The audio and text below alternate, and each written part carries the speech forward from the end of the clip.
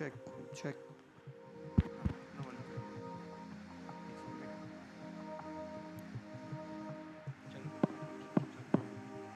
चलो. Check.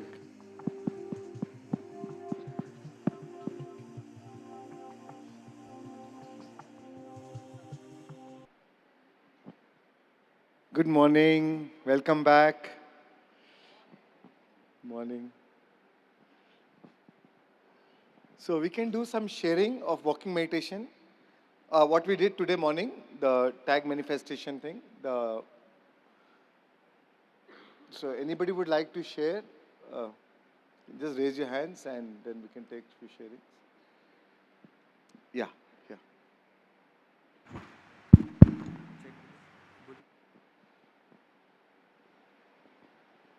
Hi, I'm Hi. Shokhi. Check. Uh, it was a never felt before experience. I was feeling very, very full. And as you said, I didn't find my card, but I found all of those feelings that I wrote on my card. Exactly. Every other card that I saw was love, joy, fulfilled, worthy, courageous, everything that I wrote. Yes. And when I finally found my card, it was like, it was not a card, it was like, kuch mil gaya. Matlab, now I don't want anything else. I had that feeling, my heart Yeah. was full. Right. And, people laugh at me that I'm a hollow tin chest because I'm never able to cry. But I was crying just like that. So it was a feeling I've never felt before. I was so full. I was just happy. I was just existing in that moment. And I was swaying, I was dancing, I was just in another world. It was, thank you so much. It was amazing. Lovely, lovely, lovely. Beautiful. So, very beautifully what you shared, the moment she got a card, she said, she thought that सब कुछ मिल गया, अब मुझे कुछ नहीं चाहिए. So when you do this practice of emotionally manifesting, then actually you don't even care about the outcome. Because you already got it. Because that was the reason why you were wanting it. Now you already got it. That emotional feeling. Then you lose the attachment with the outcome. And we lose the attachment with the outcome, then you drop all the resistance. And then it comes naturally to you and much more comes to you. So any emotion, an emotion is an early manifestation. Right? The fact that you are feeling it, that is what is your prayer to the universe. Your feelings are equal to prayers. Whatever your feeling is, that is what you are praying for. So if you want to know the future, see what you're feeling. That is what is going to be your future. Right, yeah.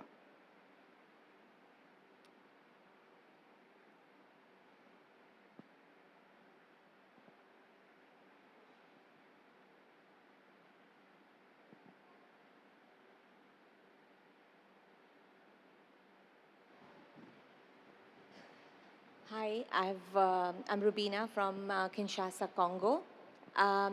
What was amazing, Shriyansh, was that when you would say, like, be grateful, and I was looking for my third card, and I would pass and I would see gratifying. Then you would say, like, and then I would just be smiling because you said it and I saw it.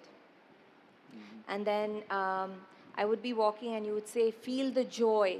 And there would be a big card saying joy. And then then you would say, feel the love. I would go and see love. You would say peace, and I would see peace. So it was amazing, like you were saying, and I was seeing it. So that was amazing. Beautiful. Thank you. Beautiful. Thank you. Thank you. We can take two more sharings. Yeah. Yeah.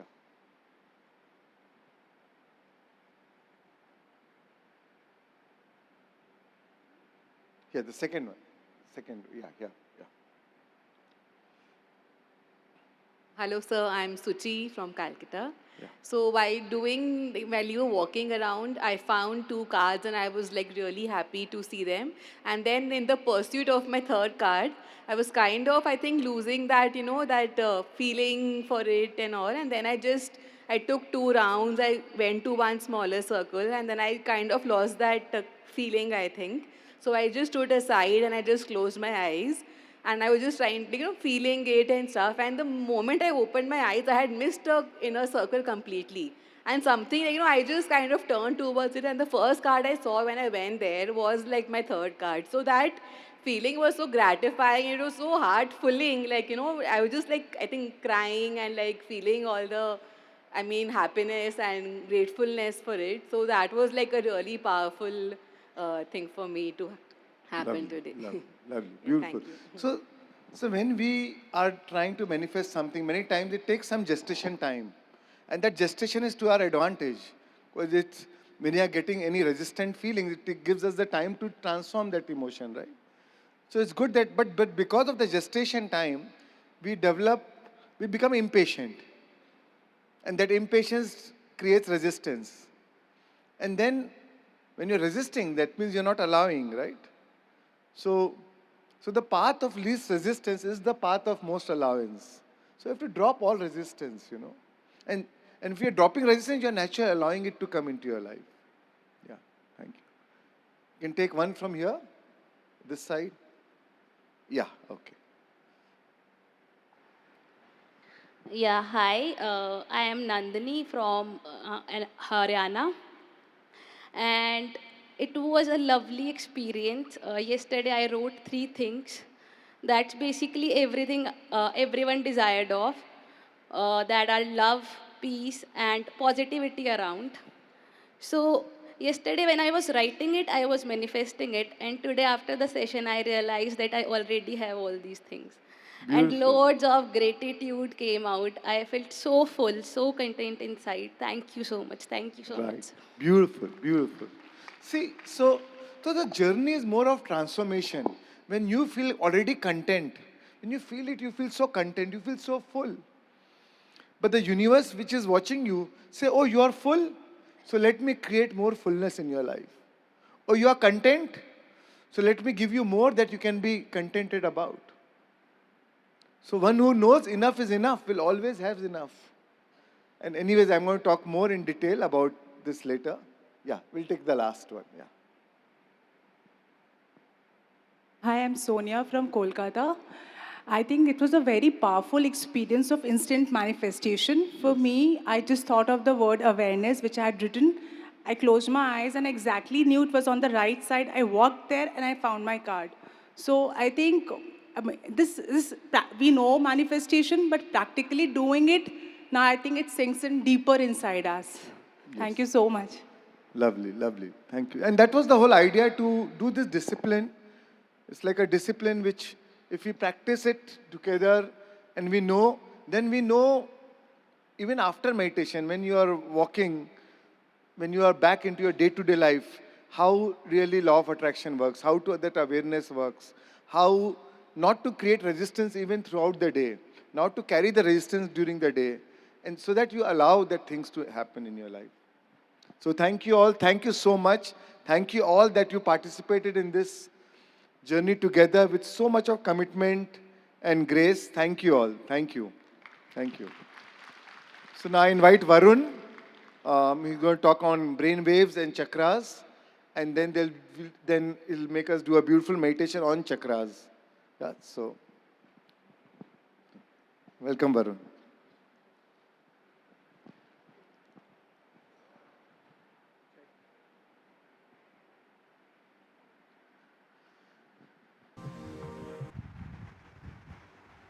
Thank you, Shrans. Thank you so much. Hi, guys. How are you? Shall we start with the dance? Let's go, come on. Let's stand up. And you all can come on the stage. Let's move. Come on, come on. Let's light the fire inside. चिंगारियां ये जो मेरे सीने में है दफन, इनको जरा लेके हवा बन जाऊं मैं अगन।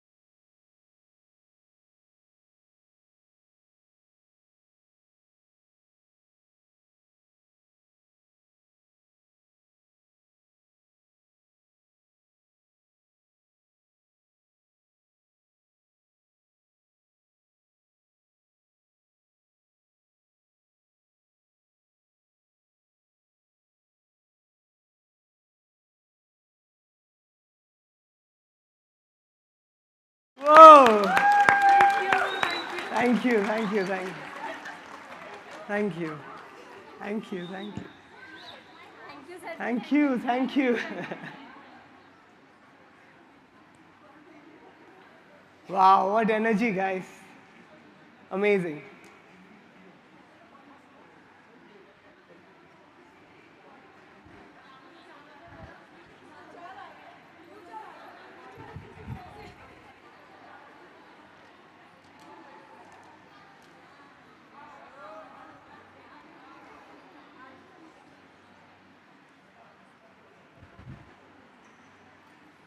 Okay, friends, let's settle down.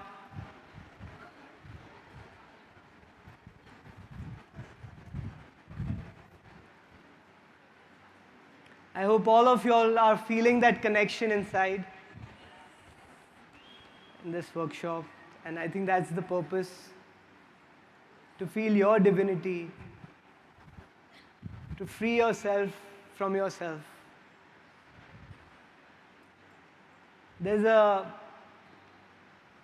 I'm sure all of you have heard the song Kum Fire, right? It's such a beautiful song. And there's a saying in that, मुझ पे करम सरकार तेरा, अर्ज तुझे कर दे मुझे, खुद से ही रिहा.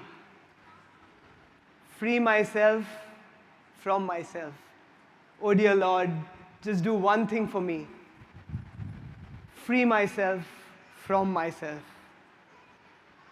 अब मुझको भी हो दीदार मेरा, कर दे मुझे खुद से ही रिहा. Now let me see my divinity.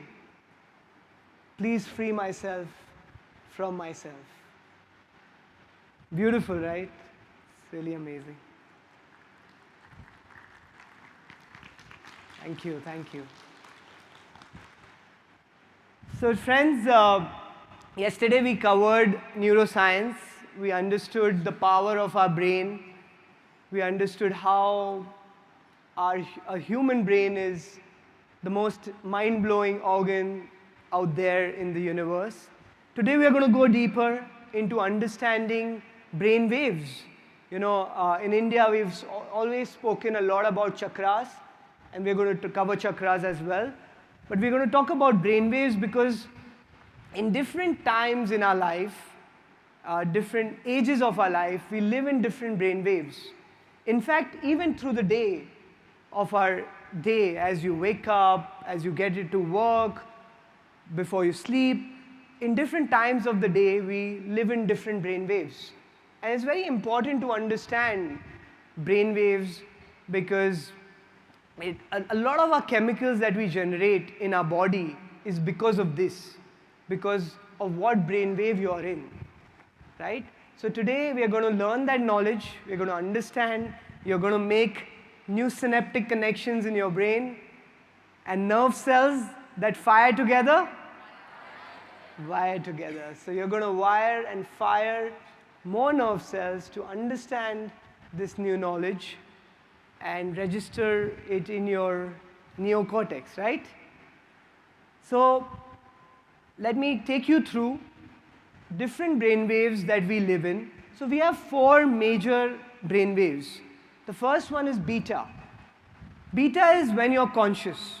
Basically, when you wake up in the morning, you go to work, you're completely aware of what's happening in your surroundings.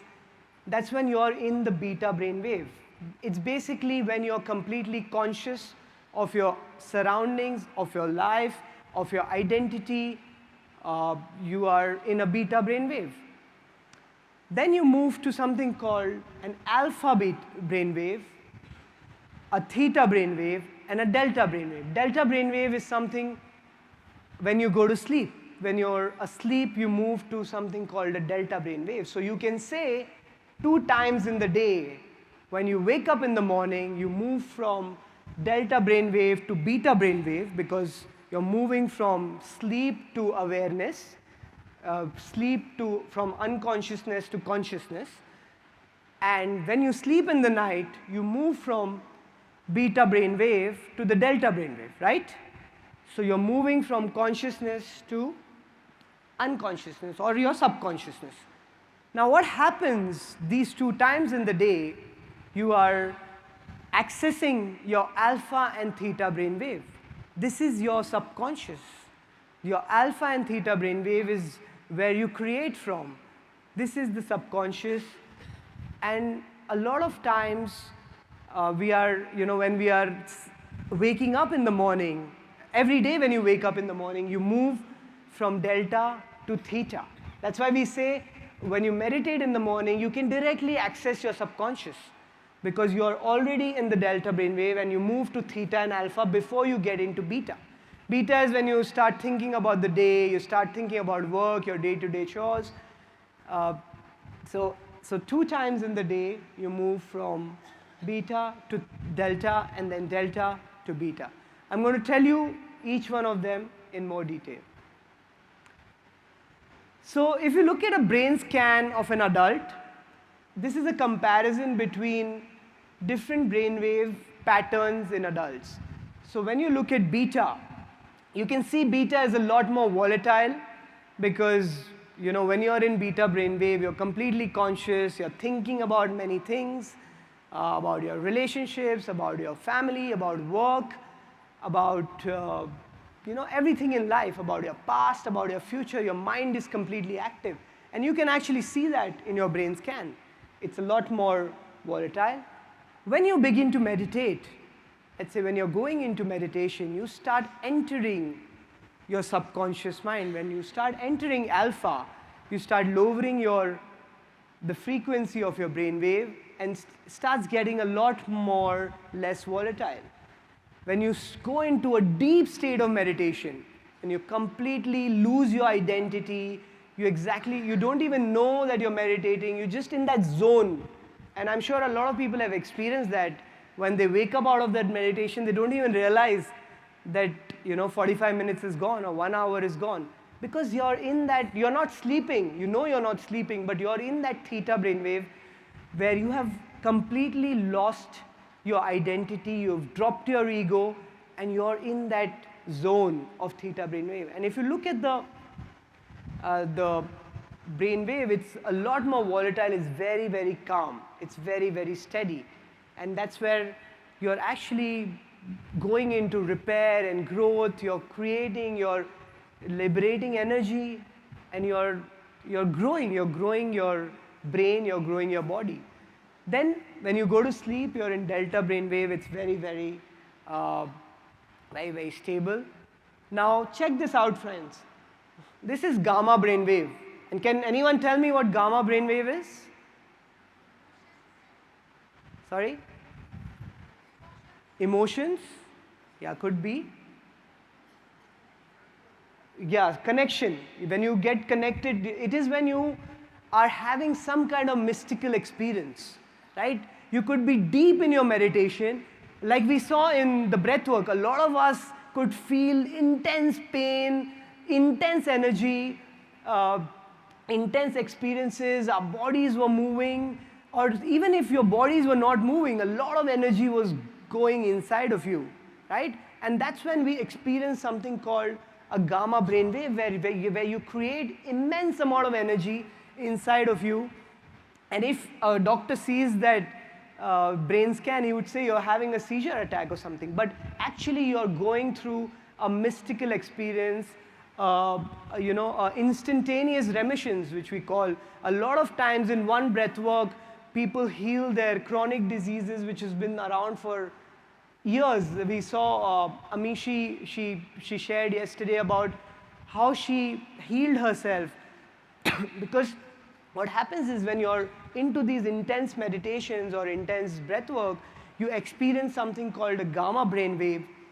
And that's when your energy levels are so high, you're energizing every cell of your body. We all know we have 50 to 70 trillion cells, and you're creating that much energy, that much electricity in your body so that you experience something called a gamma brainwave. And this is when, people have those mystical experiences. People have those amazing healings because they're using the power of their energy to heal. Keshav, can you get me water, please?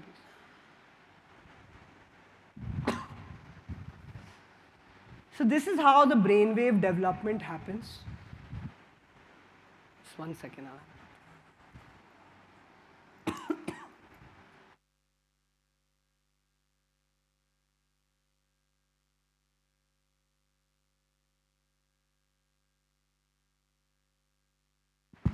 I think I sang too loudly.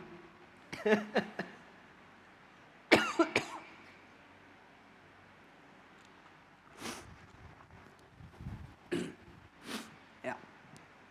So this is how a brainwave development happens in adults. So when you are really, really young, from 0 to 2 years of your life,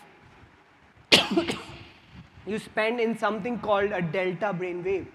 So if you look at a delta brainwave, you're doing like 0.5 to 4 cycles per second. It's very, very calm, very, very stable. You've not really developed your analytical facility. So you can say a child is actually in the sleep mode, from 0 to 2 years. When you go to 2 to 6 years, a child starts experiencing something called a theta brainwave, but again in the subconscious, right? So if you see the cycles in theta brainwave is about 4 to 8 cycles per second, still very, very calm, very, very stable. So you can say in a child's life, from 0 to 6 years of a child's life, he's completely in the subconscious, right? He's completely in his subconscious, and all the information is coming unencoded. There is no filter in a 0 to 6-year-old child because he has still not developed that analytical facility to reason, to argue, to rebel. It's not happening. Everything you tell a 0 to 6-year-old child, it completely goes directly into subconscious. And that's why children learn that so much faster, because whatever they learn, whatever they see, whatever they hear, directly goes into the subconscious, right? You throw a child into the pool, in one day he'll learn swimming, right? If an adult doesn't know how to swim, it will take months to learn, right? So it's very easy because they are completely in their subconscious and they can learn very fast. So friends, that's why it's so important what we think, what we say, what we feel, how we behave, how we act, right? In front of what are emotions in front of a child who is 0 to 6 years old, because he's completely absorbing everything he hears, he sees, he feels in the environment, right? So even if you're not arguing in front of the child, but even those emotions a child can feel. So it's very important to stay in the right energy and give that right environment to a child, especially from 0 to 6 years old. As the child grows older, from 6 to 12 years old, the child starts experiencing the alpha brainwave, right? So if you look at the cycles, it's still, he's like in his subconscious. Actually, in that age, they start getting into the imaginary world, right? When you do one thing, you keep doing that one thing, you start getting fascinated with stories, you start living in that imaginary world, and a lot of times when you tell your 8-year-old that go and have your dinner, it doesn't even hear it because it's just, they're living in their dream world. So this is an age where they're just starting to learn the laws of the land. Before 6 years old, if you tell a 2 to 6-year-old, whatever you say, they believe. If you tell them there's a Santa Claus, they believe there's a Santa Claus, right? They wait for those gifts from the Santa Claus. But as you move from 6 to 12 years old, you start to think, you start to reason, you start to learn of the law of the land. My 8-year-old kids now, my kid, he comes and asks me, are you sure? I know you are Santa. So they start learning, they start reasoning, and they have started developing their analytical facility slowly, and they start learning the laws of the land. As you grow older, but still in that 6 to 12 years old, they're still in that imaginary world. You tell an 8-year-old kid to act like a rabbit, and when you come back from office, he's still acting like a rabbit, right? You tell a 40-year-old to act like a rabbit, after 2 minutes, he'll be like, okay, what do I do next? Right? So the kids are in that zone, in their own world, and which is very beautiful. So again, even the 6 to 12 years old is very, very impressionable because they're learning to learn, they're learning to reason, and if the right data, if the right content is served to them, it again goes into their subconscious, right? So from 0 to 12 year of age of a child's life is very, very, very important because a lot of that information is directly goes into the subconscious, and if it goes directly into the subconscious, it becomes long-term memory. We learned that yesterday, right? They're actually directly accessing their cerebrum because it's directly going into the subconscious. As you grow older, things start to change, and a lot of parents here start to complain, say that, oh, my child is now a teenager, he's completely changed, he used to never be like this, now he's beginning to argue with me, rebel with me, reason with me, what is all this, you know? But it's absolutely normal because they are developing their own identity, right? They're feeling anger, they're feeling frustration because now they can reason, they want to stand out from the parents, they want their own room, a lot of things start to happen, but actually what is happening is whatever they've learned from 0 to 12 years of age, a lot of those things start coming up on the surface, right? So a lot of parents who have, you know, when the kids were young, they've like hit them, slapped them, and thought that that was the easy way out, right? And you feel that, okay, you do that, my child gets scared of me and keeps quiet. But everything will come up when they are teens, right? So it's very important how you behave with your child when they're young. Even if you're angry, right? You can tell them that you're angry in a nice way, right?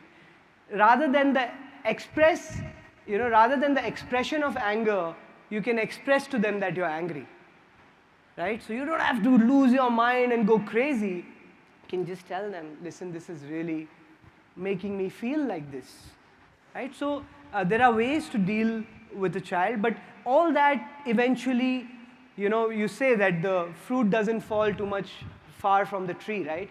So it's exactly what the parents are doing, what the environment is, all that starts coming out when they are growing older. So this is when the child develops their low beta brainwave. So as you get into teens, and if you look at the low beta brainwave, the cycle starts to go up.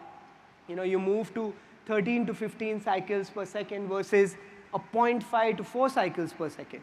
So you begin to reason your thoughts, you know, you begin to think, and then you move to something called a mid-beta, you know, as you grow older. You experience something called a mid-beta brainwave. And once you get into your 30s and, you know, 25 and 30 and 40, you experience something called a high beta brainwave. Now check this out. A high beta brainwave is about 22 to 50 cycles per second, which is almost 3 times a low beta brainwave. So that means you're going through some kind of serious stress, some kind of, you know, you're having a threat in your external environment, and that's when you experience something called a high beta brainwave. And a lot of times in our life, we go through this, and when you go through this, you start thinking of the worst case scenario, right? Because your brain's ability is not to reason in the right way because you're completely knocking your body out of balance and you're in high beta brainwave. And high beta brainwave can happen for various reasons. You could have a threat in your external environment and you're completely going into high beta. Now what that high beta does is that it is very, very harmful for you because you release harmful chemicals in your body and which is extremely, extremely addictive and toxic. So being in high beta really knocks you out of balance. So let me give you an example. Imagine you're, you know, like right now, you're completely in low beta. There is no threat in your environment. Now imagine you're just walking, you come with me, and we're walking in a forest, in a beautiful jungle, and we've all gone for a walking meditation there, a beautiful retreat. We are all in our zone, in alpha, in low beta, and we are loving that scene. And we are smelling the flowers, it's really beautiful, we are feeling the breeze, you're soaking in the environment, and suddenly you see a lion in front of you. And what happens? You immediately go into high beta within seconds, and you go into something called the flight or fight nervous system. Your primitive or your sympathetic nervous system sends a signal to your neocortex, which is your thinking brain. Your neocortex sends a signal to your limbic brain, which has stored lion as a threat. So you know lion is a threat to your external environment, and immediately your limbic brain sends a signal through your spinal cord. It's an electrochemical signal through your spinal cord, and it activates your adrenal glands. And the minute your adrenal glands get activated, your respiratory rate goes up, your heart rate goes up, you release a lot of adrenal through your body, you release a lot of blood to your body, and you have released a lot of blood in your hands and in your legs. And what you can do now is either fight or run, right? So you are completely now accessible, you're completely, can even fight the lion or really run for a long amount of time to away from the lion. Why? Because what happens is that when there's a threat in your external environment, you go into high beta and you release enormous amount of cortisol. And when you release cortisol is an anti-inflammatory, anti-pain chemical which our body can release.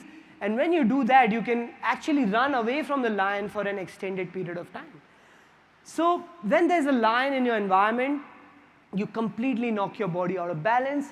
You go into this high beta zone. All these chemical reactions happen to your body, and you go into the fight or flight nervous system. Now friends, look at this. It doesn't even have to be a lion. It can be your mother-in-law. And the same chemical reaction can happen. And I find it very funny, that's why I use that example. Sorry to all the mother-in-laws. You can think about your mother-in-laws. Or the husbands, yeah. Or the husbands or the bosses or anybody, any person. Basically, you can really knock your body out of balance. And the brain does not know the difference between a lion or a person. The same signal goes to your neocortex, which sends a signal to your limbic brain, which again sends the electromagnetic chemicals through your spinal cords, your adrenal glands get activated, and again you're thinking of the worst case scenario, you're ready to fight, you're thinking your future from your past, and either you're ready to fight or you're ready to run. So the person can have the same impact on your body which a lion can have, and again you release the same cortisol. But this is the funny part, that it doesn't even have to be a person. It can be just thought alone. And thought alone, you can auto-suggest your brain. I mean, we've seen that in COVID. Just by thought alone, we were thinking that you're going to get COVID and you're going to die and what are you going to do? And you're thinking of the worst case scenario because your brain has gone into high beta, and just by thought alone, we actually knock our body out of balance because the brain does not know the difference between a lion, a person, or just thoughts, right? So just literally, because you're thinking like that, like let's say you cannot pay the salary for the next month, you are going through a health situation or a relationship, and you're completely going into high beta and you're completely knocking your body out of balance because the release of cortisol when you're in high beta, and especially when it's with thoughts, a lot of us keep thinking about these thoughts and keep going into high beta every single day of our life. A lot of us are not able to sleep because we are in high beta, because when cortisol level goes up, your melatonin level goes down and we are not able to sleep. So the release of cortisol becomes extremely, extremely harmful for our body when we are in high beta, and it is extremely toxic and it is extremely addictive, right? When you want to think about that worst case scenario, you're only thinking about that worst case scenario because your brain, your body needs that addiction, you needs that cortisol so that you become, because it is an anti-pain and anti-inflammatory drug, so it numbs yourself. Friends, a lot of times what happens is when you are in that high beta state, most of the times when people take on to substances is because they want to lower that high beta state. They just cannot take the stress, and the stress could come from anything. It could come from an external environment, or it could come from an internal environment, right? A lot of times you're going through so much internally by thoughts, by emotions, and just by that, you go into high beta, and what many people take to is alcohol. What many people take to is drugs. What many people take to is smoking, or chocolates, whatever those things, or shopping, or you get into these addictive habits because you want to come back to, low beta, and you want to get some sanity in your life. So what we say is that why should you do that? You can simply meditate and simply regulate yourself. The minute you know, and you will know because you have the knowledge now, the next time you're in high beta, you would know that you're in high beta, and you can just calm yourself.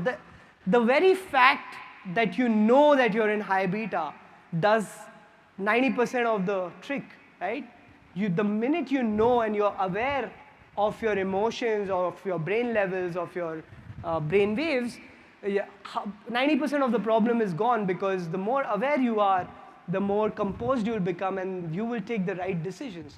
Because when you're in high beta, you have the highest chance of taking a wrong decision if you're not aware, right? But the minute you start getting aware, you will start going into something called a parasympathetic nervous system, which is actually growth and repair. So are you with me, friends? So the brain does not know the difference between an external environment, a lion, a person, or just by thought alone. And it's amazing when you release that cortisol when there's a lion in front of you, because you can run for an extended amount of time without any pain.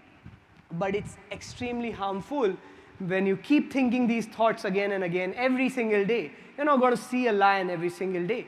In the short run, it's great, but in the long term, it really breaks down your immunity system, and you're completely headed for disease. So your thoughts, can literally make us sick, right? So it's not some philosophy. It's actually scientifically proven that your thoughts can actually make you sick because of the release of these harmful chemicals. So friends, what I'm trying to say here is that you cannot be in the fight or flight nervous system, which is the survival mode, which is the primitive nervous system, which is the survival, which is, when you're not in your divine self. You cannot be in the repair mode. So either you can be in the survival mode, or you can be in the creative mode, right? Are you with me? Either you're in the primitive nervous system, or you're in the parasympathetic nervous system. Parasympathetic nervous system is when you're doing growth and repair. So it's not easy to think about growth and repair when you are in high beta. When there is a lion in front of you, you cannot. You have to save your life, whatever happens, right? You cannot think of growth and repair. So let's take an example. You're sitting on the beach with your beautiful family, with your wife, with your kids, and you're thinking about remodeling your kitchen, you're thinking about your next holiday, what you're going to do, and suddenly there's a tsunami coming from the sea.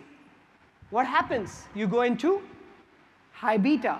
You go into something called the flight or fight nervous system, and all you can do in that moment is think about your family's life and not think about remodeling your kitchen. You're not going to tell your wife that, okay, you're not even going to talk about it. You're not going to think about it because you're gone into something called an high beta. You can only think about either fight or flight. So the thing is, you cannot be in the growth and repair mode at the same time when you're in high beta mode. So the whole purpose of meditation, and many people ask us that, why do we need to meditate? We do not need to meditate, and I'm already in that zone. But the whole purpose of doing meditation is come down from these And it's a great tool, breath work, meditation. These are great tools to lower your brain waves, and you can really come down from these high beta states of brain waves to low beta and go into alpha and theta. And once you're in alpha and theta, that is where you can create from. Right? When you're in high beta, you have the highest chance, you have the best chance of making the worst decision. Right? But when you're in low beta, you can think about ideas, you can think creative ideas. When you're in alpha and theta state, maybe some amazing out-of-the-box ideas come to you. Right? When you're in high beta, you cannot pay your salary, but when you're in low beta and in alpha and theta, maybe an idea will come to you that maybe I could borrow money to pay the salaries, maybe I can sell this, and you start thinking rationally, right?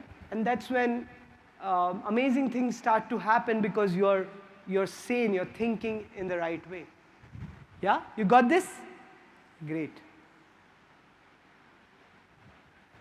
And in high beta, your emotions are also going through that churn. So your level of thinking will be equal to the emotions that you're feeling, right? So it's always corresponding the emotions that you're feeling. So you're extremely terrified and you're in that zone where you're thinking of all these limited emotions, and even the thoughts correspond to the emotions that you're thinking when you're in high beta.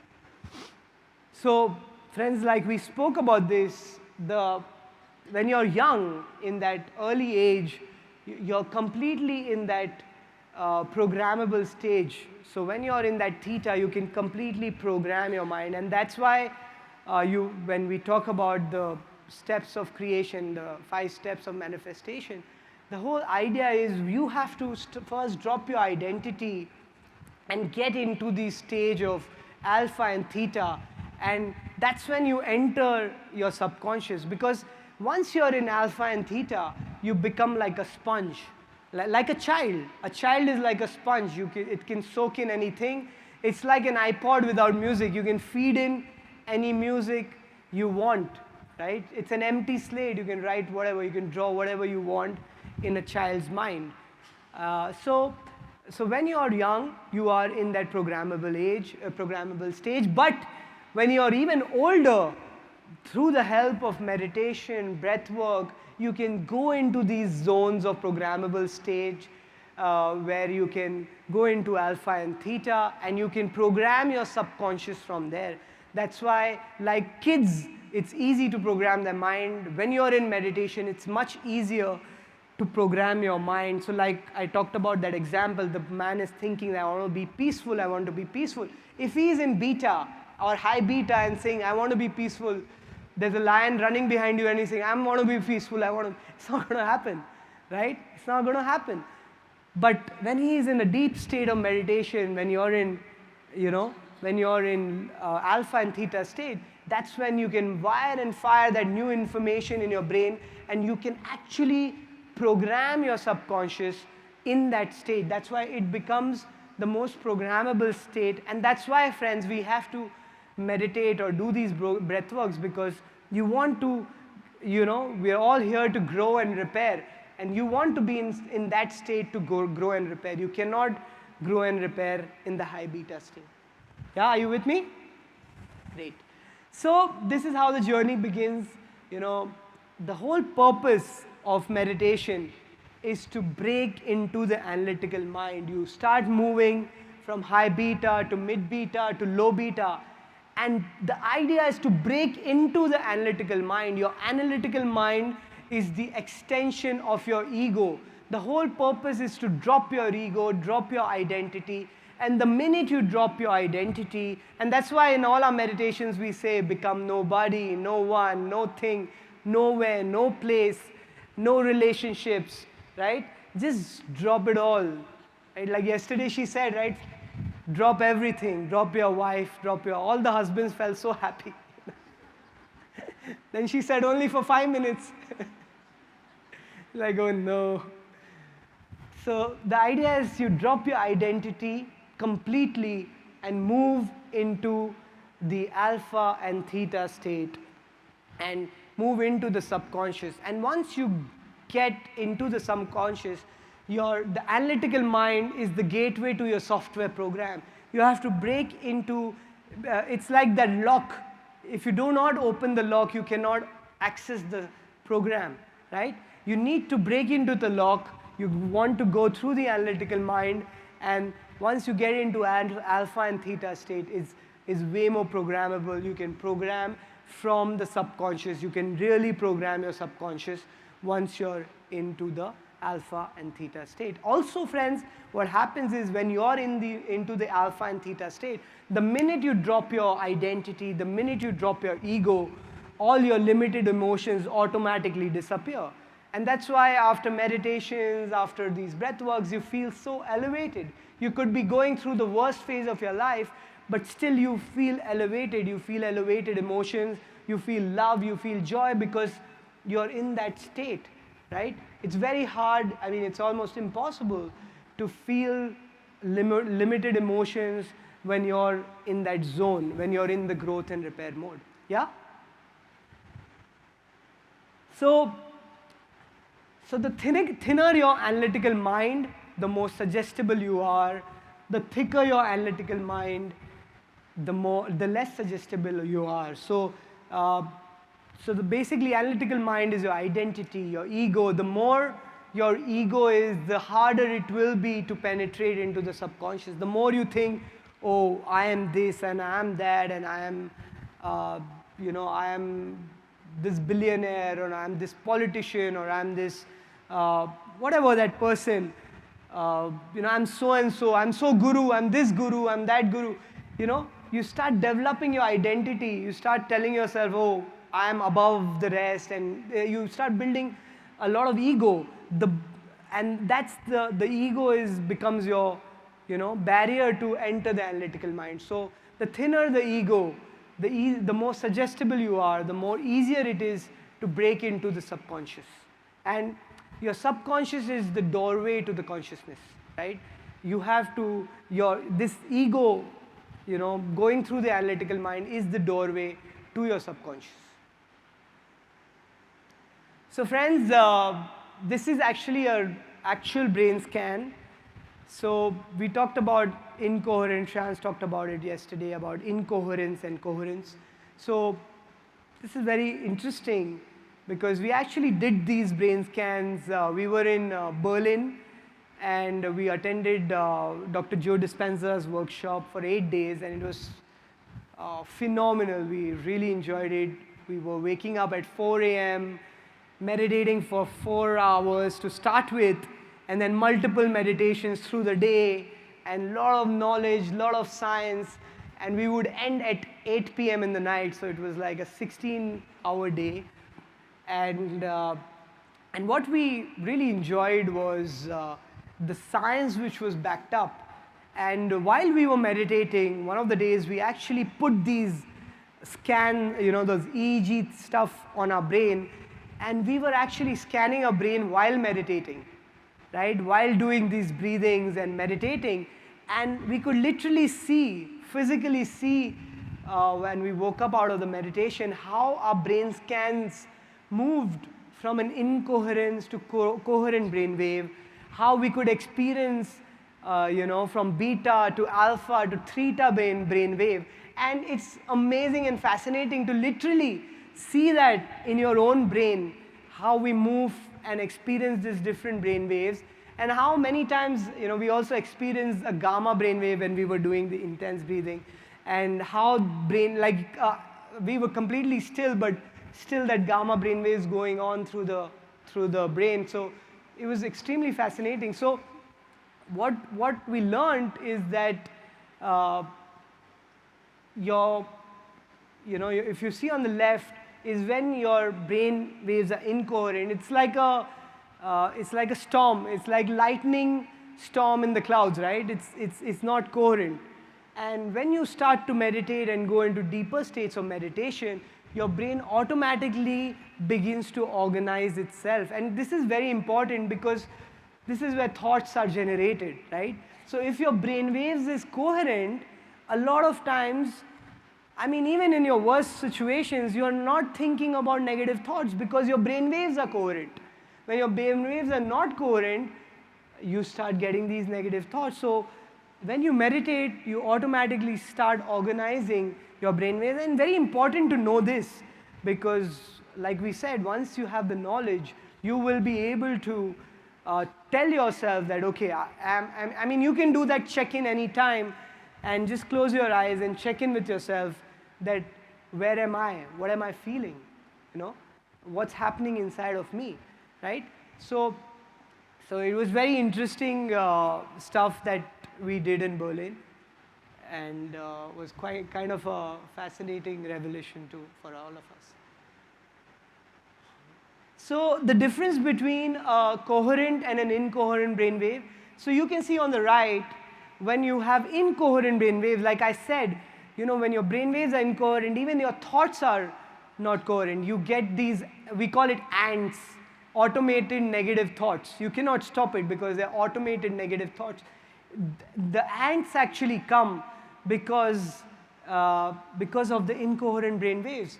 And you know, you start telling yourself, you know, this is happening, that is happening. You start blaming yourself, and you say, my back hurts, nobody loves me, I can't sleep, I feel sick, there's not enough money, you know, there's not enough time. And all these ants, you know, cloud our brain and our mind because we are in the incoherent brainwave. As you begin to meditate, as you start going into the alpha and theta state, you go into something called a coherent brainwave.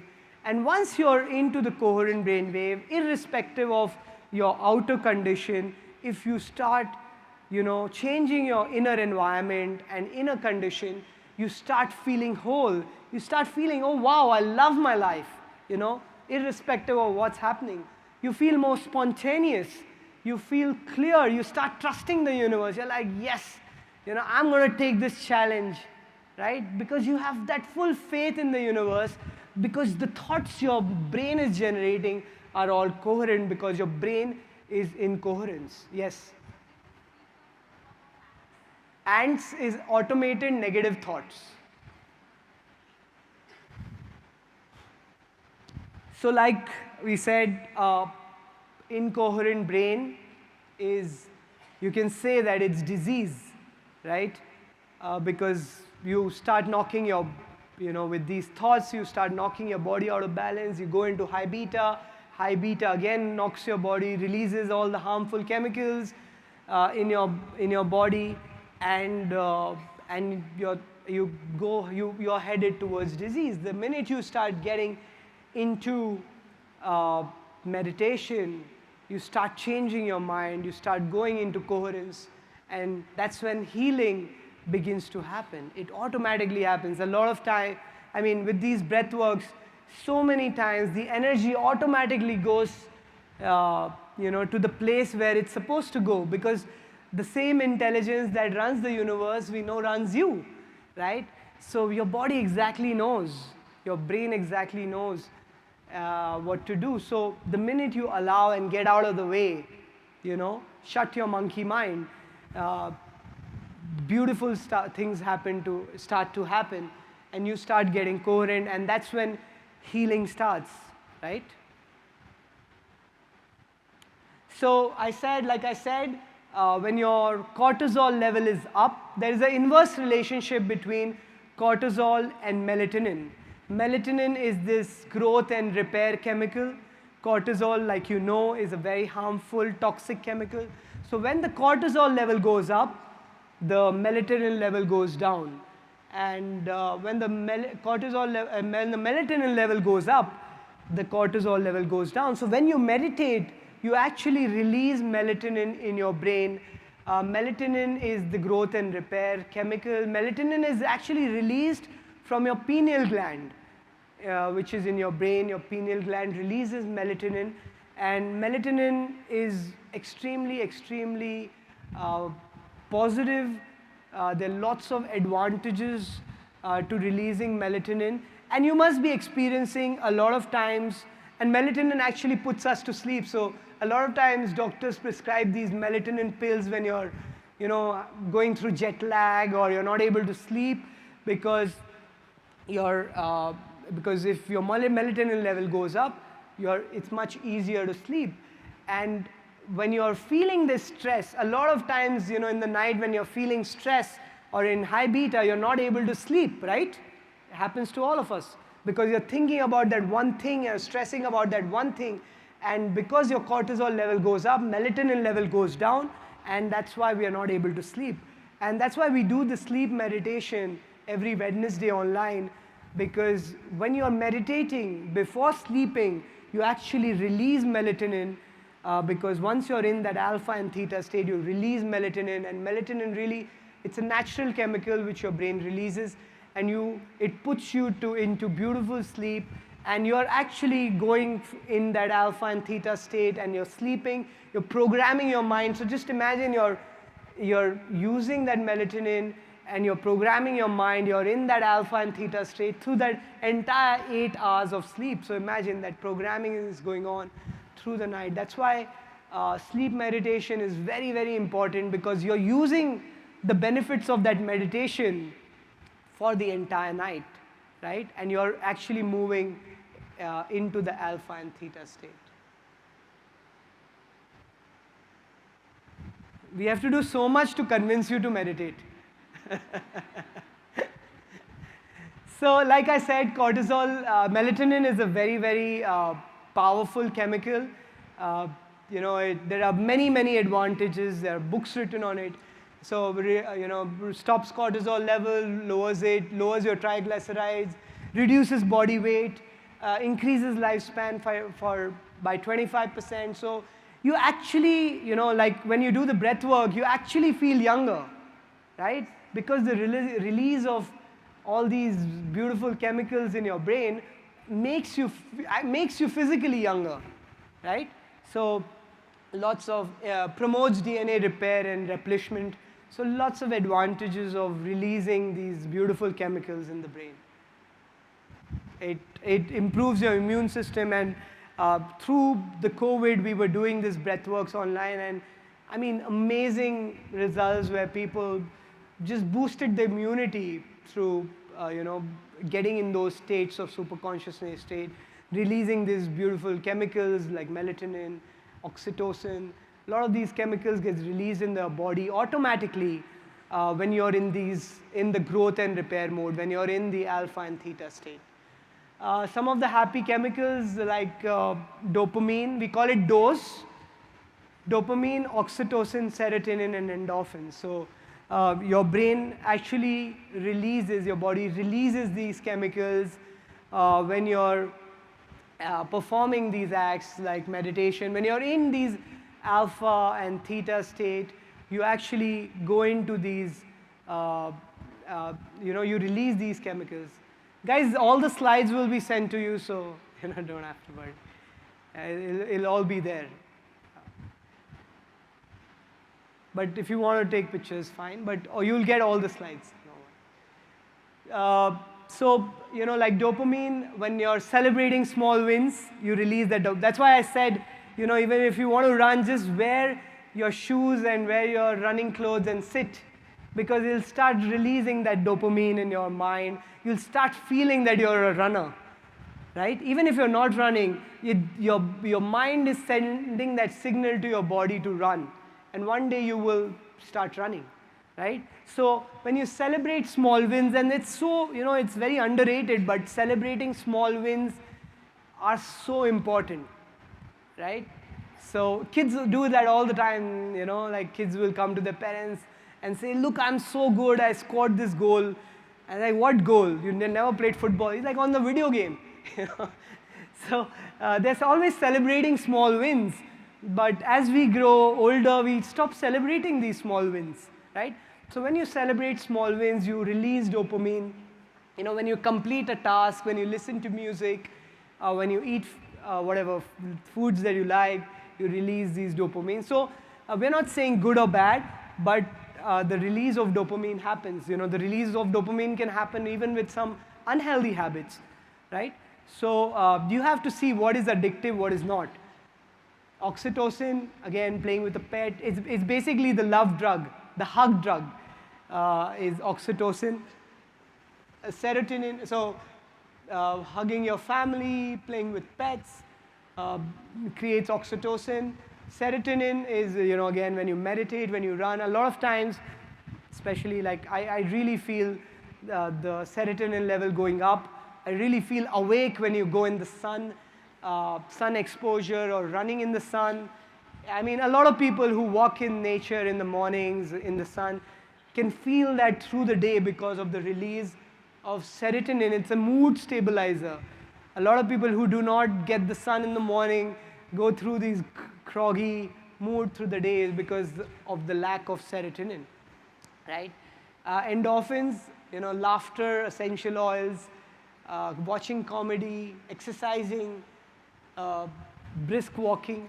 So these are we call it dose: dopamine, oxytocin, serotonin, and endorphins. So good to know this, because what are the habits that you can create in your life so that you release these? What are the good habits that you create in your life so that you release these positive chemicals in your brain? And once you have these positive chemicals in your brain, you automatically, negate those ants or the thoughts that you get. And like we know, we think 60 to 70,000 thoughts a day. Automatically, the thoughts that you get, it will be positive, will naturally be positive. And like it all begins with the thought, right? Your thoughts create things, thoughts create your life. So you're attacking the core issue, then you're releasing the right chemicals in your brain. And I mean, meditation already does that anyways. So friends, how was that? Did you get a gist of it? So that was Brainwave. Now I'll move to, yeah. Sure.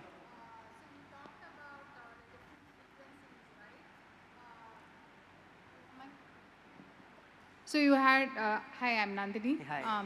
So I had some questions on your slide 2 and 3. So the different wave frequencies of the Yeah. brain frequencies we are talking about. And through this session, we have been talking about as we grow spiritually, we are elevating our frequency. And, people or people vibrating at a lower frequency in our ecosystem may tend to drop out of our lives. So I'm not able to correlate that frequency with this frequency. So if you could. No, that's not related. Basically, this is the cycles that how the cycles per second. Right.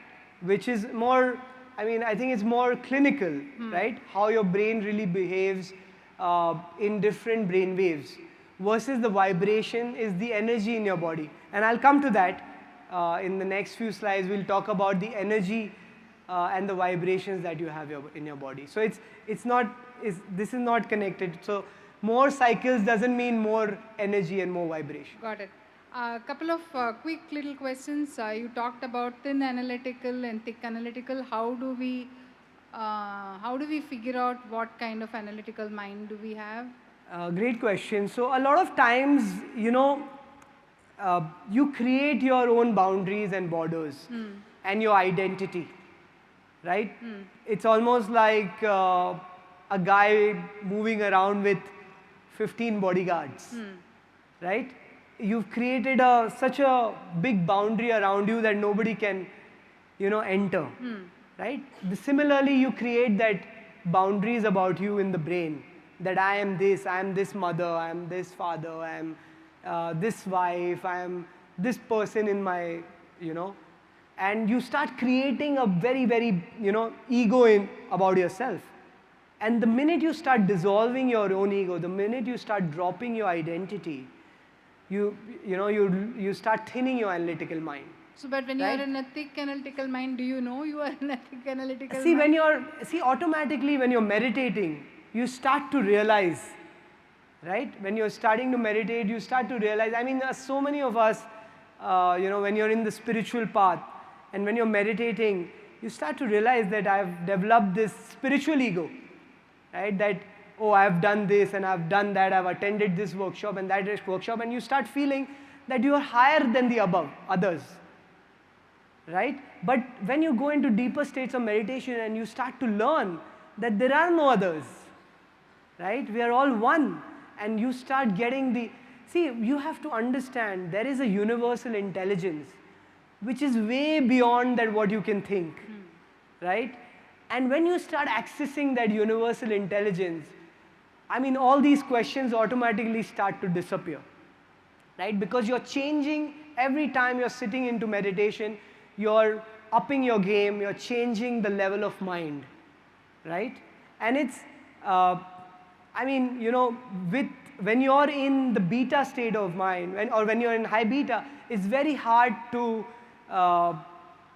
point out your own ego, right? But when you're in that alpha and theta state, you will be aware, you know, things will come to you, and you will start feeling that awareness about your own analytical mind. So there is no measure to say that, oh, yours is a thicker mind and yours is a thinner mind and yours, but it's only about what we are trying to say is the faster you drop your ego, the faster you drop your identity, the easier it is to go into the alpha and theta state. Sure, thank you. One last question. You spoke about cortisol levels and how they have an impact on our body and on our ability to, you know, be in lower frequencies. So my question is, there are so many professions that demand you to be in high cortisol level. It could be first responders, you know, emergency doctors, firefighters, whatever, right? So how does their life look like? Like, what do... Yeah, great question again. So yes, I mean, I completely agree. There are lots of professions where you go through, you know, ups and downs. I mean, I work in a stock market, you know. I run a fund. I see markets go up and down every day, right? But, you know, the thing is that when you get the higher wisdom, right? When you start knowing that, you know, we live this life like immortals, right? We live this life thinking that we're not going to vacate our body. The minute you get that knowledge that one day I'm going to vacate my body, right? And you look at yourself from a lens of a third person, right? Most of your problems drop. It doesn't matter, you know, you could be the prime minister of the country or you could be the biggest trader going through the maximum stress levels, but it is not going to impact you. You will not release, I mean, trust me, I mean, half my wealth can go, but it will not affect because you know the truth, right? You know the truth that these are just my egos which I am attaching to, right? Even whether your job, your profession, whatever you're doing, whatever work you're doing, it is just my ego. The knowledge itself or the awareness of itself can, you know, completely not make you fall into that trap. Also, sometimes you still do get trapped. You still go into that high beta, but the main purpose is how quickly you can snap back. Got it. Right? I mean, you could have terrible events in your life. You could lose a loved one. You could, you know, have a massive financial loss. But how quickly can you snap back? You could snap back in 10 years. One day you will snap back. But it's your choice whether you want to snap back in 10 years or 10 days. Right? How long you want to, you know, feel those limited emotions, or how long you want to be in that high beta. Right? But the fact is that once you know the ultimate knowledge and once you go into deeper states of meditation, once you start trusting the universe and knowing that you're one with the universe, I mean, everything just drops. You just go into acceptance, right? You just go into gratitude of what you are. Thank you. Yeah. So the 40 days meditation, right? Absolutely. Thank you. Absolutely. You know, somebody once asked me, what is abundance? You know, how do I feel abundance? I want to feel abundance. And I want to think abundance.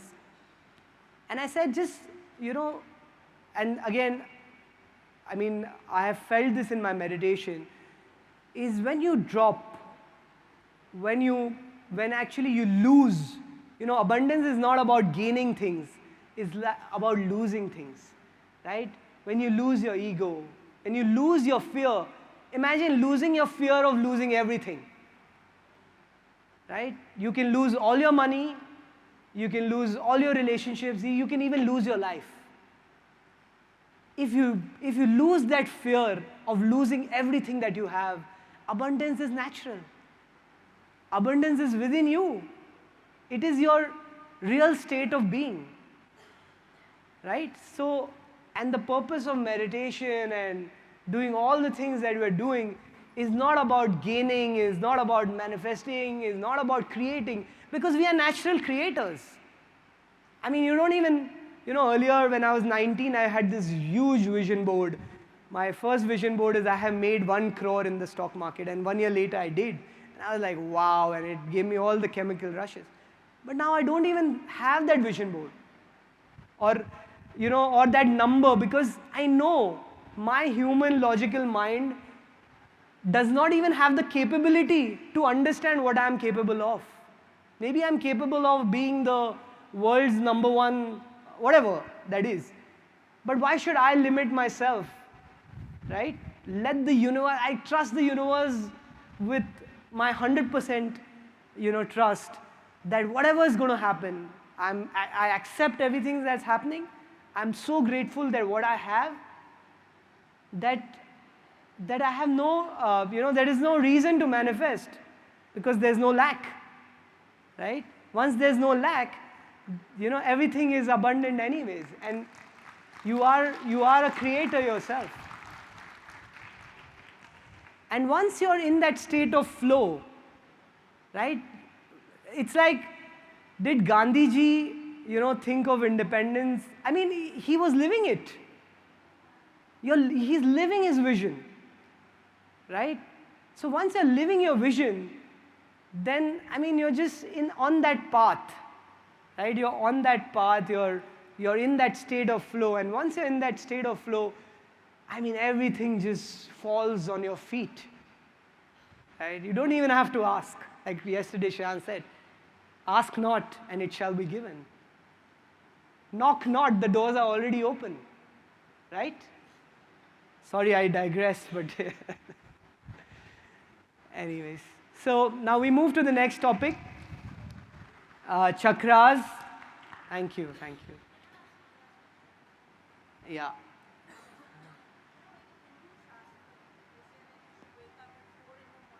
Yeah. Yeah. That we should be doing our meditation. So she said in the Hindu Shastra we have to wake up, like they said, yeah. In the Hindu Shastra, they say wake up at 4 to 6 in the morning between the Brahm Muhurat or the Amrit Vela.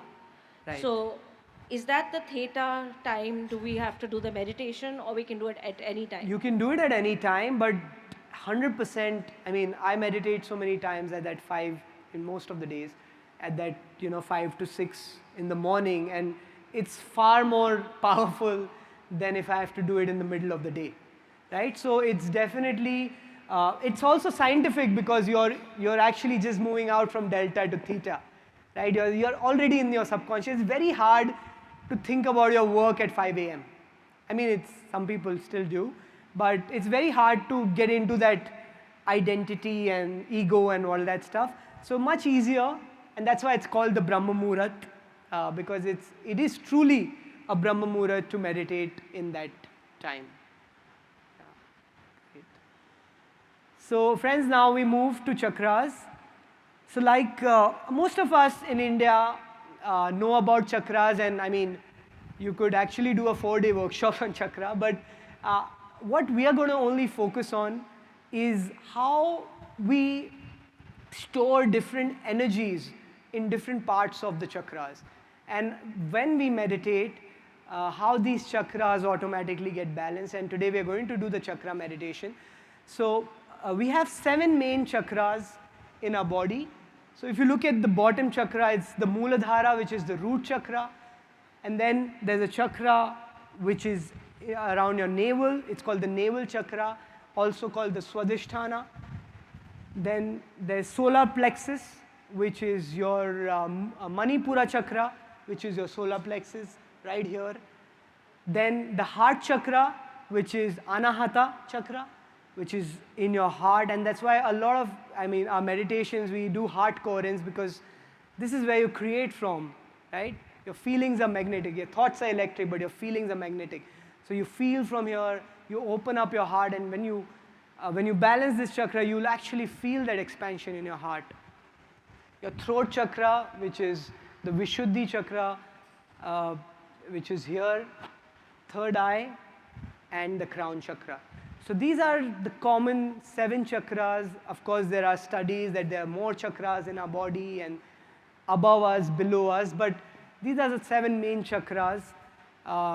And the purpose of understanding this chakra is not about gaining too much knowledge about each of these chakras, but to understand that in our lives and through our lifetime, and even from past life, a lot of our emotions get blocked in many of these chakras. And when you do meditation and when you do breath work, a lot of these chakras get healed. A lot of these emotions that are blocked in different parts of your chakras get released. And that's when you begin to evolve, and that's when you begin to start feeling better and start releasing many of these emotions. So, when energy becomes stuck in our body, it cannot flow to higher chakras, right? Since emotions are energy, these emotions get stuck in different chakras or centers, and we cannot evolve. So, a lot of our limited emotions, our fears, our greed, our ego, pain, a lot of these emotions get blocked in some of our lower chakras like the root chakra or the navel chakra or the solar plexus. These are not negative chakras. So mind you friends, these are very, very powerful chakras. Your lower chakras are extremely powerful. It's like the foundation, right? And a lot of our emotions get blocked in these lower chakras, right? So for example, your solar plexus, when you feel competition, control, ego, impatience, a lot of these emotions are blocked in your solar plexus. Your navel chakra, which is your swadhisthana, guilt, shame, pain, lack, unworthiness, a lot of these emotions get stored there.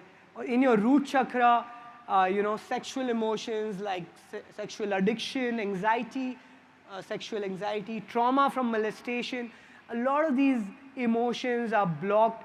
And a lot of times, because of these emotions, you said, oh, you don't know what I'm going through in my life because I've had so-and-so incidents in my life. But when you heal these chakras, when you release these emotions, you don't need to be in those emotions anymore, right? You don't need to be in those traumas anymore of your past. You can really break that pattern and move into the present moment. Move into the present moment. You completely drop whatever happened with you in the past. And you can do that by releasing all these blocked emotions or pain or the limited emotions that stop your evolvement or that stop your growth. So if you look at this, we differentiated it between the limited emotions and the elevated emotions, the survival-based emotions, which are the selfish emotions, versus the creative-based emotions. So if you look at the lower 3 chakras, this is where we store a lot of these limited emotions or the survival-based emotions, like hostility, sadness, guilt, shame, depression, lust, doubt, fear, anger, worry, anxiety, a lot of judgment, competition. So a lot of these emotions are blocked or stored in some of our lower chakras. And friends, these feelings are a group of physiological sensation. If you change one, you change all. So when you begin to change one thing, every other emotions are linked to one emotion. And when you begin to change one thing, you begin to change all. It's like an indivisible whole. You change one, you change all. So, and these are all limited emotions which you block in different part of the chakra. So everything is linked. Guilt is linked to shame, shame is linked to sadness, sadness is linked to depression, depression is linked to fear, fear is linked to anger. So you start changing one thing and everything automatically begins to change.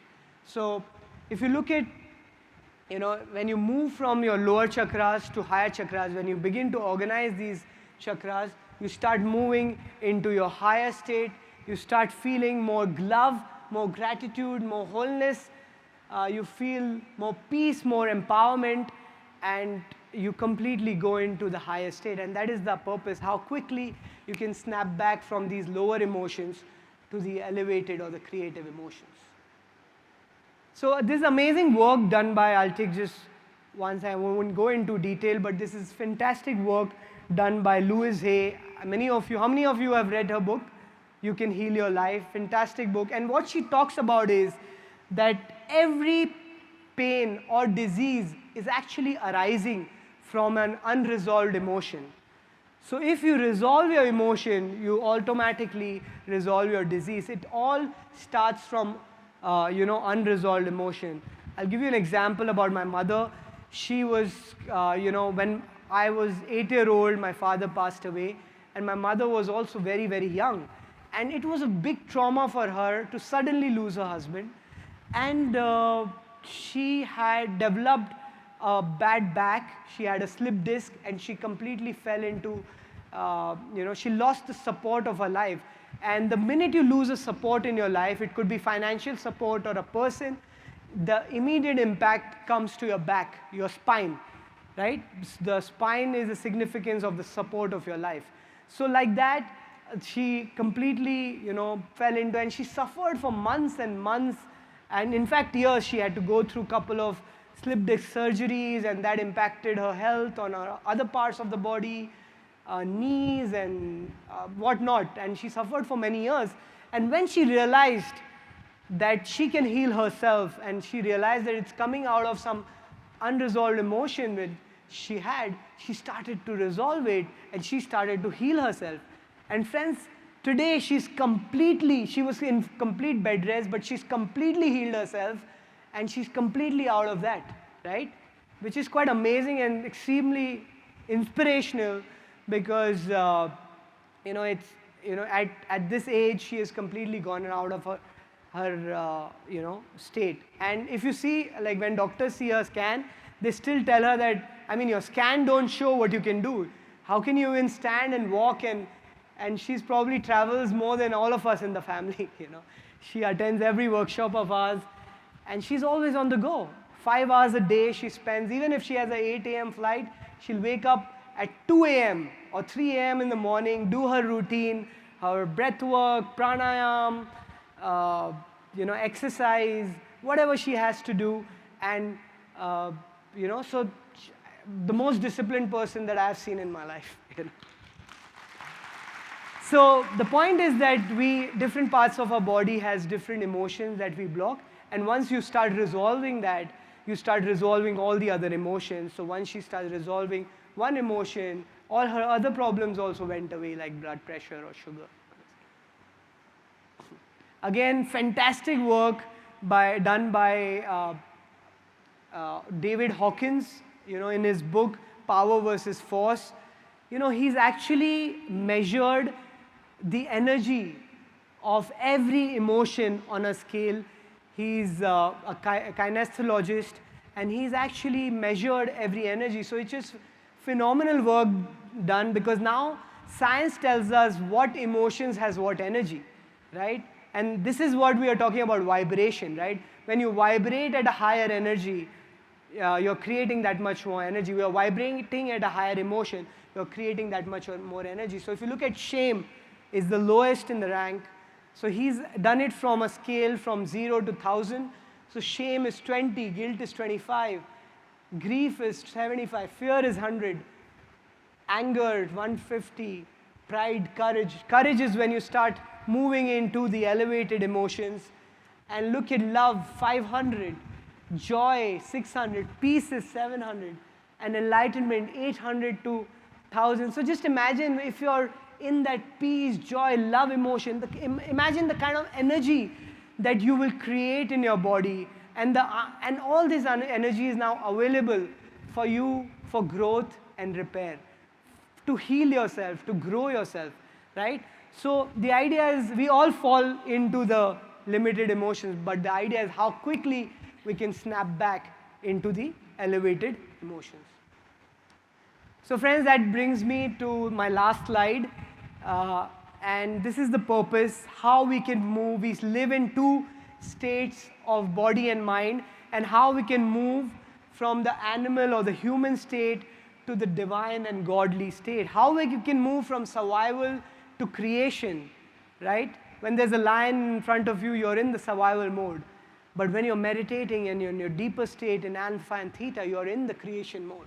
Moving from stress to homeostasis, from catabolism to anabolism, so from contraction to expansion, from catabolism to anabolism. So catabolism is tissue breakdown. So when you release cortisol, when you're in high beta, you're breaking your tissues. There's tissue breakdown. And moving into anabolism is tissue repair. From disease to health, imbalance to balance, moving from degeneration to regeneration. So when there's tissue breakdown, there's degeneration. When you're in the meditative state, you're regenerating. So you can heal anything you want because you're in that regeneration state. Moving from fear, these survival-based emotions like fear, anger, sadness, to joy, trust, knowing, from selfish to selfless. When you're in the survival-based emotions, you're always obsessing about your environment, time, and body. Moving from our environment, time, and body to nobody, no thing, no time. A lot of energy is lost, right? When you're in the survival mode, because you're focusing on one thing and you're using up all your energy. So there's an energy loss. Moving to creating energy, from object focus to open focus, right? You're very object focused when you're in high beta, to thinking about new things, to focusing on many things. From separate to being connected, when we saw COVID, or when that happened, we all felt so separate because every one of us went into high beta and we completely separated each other. And from feeling that separation to actually feel connection, to knowing that each one of us are connected and we are all one. Determining life by our senses, we are very, very in the survival mode. It's all about our senses. Moving to life beyond senses, right? And when you're meditating a lot and you become a meditator, your friends will be like, what is this meditation? It's all nonsense. And you tell them, yes, it is nonsense because it is beyond senses, right? From cause and effect to causing an effect. What is cause and effect? If this happens, then I'll be happy. If I get a house, then I'll be happy. If my father-in-law gives me a car, then I'll be happy. If my wife cooks for me, I'll be happy. From cause and effect to moving to causing an effect. If you're happier inside, automatically your outer reality changes. From limited possibilities to all possibilities. Now you are thinking of all possibilities. Anything can happen, right? You could go through the most crazy situation, but you're thinking of all possibilities because you believe in the universe. From incoherence to coherence, we learned that. From known to the unknown, friends. We all want to be in the known. We all are happy with the known devil. We are all okay with being in the known. But the whole purpose about meditation and doing whatever we are doing is to start entering the unknown. And trust me, friends, when you start entering the unknown, that's when you start, you take the plunge. You take the plunge, and that's when you start trusting the universe. And that's when, my dear friends, you start drinking from a deeper well. So thank you so much.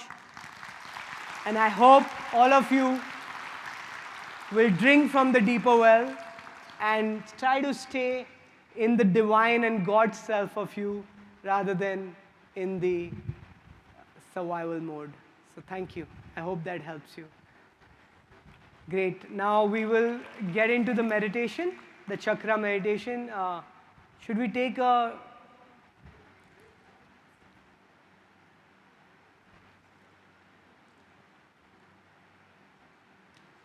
We'll start the meditation. Yeah. Yeah, you can use the washroom. Yeah, tea break and washroom, and you can come back. I can take question offline. So friends, let's come back at 11:50 sharp. We'll start with meditation. Yeah? Thank you.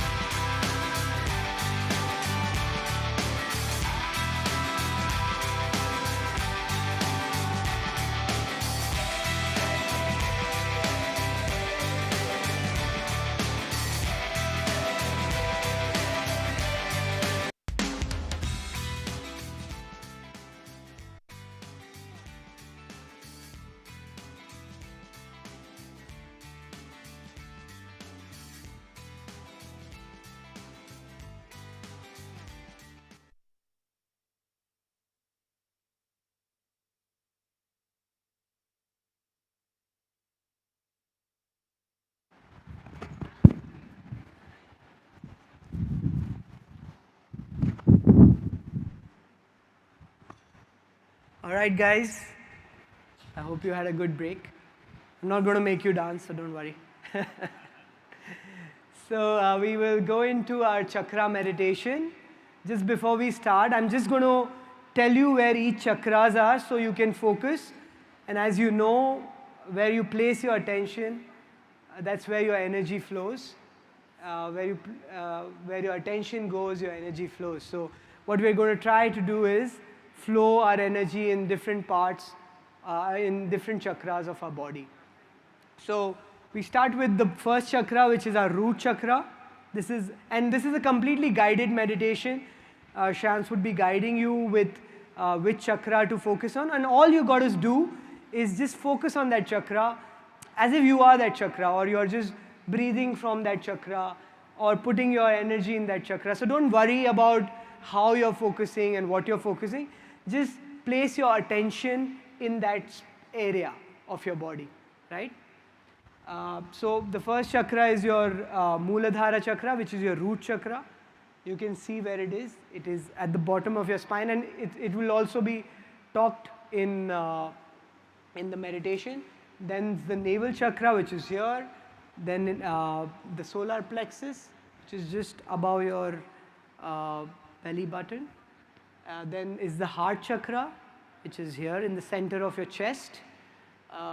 Then the throat chakra, which is right here, and the third eye, and the crown chakra. Right? Clear? Great. So we'll move into the meditation. It's completely guided. All you have to do is listen to the guidance and focus on different chakras at different times. Right? Thank you, friends. Please close your eyes. Lights.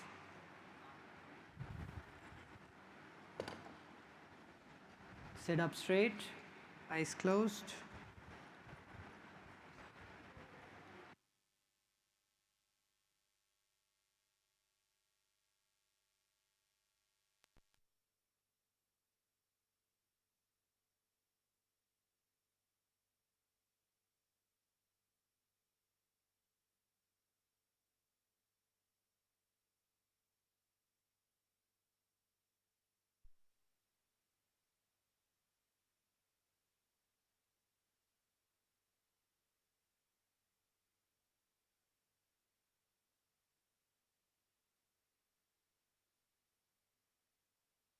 Take a comfortable position.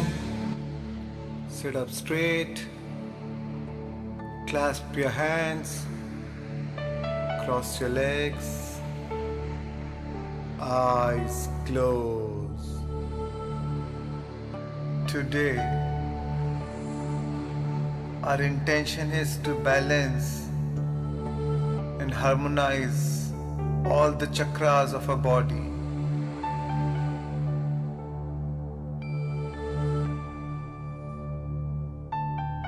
To harmonize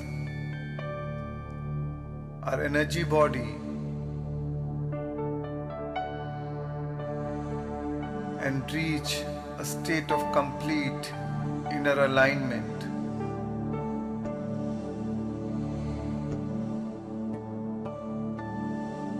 Our chakras are the energy centers in our body.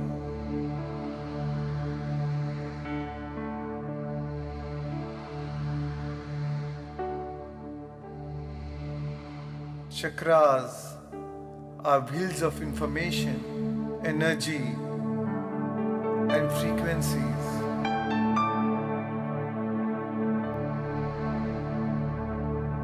So today we are going to combine music, certain tones and frequencies, harmonics, and our intention to harmonize and balance these energy centers. Allow the sound to do its job. Let it flow to your energy center. The process of this meditation is simple and is a great way to move from your old self to a new self. The first stage of meditation is brain coherence, where you make your mind empty, lose your identity, drop all resistance, and raise your vibrations. Then we move to the second stage, where we'll put awareness to each and every chakra one by one, starting from your root chakra till your crown chakra.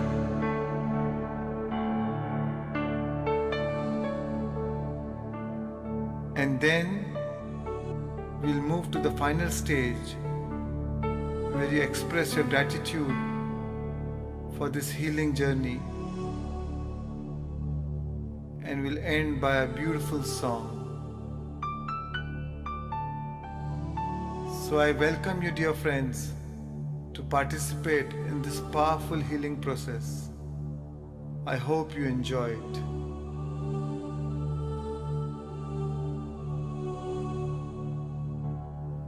And now, gently shift your awareness to your nostrils.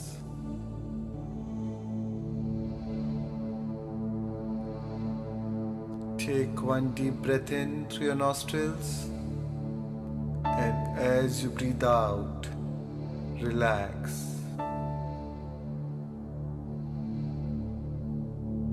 And one more slow, steady breath in, and as you exhale, let your whole body relax.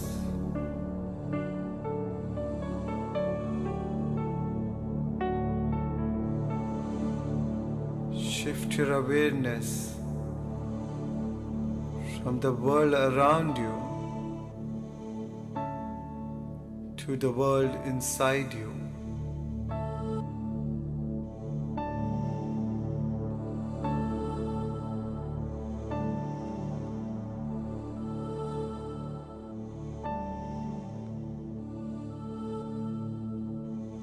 At this moment of time,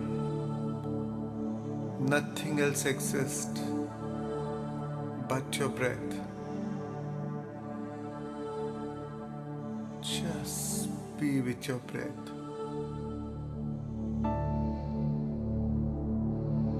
Normal, natural, simple, easy, relaxed breathing.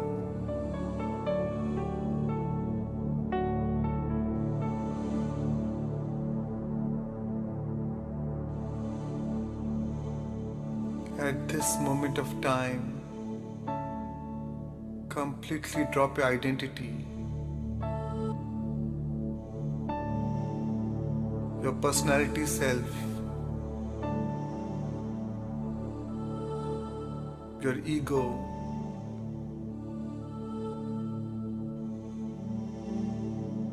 your analytical mind, which is the extension of your ego. Just drop it all and become pure consciousness.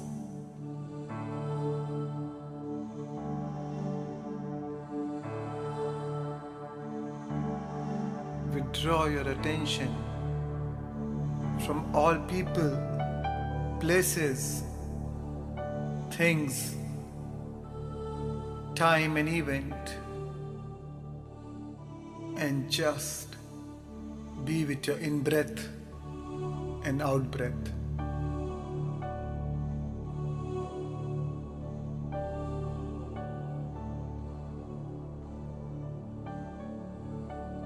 And as you observe each and every breath coming in and out of your nostrils, sense the temperature in your nostrils.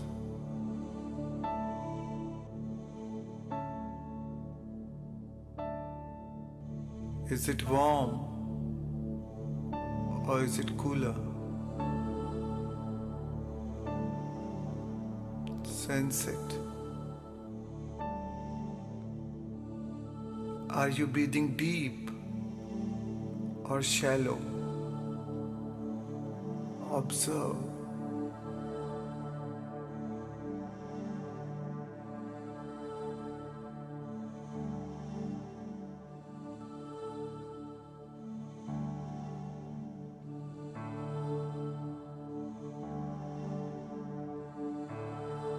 Each and every breath is keenly observed.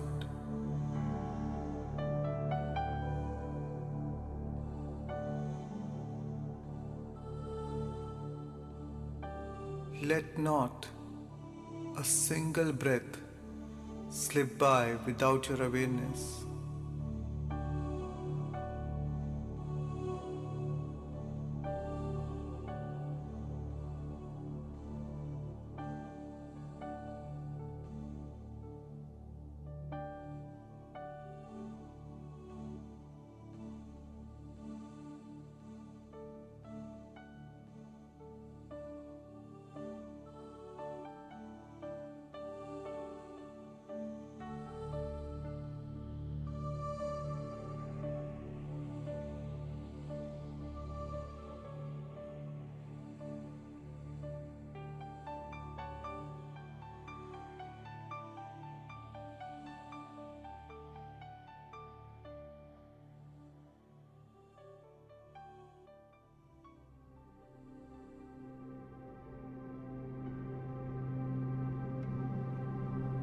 And now,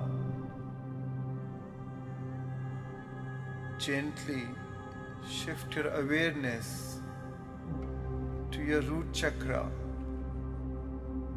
Muladhara chakra, at the base of your spine. As you shift your awareness on this energy center, breathe from this energy center.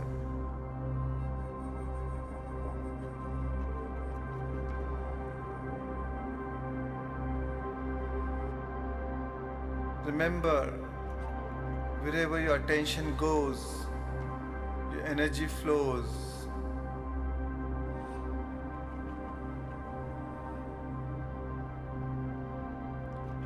Breathe in and breathe out from this energy center.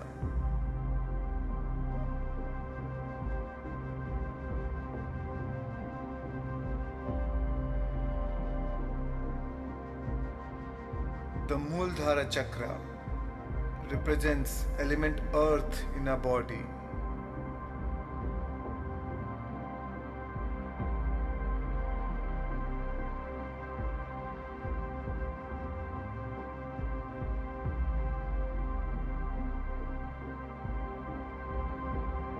With every breath, you breathe in more life to the center with your intention, with your attention on this center.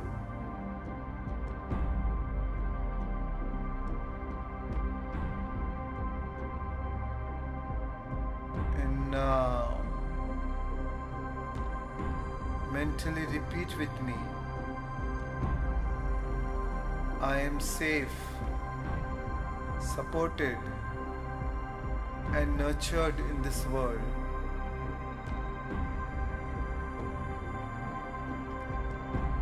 I am safe, supported,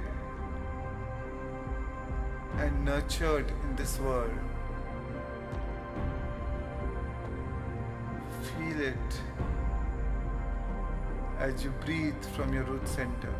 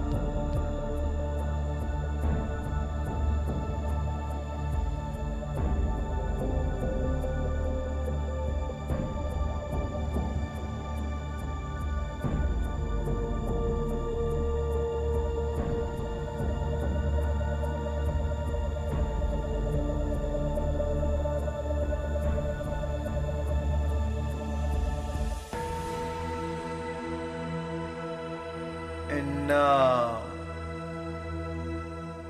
move your awareness to your sacral chakra, the Swadhisthana chakra, located in your sexual organs.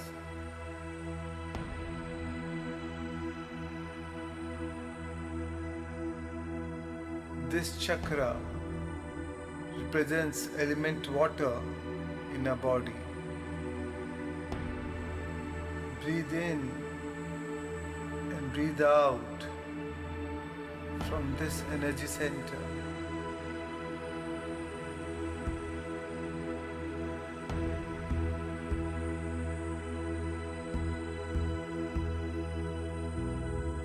With every breath, you are balancing and harmonizing this center.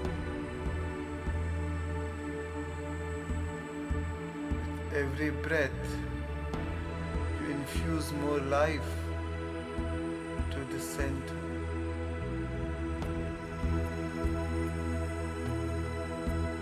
And as you breathe in and breathe out from the center, mentally repeat with me. I am a sensual being and joyous in my relationships. I am a sensual being and joyous in my relationships.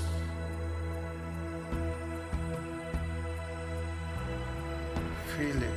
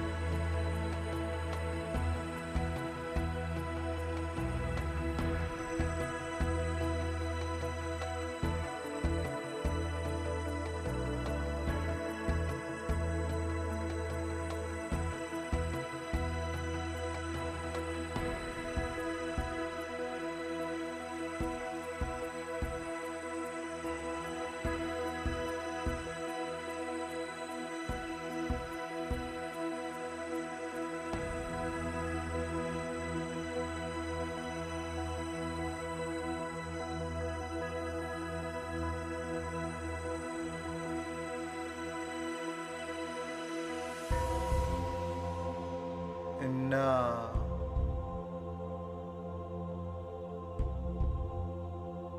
move your awareness further up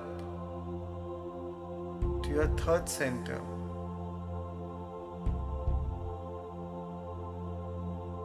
Your solar plexus, Manipura chakra.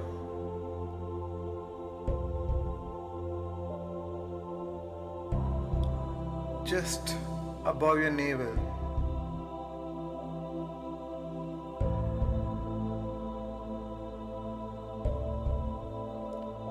This chakra represents the element of fire in your body.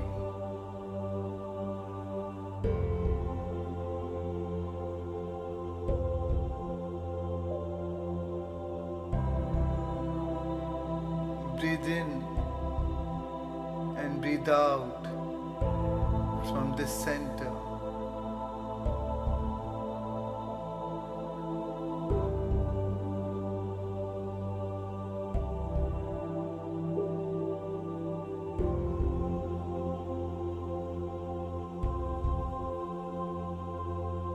With every breath, you add more life to the center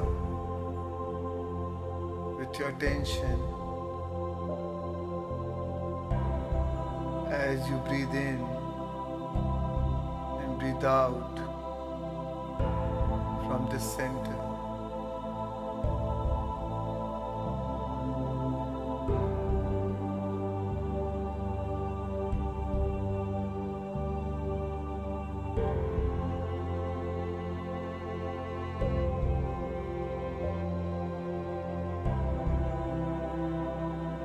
Mentally repeat with me.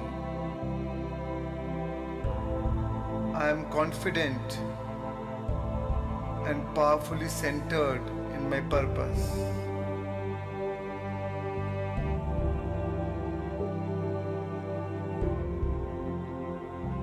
I am confident and powerfully centered in my purpose.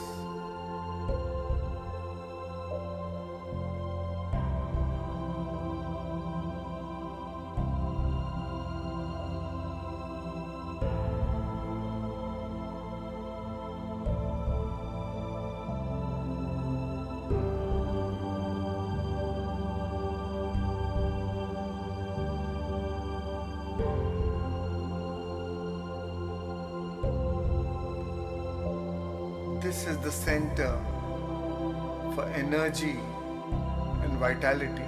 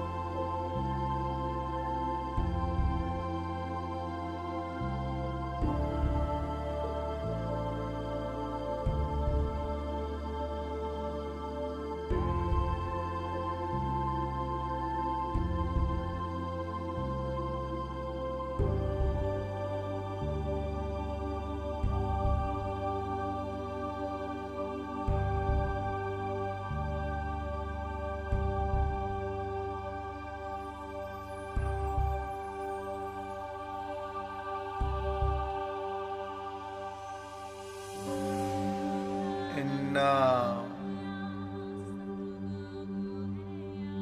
shift your attention further up to your fourth chakra, your heart center, the Anahata chakra.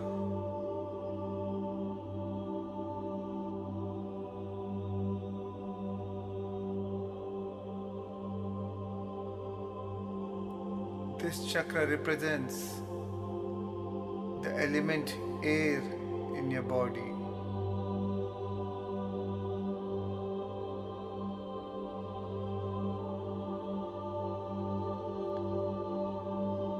This is the sacred center where we create from.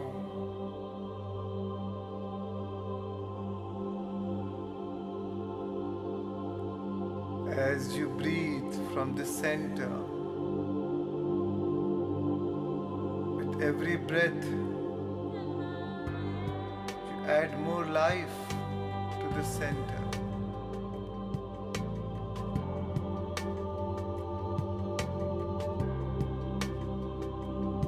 With every breath, feel the opening of your heart.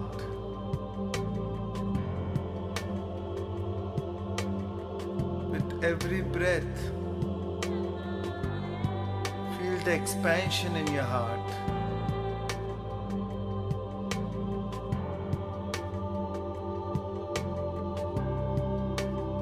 And mentally repeat after me. I am a vehicle of giving and receiving love in perfect balance.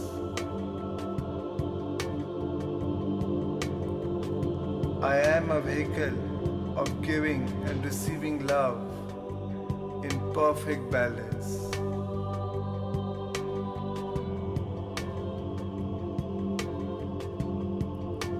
Feel the gratitude, the appreciation for all that you have, all that is given to you.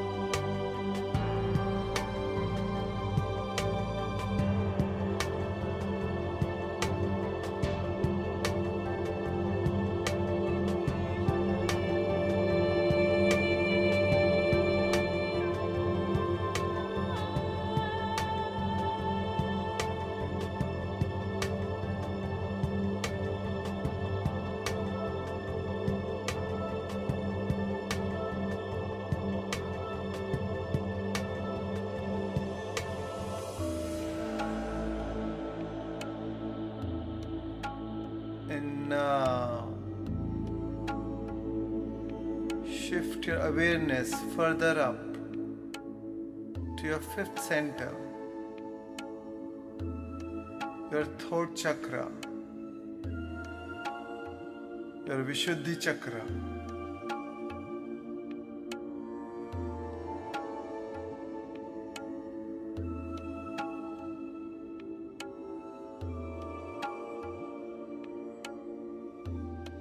This center represents sound,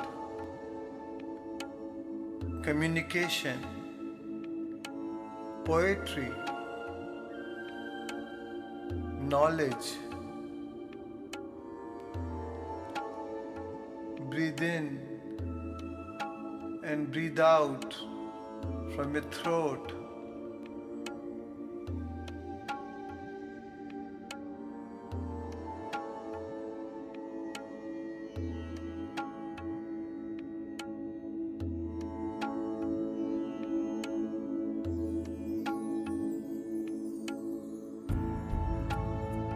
Every breath to balance and harmonize the center. With every breath, you balance and harmonize the center.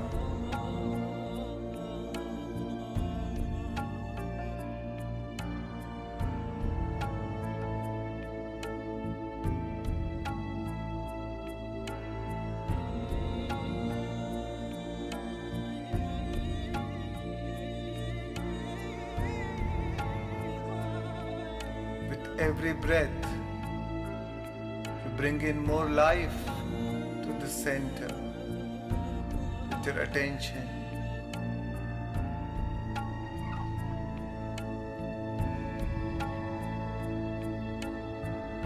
And now, mentally repeat with me. I am a speaker of truth.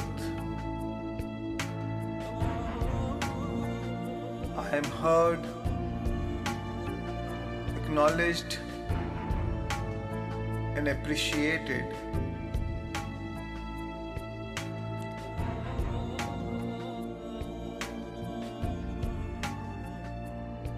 I am a speaker of truth.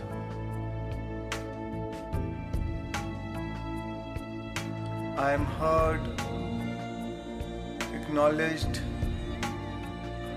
and appreciated. Feel it.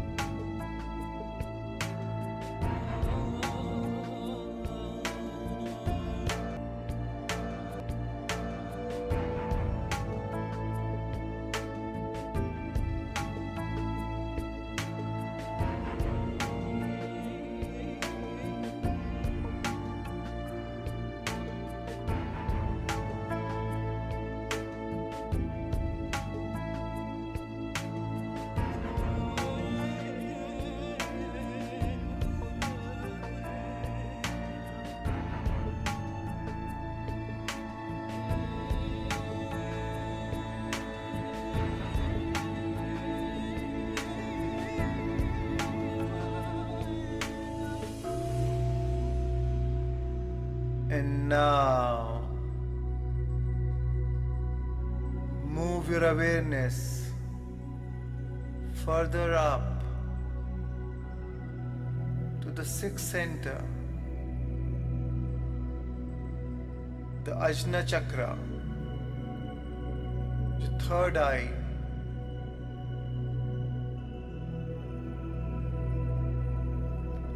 This center represents light.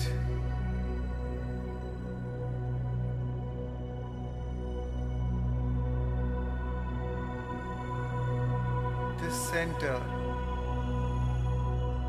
represents your ability to dream, imagine, remember, and see beyond.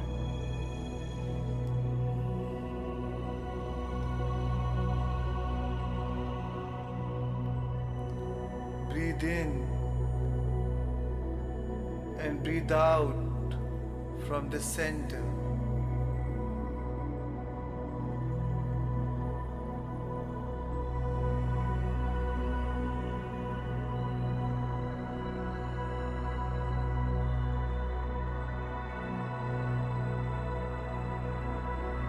With every breath, you pour in more life to the center.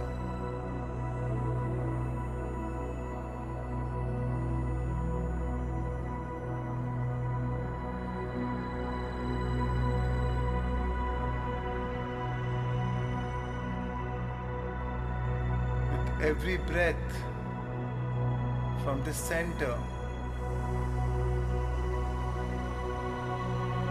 you activate the center.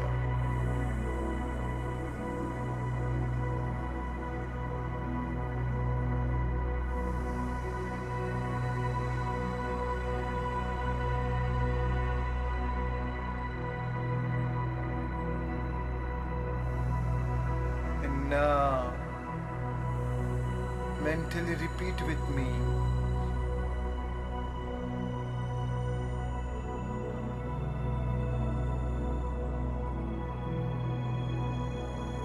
I am an intuitive vessel, and I honor the wisdom and guidance that I receive.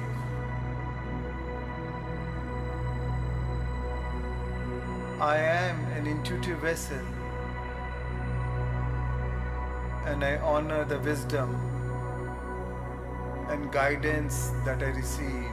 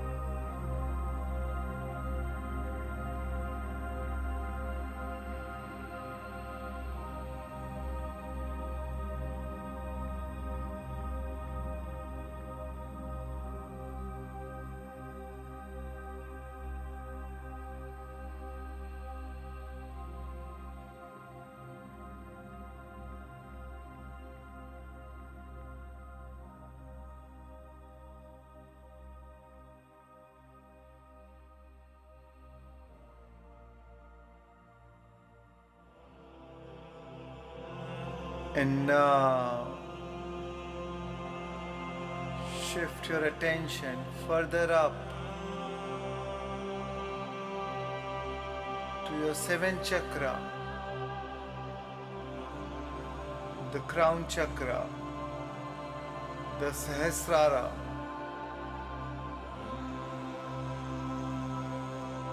the chakra with 1,000 lotus petals.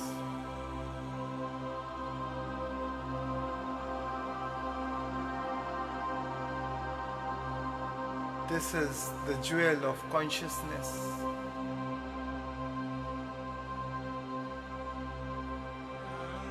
Breathe in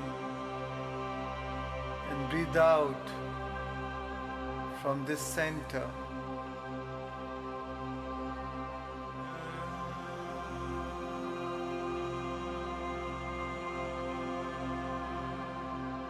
And as you breathe in and breathe out from the center, you open up the center and connect to your higher self, to your own divinity.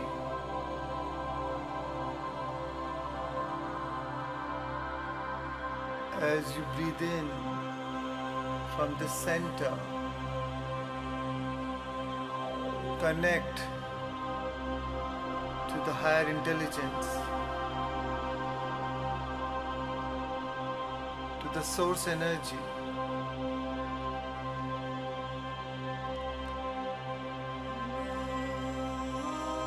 With every breath, feel your connection to the divine.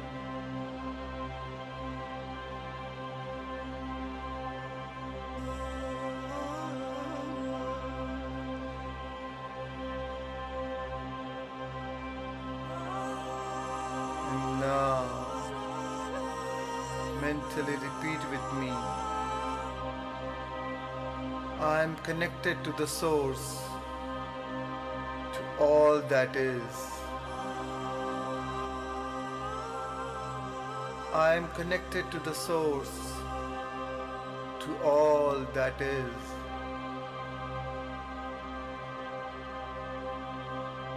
I am aligned to the fullest potential of my spiritual essence.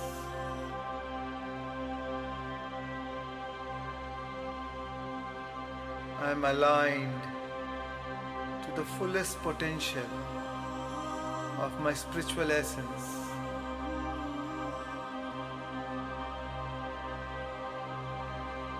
Feel it. Feel your connection to the divine.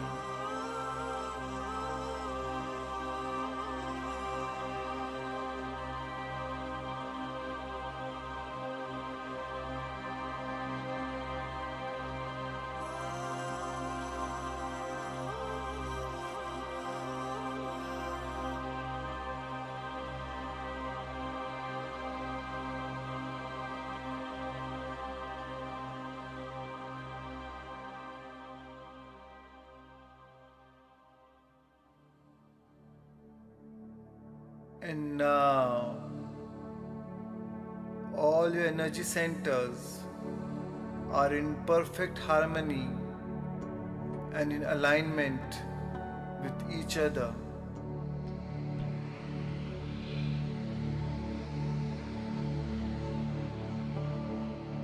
Feel the flow of energy and information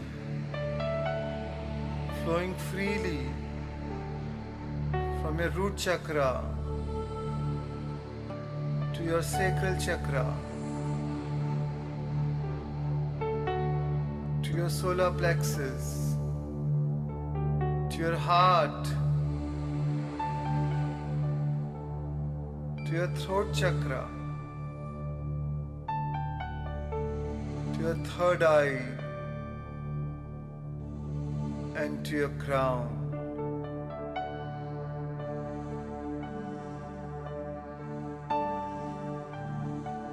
Feel it.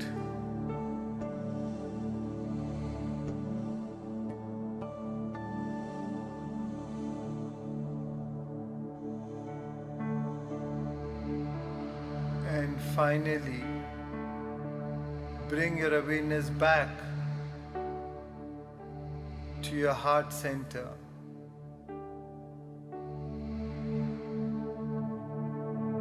Your heart, your soul. This is the sacred place where you create from.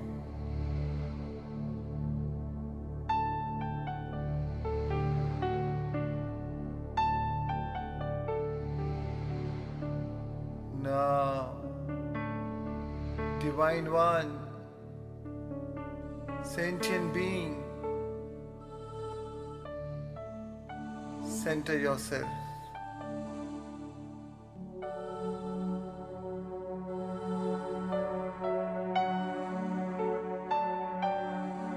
As you breathe in and breathe out from the center, feel your connection to the source energy.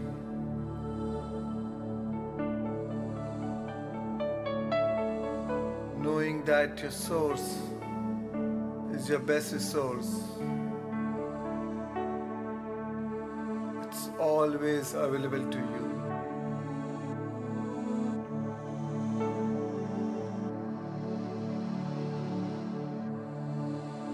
Feel the gratitude and thankfulness for what you have created today, for your alignment with your source.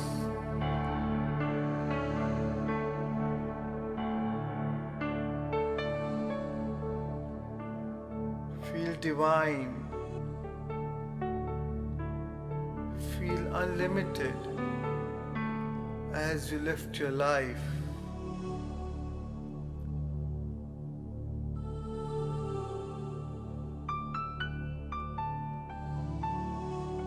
As you lift your life in love.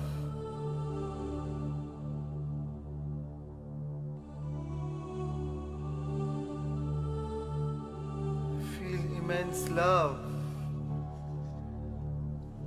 Feel immense gratitude. And remember this feeling. Remember it by heart.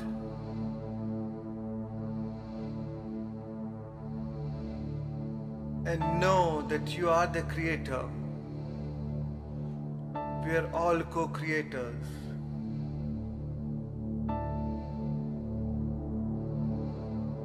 Be a light unto yourself.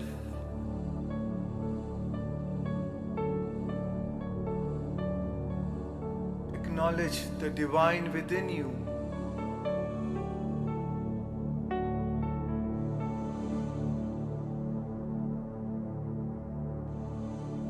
The power within you.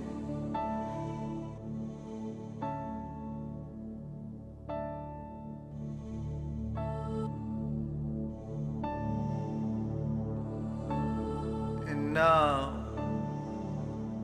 I want you to bring both your hands on your beautiful heart.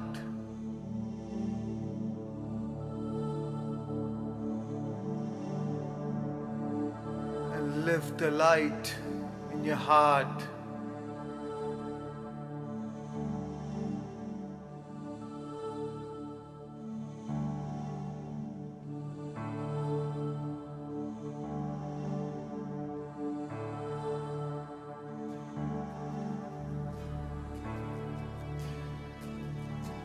You may move your body.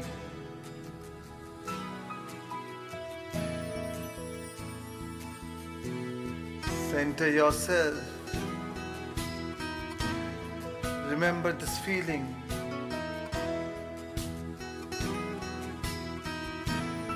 Make this feeling memorable. I have chosen to be here, awakened at this time. I bring my breath upon my heart, and I journey from my mind. I step out of my way and into my life. I will live, I will die, I will laugh and I will cry. I will live my life in love. I will sing, I will dance, I'll rejoice in every chance. I will live my life in love. Today, you'll be in inner alignment with your source energy.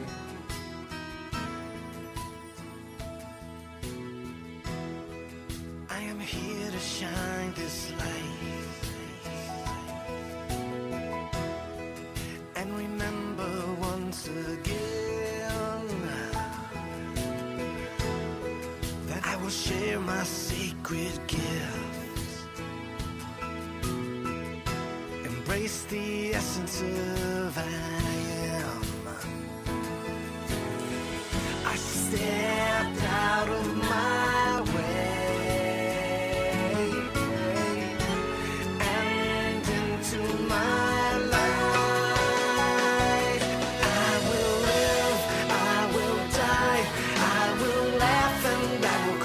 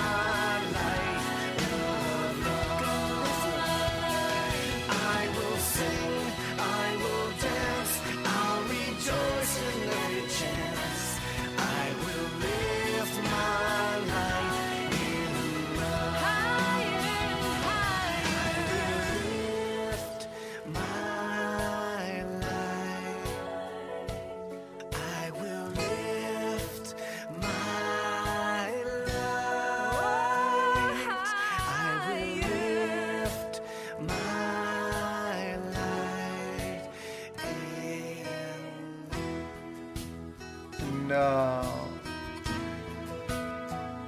Whenever you're ready, you can slowly come back. Slowly come back to your new body in a whole new world and a whole new time. Take your time, and whenever you're ready, you can gently rub both your hands and place it over your beautiful eyes.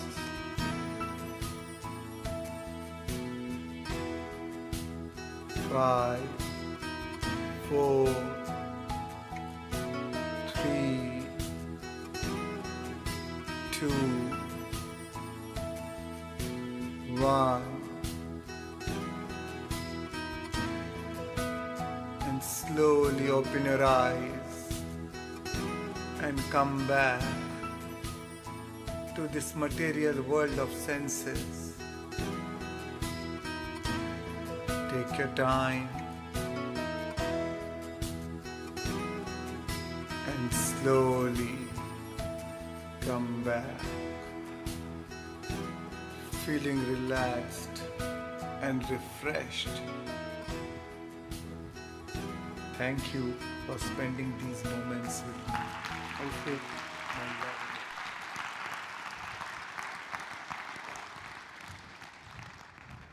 Thank you, friends. Shans, start the next session. So I'll just call Shans on stage to continue with the next session. Thank you. I hope you enjoyed the chakra. Thank you. Thank you.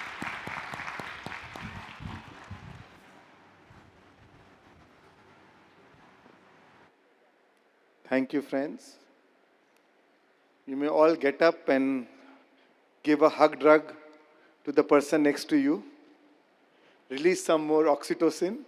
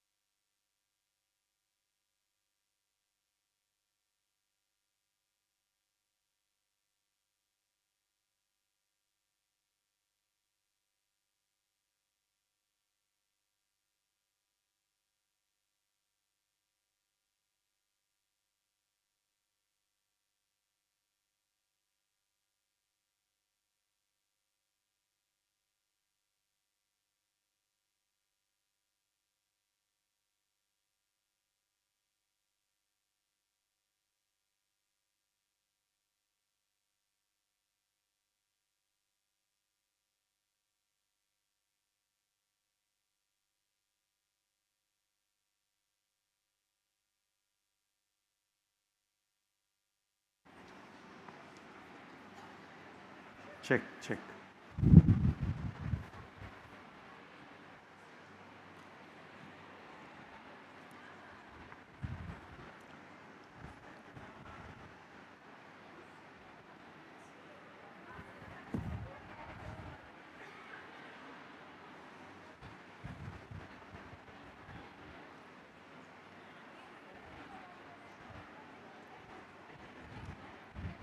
All right, friends, settle down, welcome back.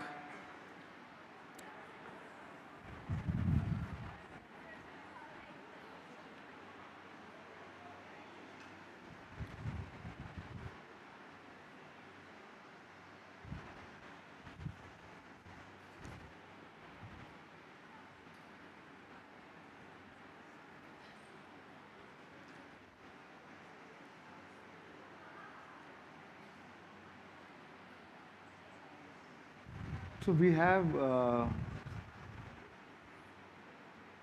Vijaya wanted to share her experience. Where is Vijaya? Yeah, please.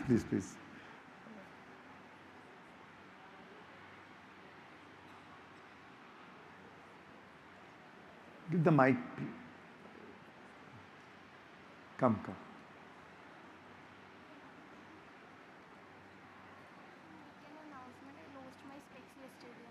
Okay, yeah. She lost her specs yesterday. If anybody found any specs, yeah. Yeah, there, Keshav, yeah, Vijaya, please go ahead. Just tell us about you and then you can share your experience. Good afternoon, everyone. I'm Vijaya from Bengaluru. So, last year, Jan 2023, I attended Shreyansh Daga's Manifestation Decoded class. That was the 5 days I attended. That was the best days in my entire lifetime. So, I'd been to various parts of the world, but nothing like these 5 days. I was so inspired. So I just want to tell a few manifestations which I made. So maybe you can relate. Okay, any questions later on you can ask me. About my mother. Okay, she's 80 years old. She was detected with uterus cancer. At that age, detection of uterus cancer is very shocking to me. So then we went to all these doctors, oncologists, surgery done and everything. So we were wondering whether to do chemo or not. It's a very confusing stage for anybody. So I thought, okay, I was very stressed. I told my mother, I need to have a break, so let me attend this class and go. So since I was very much, all these chakra meditations and healing and everything, I told my mother, see, you have to choose between meditation and medication. She was not a meditator, but she used to do puja and all that. So she said, okay, fine, let me try, why not, kind of a thing. So whenever we go to chemo, say I enrolled for chemo already. So whenever we go, her WBC count is so less, they cannot even give chemo. Doctor said they have given up.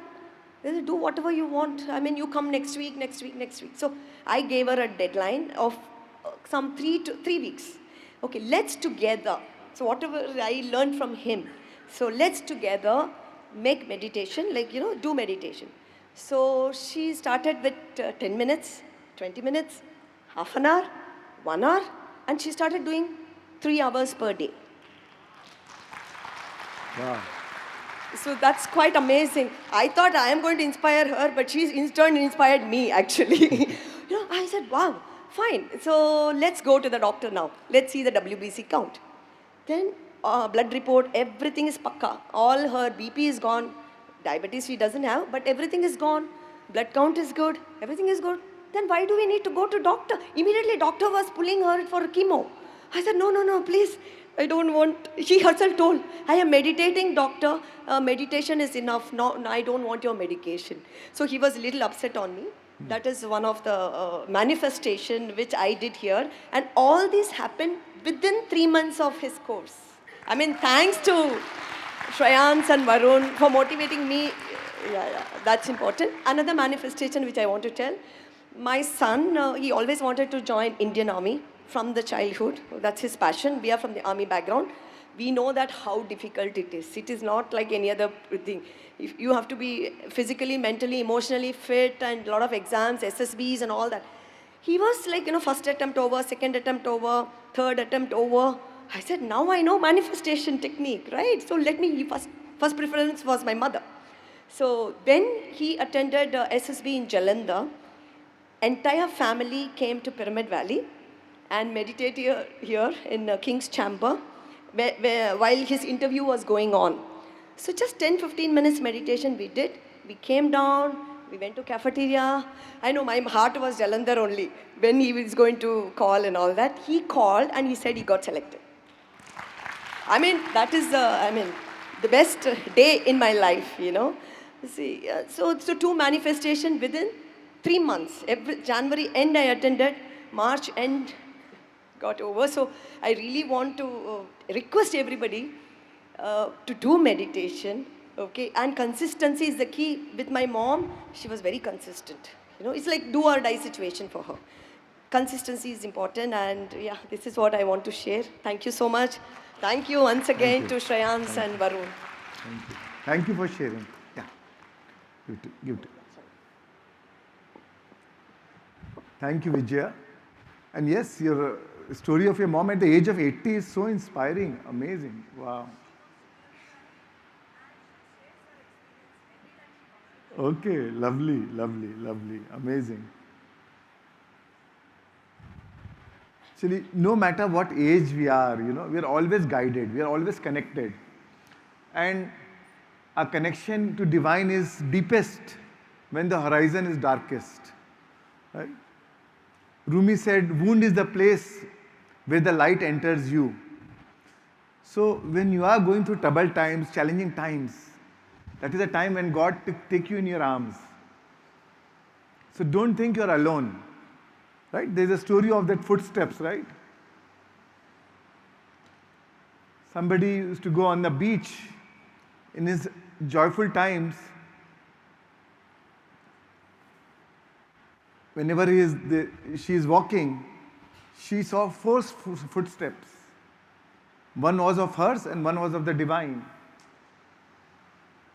2 of hers and 2 of the divine.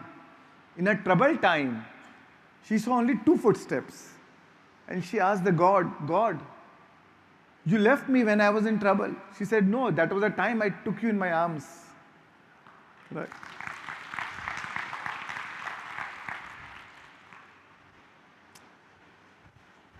So now, back to the brain, back to logic.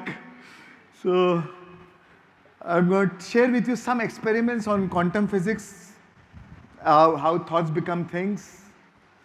And there's so much of science now about how really our thoughts and emotions impact of what we want to create in our life, impact the world around us. So few experiments I'm going to share, maybe till 2 o'clock, and then we'll break for lunch. Yeah. So I'm going to share with you one very interesting experiment by Dr. Masaru Emoto. He was a Japanese scientist. He did a very interesting research with water. I don't know, most of you must have heard about the very interesting research. How many know about this research? Yeah, a lot of you, right? And you also done it. Okay, lovely, Chetna. So, what did he do? He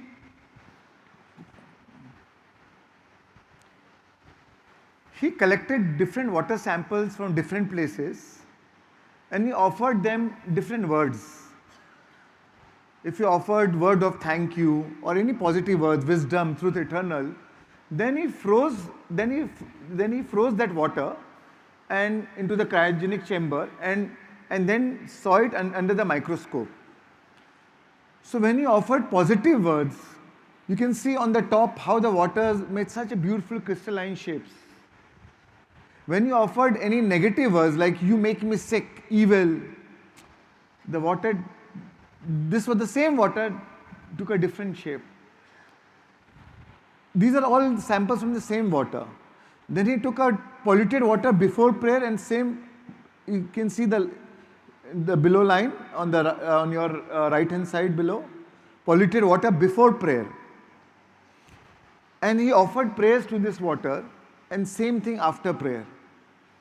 So this was such an amazing discovery, and we all know that 72% of our body is water.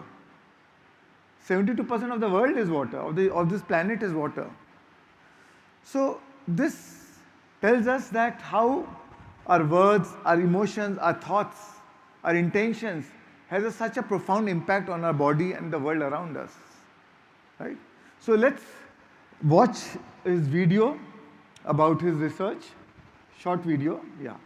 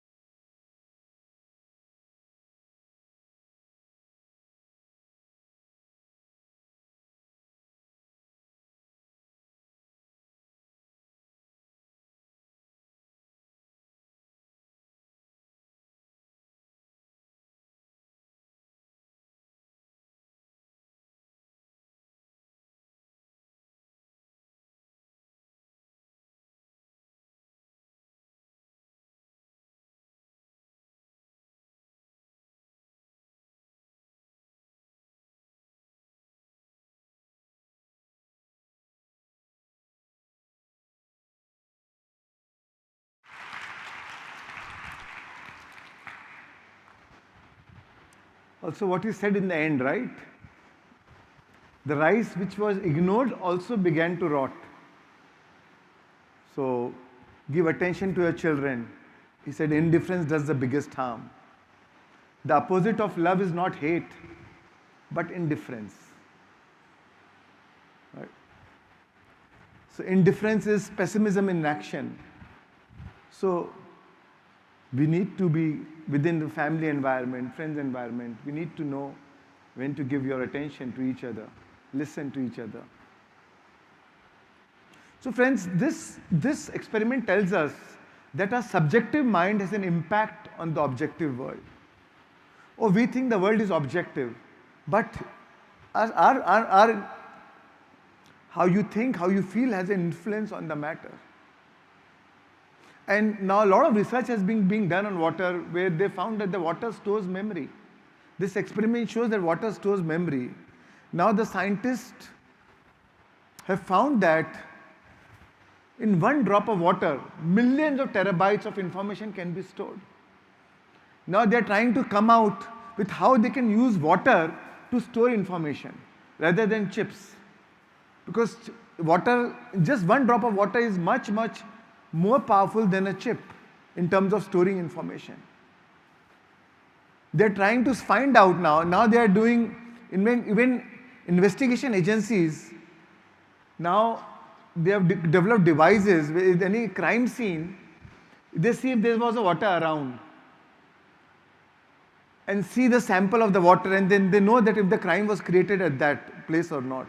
Because the water changes its shape and form if the crime was created there. And they can decode information from the water. So friends, this you can see this experiment tells us when you change to look at things, the things you look at change. So that means the observer affects what is being observed. The observer has an influence on what is being observed. So many times we tell us this person is like that, this is like that, or my current reality is like that. So the truth is the problem is not the problem. How you look at the problem is the problem.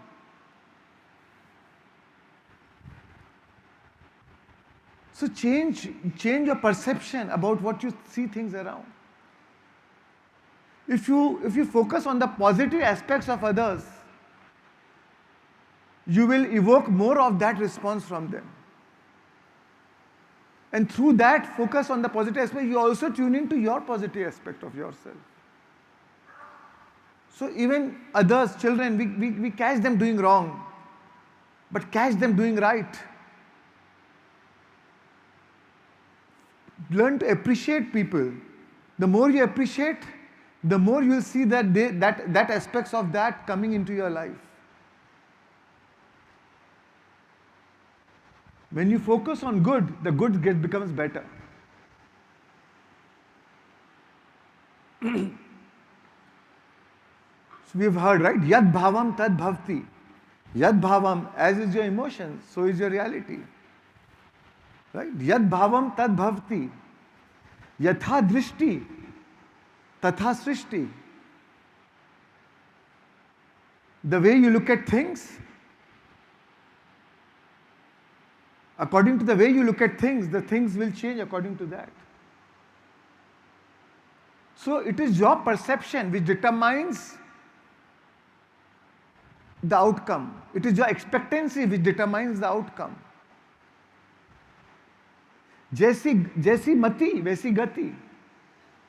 The way you think, so will be the events around you, things around you, the circumstances around you.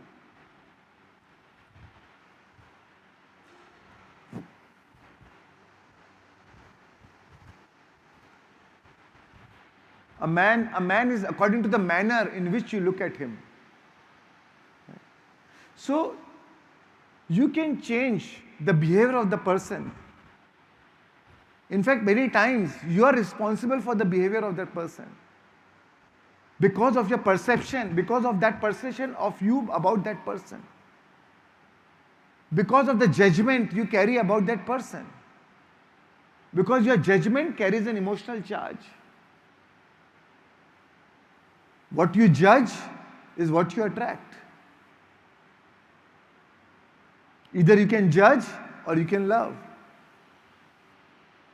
Many a times, the more we know about the person, the more the judgment creeps in. Until we didn't know the person, life was so good, the relationship was so good. But the more we became familiar about that person, that familiarity breeds contempt. The more started judgments, the judgments creates resistance. And because of resistance, you evoke more of that emotions from that person, more of that kind of response from that person. Because what you fight, you strengthen. What you resist, you persist. I don't want this person to be like this. I hate this about this person. Of course. So you'll evoke more of that response from this person. So focus on what you want rather than what you do not want. Contemplate yourself as being surrounded by the situations that you want to produce. Imagine the person to behave as if he's behaving in the way you want him to behave, him or her to behave. But most of the time, even though we do not express it verbally, but because of their behavior, our inner talk is going on. Resistant thoughts are always going on. Our inner frustration, as Varun said, ants, automatic negative thoughts are going on. But you think, oh, that person can't hear you. But your energy speaks to you, to them. Your energy speaks to others even before you speak. 90% of our communication is actually non-verbal. Only 10% is verbal. Others only echo what you whisper to them in secret. So you think it's going on just in your mind. You have not told that person. But energetically, they are listening to you. And they are responding to those thoughts. And you say, so I thought so. See, I knew this. But it happened because you thought so. So you evoke that response from that person. So, by this principle, you are actually participating in the other's behavior. By your perception of that person, you are participating in their behavior. You are an active participant in how they behave, in respect to you. If you change your judgment, if you drop your judgments, if you change your perception, you'll see the behavior change in that person. You'll see the change of behavior in that person. He may not change as a personality, but he will leave you out of that equation. Towards you, you will no more evoke that response from you. So the power again lies with you. Power lies in you.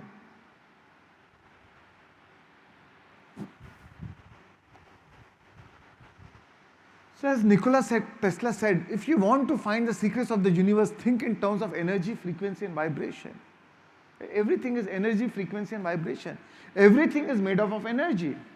And that energy is vibrating at a certain frequency. As Varun told us about the frequency of all emotions, right? Emotion is energy in motion. So your energy, no matter whether you're speaking from your mouth or not, whether your action shows that or not, but your energy is speaking to each other. And everything is made up of energy. Another very interesting experiment I want to show you on healing. How this is the speaker here is Greg Braden. He is again a quantum physicist and a spiritual teacher. He records, he's showing one experiment which was done in a Chinese hospital, Chinese alternative medicine hospital, and how a cancer patient was healed instantaneously. And it is recorded live on the camera. Right? Let's see this experiment.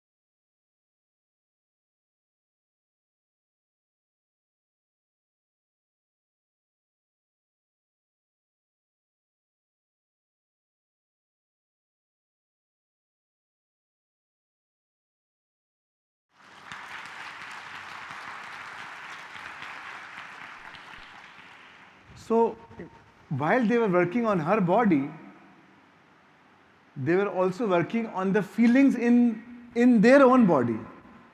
Right? So they didn't say, they didn't look at that woman, they didn't look at, the perception of that woman was not as a sick person. The perception of the woman was, she's already healed, already done. Right? So they saw her as a healed person. So we can heal ourselves by looking ourselves at how you want to see. And that's why we do visualization, even though it is not in the current reality, but we see ourselves the way you want to see. We want to, because this is how the law of attraction works. The law of attraction only doesn't know whether the vibration you're offering is because you're imagining or because it is reality. All it knows is a vibration. And you can change your vibration with thought alone, with feeling alone. So just change your vibration, the universe responds. So in the group energy, they were all seeing that woman has healed, healed, healed. And the cancer dissipated. So when many times, and oftentimes we are all living in a family life, we go through challenging times within our family members. It could be health, it could be a relationship issue, it could be a child going through some mental disorder, or some teenage issues, or tantrums, or some phases of maybe depression, anything. And we feel helpless. Many times, even after coming to spirituality, we know how to deal with our issues. But especially when it comes to our closest loved ones, of our parents, of our children, that time we feel helpless. We don't know how to handle this now. And what happens is during that time, we lose our vibration. We lose our connection with our sense. Now we can't even sit for meditation because now we are not so worried about that problem, that relationship, that issue, that health issue. But friends, if you really want to help them, first thing in that moment is take it as your spiritual test and make sure that you don't lose your vibration, you don't lose your alignment, you don't lose your connection. To maintain your connection, you are aware of the issue, you are aware of the problem. At that moment, they have lost their vibration. They are at this vibration. But you don't lose your vibration. If you really want to help them, to make sure that you maintain your alignment. And that's where meditation, breathwork helps you to maintain your alignment. At that moment, when you become nobody, nothing, nowhere, no place, no time, you withdraw from the current situation. Go into brain coherence, heart coherence, come back to your alignment. And in that state of alignment, then you visualize them that they have found their alignment. Don't see them as a sick person. Don't see them as a problematic issue. Don't see them as some problem in them or them as a problem. See them as they are aligned, they are happy, and they are joyful. And how does that make you feel? And when you see them aligned, when you see them complete, you see them joyful, you are feeling so joyful. So from your state of alignment, you are visualizing their state of alignment as if it's already happened now. That is the best way you can help them. Not by worrying about them. By worrying, they're already in a problem. By worrying, you lose your vibration and then you add to the problem. You are aggravating that problem, you're not solving that problem. Rather than you uplifting them, you are getting downlifted by their issues. Then how will you help them? How will one beggar help another beggar? How can you give when you have nothing to give? There's no difference between their state and your state anymore now. So the only way you can help them is to maintain your alignment. And then you will see the magic. Because your vibration will never fool you. It will never deceive you. It may take some time, but it will always reward you in accordance to your vibration. So that is the only way you can help them.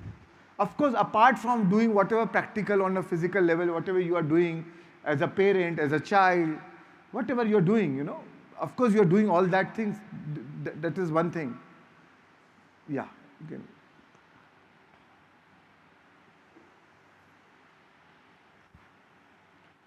But what matters is your alignment.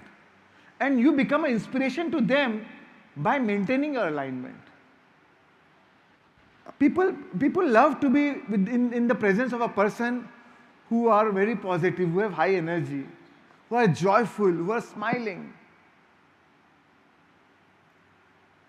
Who wants to be in a person of the energy of the person who himself is of low energy, worried? Okay, you may sympathize with that person, but after that you said, oh, I need a break now. You feel burdened in the presence of that person. You feel duty bound to show your sympathy. But you don't want to be in that person's presence. So when you offer your alignment, it will inspire them to find their alignment. That's the only way you can help them. Yeah. Sir, I would like to just ask you that if one of the family member is in trouble, he is suffering from some disease, and your good emotions, or while you have meditated, your vibrations, can those vibrations be helpful to him in any way? I am just referring to one process which is known as Reiki. So can you just connect this meditation with Reiki? Many people get this treatment of Reiki being done. Right. So,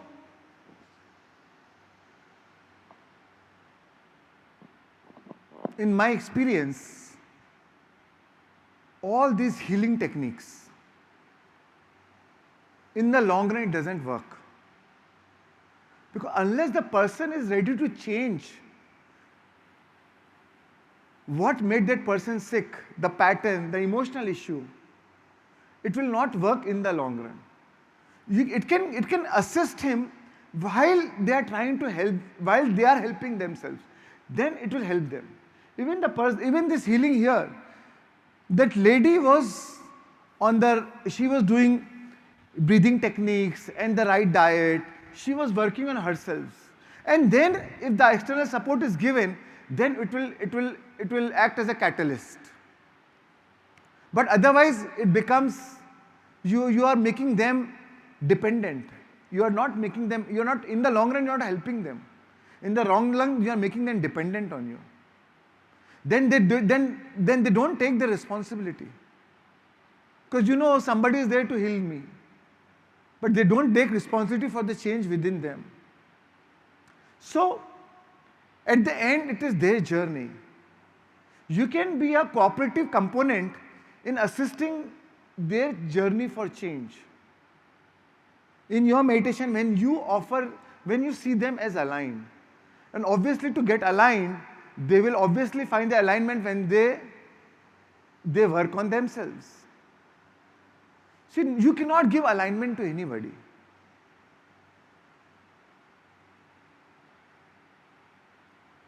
From that perspective, your connection to yourself, that path of that connection is very lonely. You only have to walk that path.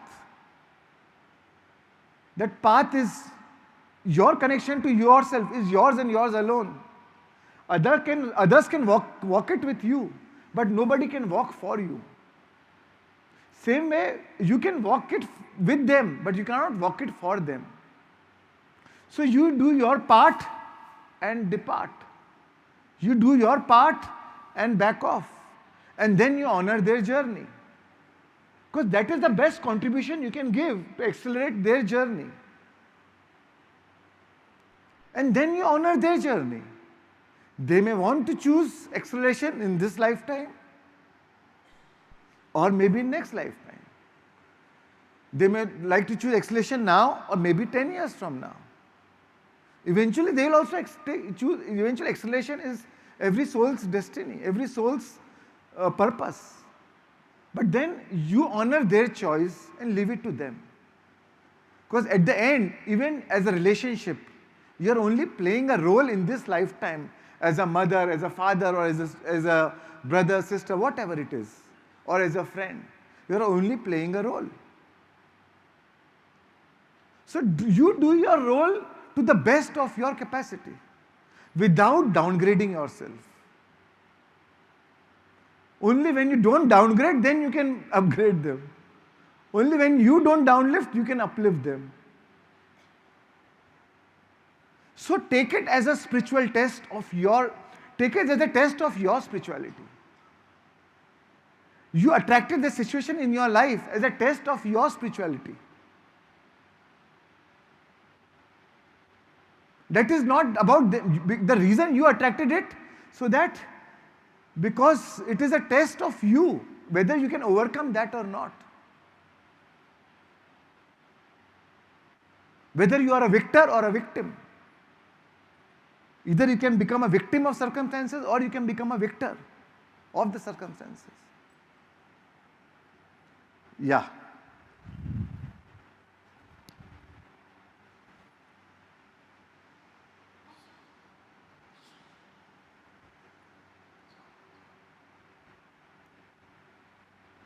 Regards, sir. I have a peculiar question regarding this positive energy that we are dragging from universe. So, I run an animal shelter for distressed animal. Okay, so every time an injured or a victim comes to me, I treat them like my kids. Okay. Beautiful. Uh, But the thing is that I have seen many sufferings, many cruelties that goes on them. I try to give medical attention as well as their mental stress relief to reduce their stress relief. So when I meditate for them, for their recovery, for like coming down their stress level, so is it applicable for them also, because they are animals. For human, they don't know these techniques, how to connect with the universe, all these techniques, chakras, all we are doing, they are not aware of these things. But only thing, they trust on me. They trust on us. So does the positive vibes, does our positive intention, everything, will it transfer to them? Will it help them to recover? Of course, very much. And more so with animals. At least humans have judgments, they don't have judgment. Yes. That's why you love them unconditionally. Yes. Right? Yes. So it will help, it works on them miraculously. Yes. Because they are always in a state of receptive. They're in a receptive mode. They don't know whether I'm manifesting for their recovery, or they only blindly trust on me. They only sense energies. Yes. Right? They sense energies. And they get your energy. Right? Okay. And you cannot solve the problems from the same level of consciousness that created it. Right? A fear cannot resolve a fear. Anger cannot dissolve an anger. You cannot create peace by war. So, only when you can, if somebody is going through a lower emotion, you can actually help them by offering something of a higher emotion. If you are also offering lower emotion, then you are compounding that problem. Right? So you cannot solve the problem, as Einstein said, from the same level of consciousness which created it. So you have to solve from a higher level of energy, higher level of consciousness, higher level of emotion.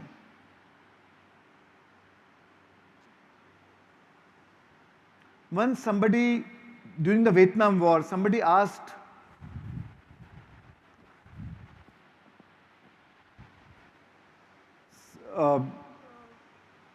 that spiritual nun from Calcutta, what's her name? Mother Teresa, sorry. Yeah, sorry, I missed her name. Somebody asked Mother Teresa that we want to take a huge march for a march against war, for a fight against war, against Vietnamese war, for a fight against war, and we want you to lead that march. That will inspire so many people. She said, sorry, I can't lead that march. I can't lead any march which is a fight against. If there is a march for peace, I'll be happy to lead it. Right? So what you fight, you strengthen. So focus on what you want, not what you do not want. Most of the time, and that's why so many wars have never worked. We've been always, so many revolutions have not really given results in true sense. Because it always has been a fight against something.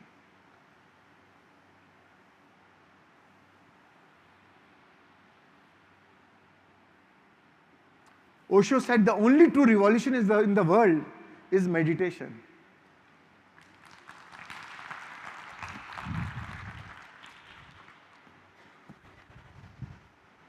So I'll go to the next experiment. Yeah. This is a very simple experiment called the intention experiment, which was done in a quantum physicist laboratory in Paris, where a chick, which is a newborn chicks, are placed next to a random moving robot. And they were given, on the very first day they were born, they were put next to the random moving robot. And they were being fed from the robot. Right? So wherever the robot will go, the chick will move around, because the chick started believing that this robot is my mother, because this mother nourishes me, it takes care of me, it feeds me. So chick became emotionally attached to that robot. Now robot is an inanimate object, right? And it's a random robot moving anywhere. So let's see this experiment now.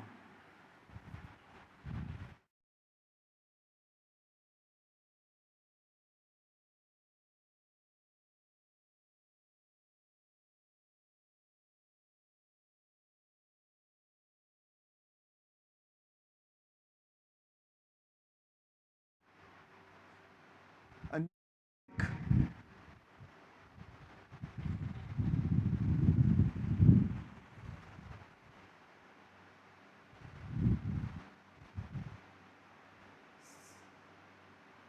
kept close to the robot and being fed from that robot.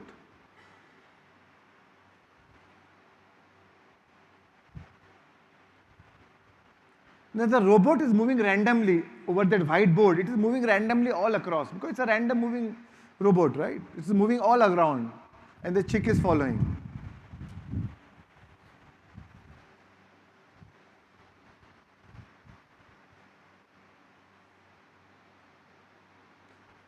Now the chick is being put inside the cage. The chick is hungry. She wants to go back to her mother. She's crying for mother's attention.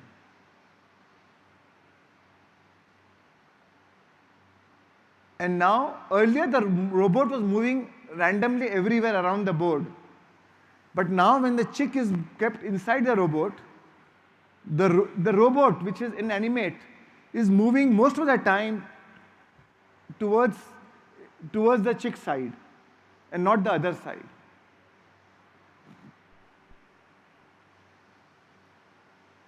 Next slide. So this is where, before the chick was put into the cage, the robot was moving everywhere all around the board. After the chick was put in the cage, the robot was only moving this side. And the brain, so that means even a chick brain has an influence on an inanimate object. So you are talking about animals. At least animals have life. Even inanimate object, that is also influenced by an animal. Right? So again, in the chick brain, the frontal lobe, the neurocortex of a chick is only 1% of their brain size. As human beings, it is 40%. Our neocortex is 40% of our brain size. So imagine our potential of creation, our power of our intention, our power of our attention, power of our imagination, power of our emotionalization.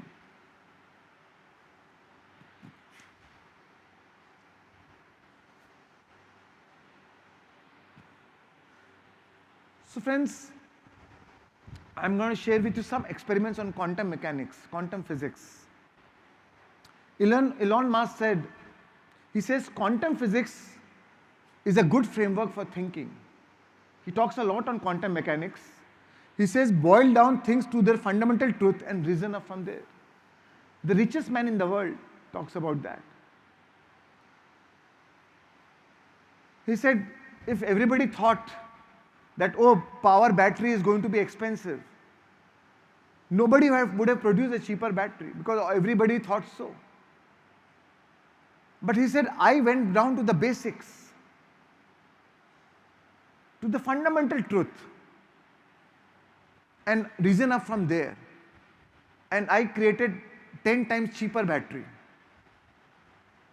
Everybody thought that mission on the moon or sending the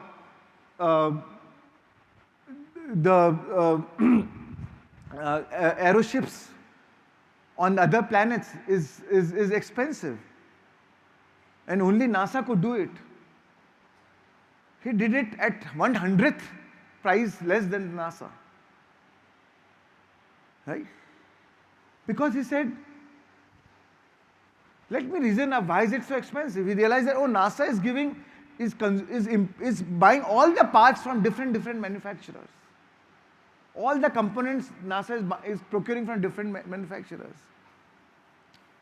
So what if I make all the parts myself? He is a scientist, he is a physicist, he is a scientist, he has a physicist's brain, technical brain. He said, why can't I manufacture? The price of the metal is this much. Okay, the metal comes from, it's made from iron or steel. Or what if I make steel? What if I mine it directly from the mine? And he could produce the same spaceship at 1/100th of the cost of NASA, being a private enterprise. So reason up from the basics. So here, what we are trying to understand is to create from the basics. If everything came from the quantum field, what you see is matter. If everything came from the quantum field, and what influences the quantum field is your vibration. Quantum field is waves of possibilities. According to your vibration, you collapse that waves of possibilities into matter. What influences your vibration is your thoughts and emotions.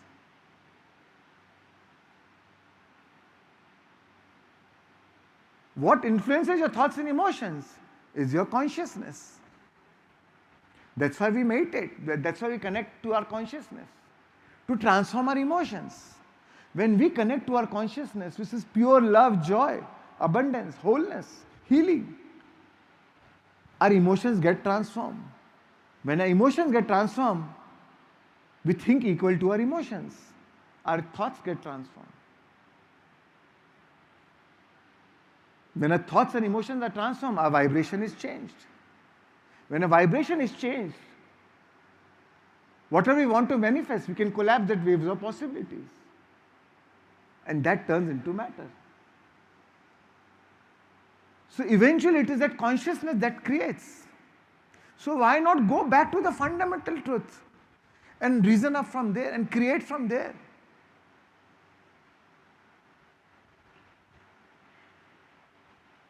In this three-dimensional reality, we've been trained in hardship. We've been trained in putting a lot of hard work and effort. But according to me, hard work and effort and hardship is compensating for the energy not flowing. If your energy is flowing, then everything will be effortless. Then you'll be in a state of flow.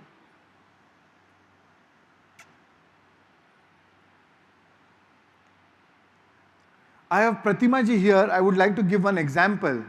Can you please stand up? So her husband is a very senior IAS officer from UP. In the last workshop, he attended this workshop here, same 4-day workshop. And I don't know what inspired him. He invited me to come to Agra. He is from Agra, to do his work. Sir, I'll organize everything in Agra. And I thought, why will I go to Agra? Nobody knows me. Okay, you'll organize, but I thought I will never go to Agra.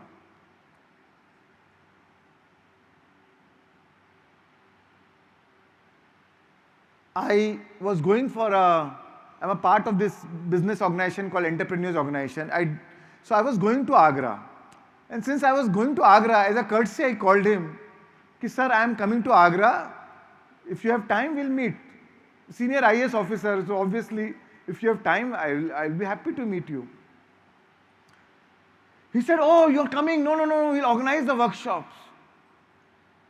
I said, weekends I am busy because I am a part of this event. I can, if at all you organize a workshop, I can only do it on Monday.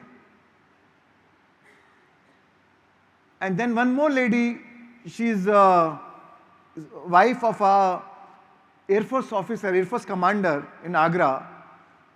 Under him, there are 14,000 Air Force people under him is commanding, is a chief of the Air Force base in Agra. I called her and she said, no, we'll also organize.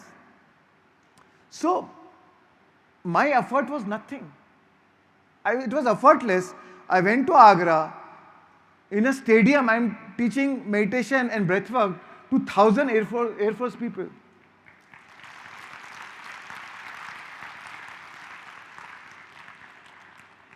Then on a Sunday, they organized my visit to Agra jail.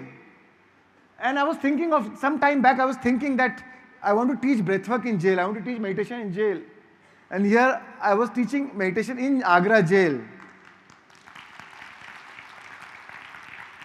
Then Monday, a workshop in Agra. I said, theek hai, maybe 20, 30 people will come. Fine. They booked the hall in Taj, the best hall in Agra. Capacity of 600 people. It was full, 600 people on a Monday. So thanks to you, really appreciate. And I'm really grateful for them, for Chetna who started in Calcutta. And that's how I started. So in this year when I started, I made up that, I've been doing workshops in Pyramid Valley. So this year I'll do few workshops in Bombay also. That was my goal. I'll start doing few workshops in Pyramid Valley, in Bombay too. So I started doing one-day workshop in Bombay. Chetna called, you are doing one-day workshop already now outside Pyramid Valley. Why don't just for one day come to Calcutta, I'll organize everything. She organized a workshop in Calcutta. Then I really enjoyed, it was very fulfilling for me and very warm thing to be there. And when I was coming to Calcutta, then another master, Sonia, she's also here. Sonia, can you stand up? She said, I'll also organize a workshop. You're coming, can you come one day before? I'll organize it in Calcutta. She also organized another 3-hour talk in Calcutta and workshop. And I did it, and it was so fulfilling. I said, okay, then this year I'll go with the flow. Let me drop my logical mind that this is because we plan something, but universe has some another plan. We don't know, right? Our logic cannot produce magic. And so beautifully, so effortlessly, both the workshops happened. So I said yes to Agra also. And this happened. Yeah. No, sir, I just wanted to say, you just said thank you, but we should be thanking you. And I think in Agra also, I never spoke much, and I was just listening to you. And because I never tried to thank you, because I can't thank you enough. And because the changes I have seen in my husband, so I always try not to say that he's an officer or something, and I was just thinking that I would say that he's in such a stressful job. And what happened before, like 2023, August 2023, he was here for the retreat. So I would just want to like to give you a flashback of what was happening before 2023. Of course, he is in a stressful job, although I believe nothing is stressful. It's inside us, and we create it. But something was off with him. He is in the services for the last 12, 13 years now. But something was off for the last 2.5 years. He lost his mother when he was 25, 26, but he still did not have got that closure. So something was off, and he would often tell me that, sometimes I just feel like crying. That was the day I just lost it completely, that I as a wife felt very helpless, that what to tell him, how do I console him, although I would always listen to him, I would always try to motivate him, inspire him, because he also cleared his exam after we got married. So I have seen that phase also when he was struggling to get into the services. But this was something height for the last 2 years, where he was struggling a lot with my father-in-law's health also. So I don't know what happened. Then one day he sends me this landing page or the flyer of this retreat, and he just sent me the message and says, I want to go for this retreat. And I thought, okay, this is one of those 10,000 things he wants to do, but he never get the time. So, but then finally he could make it, and he was here. And then the difference I saw in him, I could never thank you enough for that. And thank you so much, sir. We are like indebted to you forever, for life. So thank you so much. Thank you. Thank you. Hello. Shreyans, I have a couple of words to say. Yeah. We And now she came with her daughter, who's 12 years. Yeah. And she's attending all through. Huh? Yeah, she's Amazing. my Isn't it daughter. beautiful? Amazing. Thank you. Thank you. So we are very, very grateful, Shreyans, कि जब मैंने पहली बार आपको approach किया, आपने तुरंत हाँ बोला, चेतना, yeah, please go ahead and do it. So many of them from that workshop, like initially जब मैंने आपसे बात किया था, even I was very skeptical, पता नहीं कितने लोग You can stand आएंगे. up and talk, yeah. So I was very skeptical. I don't know कितने लोगों को मैं मैनेज कर पाऊंगी इतनी दूर से. श्रेयांश जैसे मास्टर को बुला रही हूँ, वो 150 लोग आ गए, तो it's not going to be मुझे अच्छा नहीं लगेगा. बट स्टिल मैंने कहा, श्रेयांश कितने एक्सपेक्ट कर रहे हैं? तो ही सेड, चलेगा, जो भी आएगा चलेगा. He never has that fixation about any numbers. I said okay. वो उससे आ गया तो I was quite relax. But trust me, जो बेस्ट ऑडिटोरियम रमू ने बुक किया था, even that was about 600 capacity, nearly full. So I was so grateful that आपने माना, आप आए, and so many of them from that workshop are here. Suchi is there. Suchi also has brought another friend of hers. Shukanya is there. Quite a few have told me that हम लोग उसमें आए. आप लोगों को मतलब manifestation का नाम लोग जो लोग नहीं जानते थे, वो लोग, everybody is there. And अभी आपने जैसे बोला जेल का and stadium का, I'm now manifesting. We will be having jail and manifestation stadium in Calcutta very soon. Thank you so much for everything that you do for each one of us, Shan. Thank you. Thank you. So, friends, the reason I shared is not that I am something great or something is happening, but what I'm trying to tell you is logic does not produce magic. Sometimes the energy just works. All you need is to focus on your energy. Otherwise, if I had to organize a workshop in Agra, how would I do it? I would never probably do it, or if I have to do it, would have been so much of effort and hard work and everything. It just happened so effortlessly. Not only Agra, her husband, they organized the workshop in Kanpur, in IIT Kanpur and PSIT Institute Kanpur. So it just happened effortlessly for me. For me, it was a cakewalk. Mujhe kya chahiye? This is what I want to do. Somebody is organizing. Wow, aur kya chahiye? So this is how universe works. Universe, your vibration will take you anywhere. We think we are local beings, but we are all non-local beings. Your vibration goes everywhere. Whatever you want can come to you wherever you are. Because your vibration goes everywhere. And it is that vibration that was attracting the people which had a similar vibration or the similar intention. And there was a match, and then it manifested in form of a workshop in Agra or Kanpur or Calcutta, right? So this is how universe works, friends. So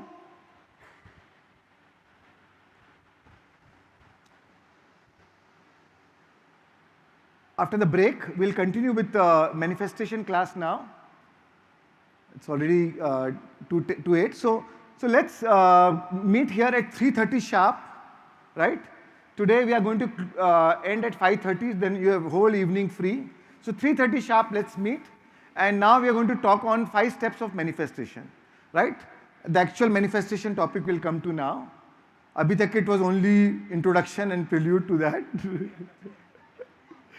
So maybe 1 or 2 experiments we'll see, and then we'll go into the manifestation. And also, so 3:30 to 4:30 we'll do the talk, and 4:30 to 5:30 we'll do a manifestation, 5 steps of creation. Yeah. So let's come back at 3:30. Yeah. Thank you. Thank you so much.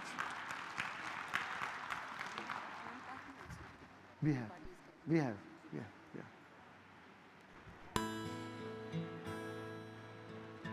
Ye maya se su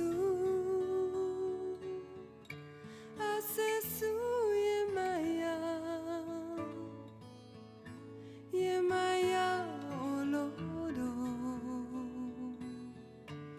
olodo ye maya, se su ye maya, olodo, olodo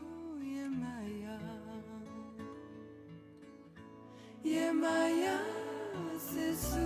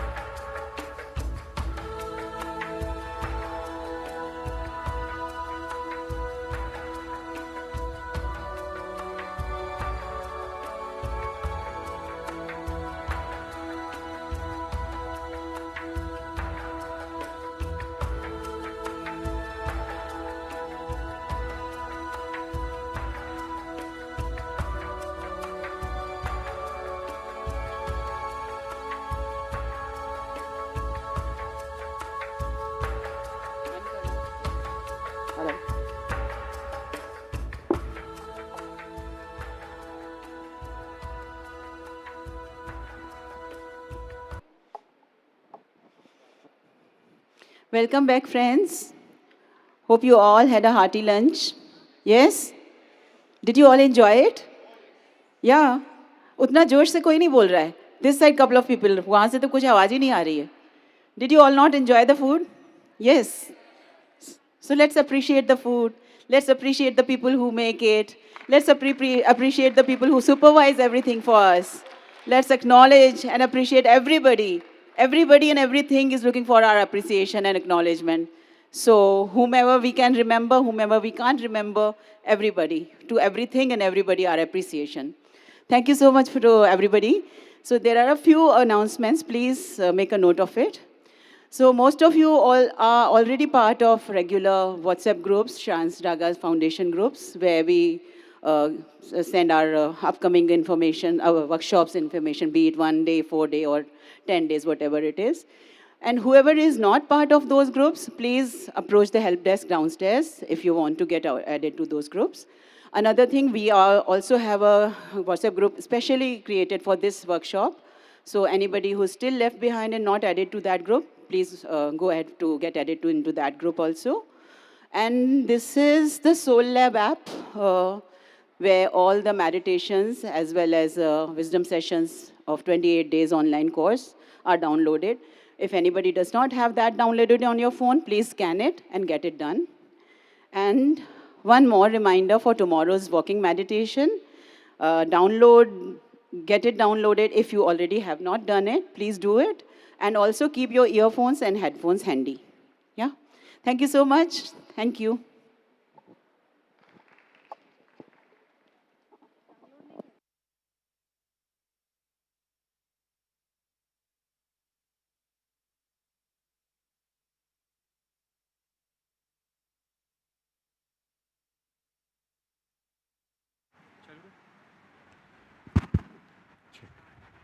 Check.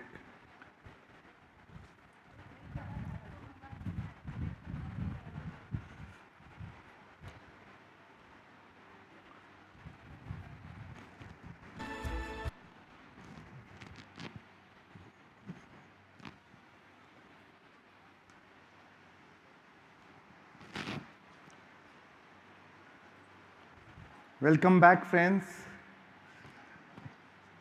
Let's start with some dance. Move our body. So, Keshav, can you play the music? Let's all stand up.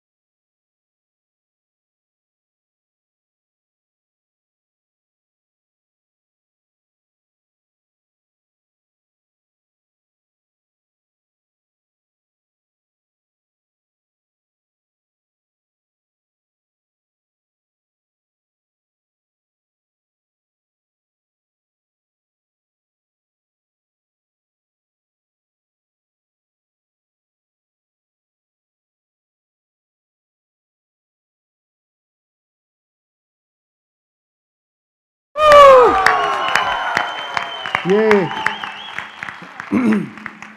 Thank you, thank you, thank you, thank you, thank you, thank you.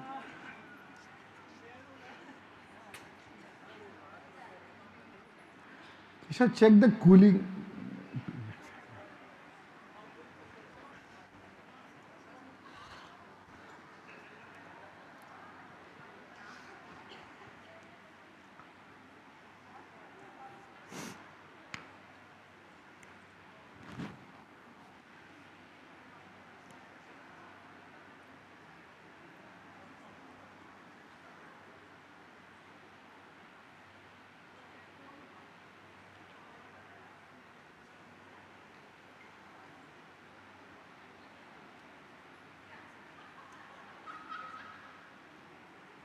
Not this one, the earlier one.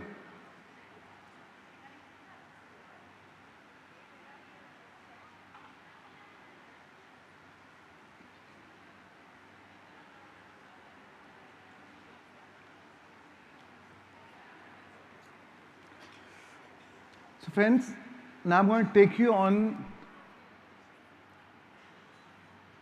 5 steps of manifestation. Last 2 days, we've been practicing first 2 steps, brain coherence and heart coherence, right? And the reason why we practice first these 2 steps, because otherwise to visualize and emotionalize is challenging if you're not in a right vibrational state. Right? It's like if you want to plant any seed, first you prepare the ground and then plant the seed. So third step, before you sow the intention, before you're planting the seed, you prepare your mental state, you prepare your emotional state, then you plant the seed. So that right emotions will come up, right? And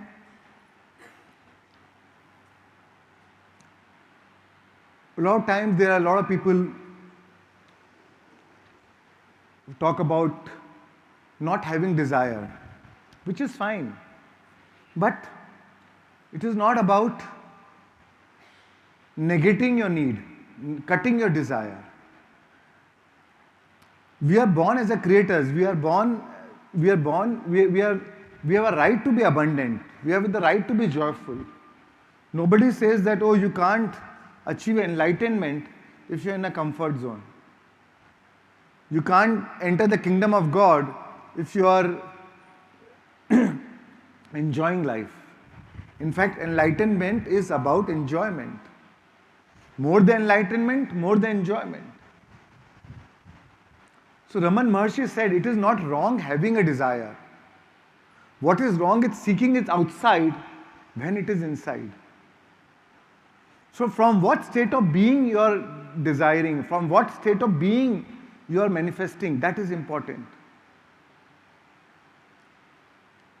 And our breath is the bridge that connects to that consciousness, and you create from that state of consciousness. You create from consciousness.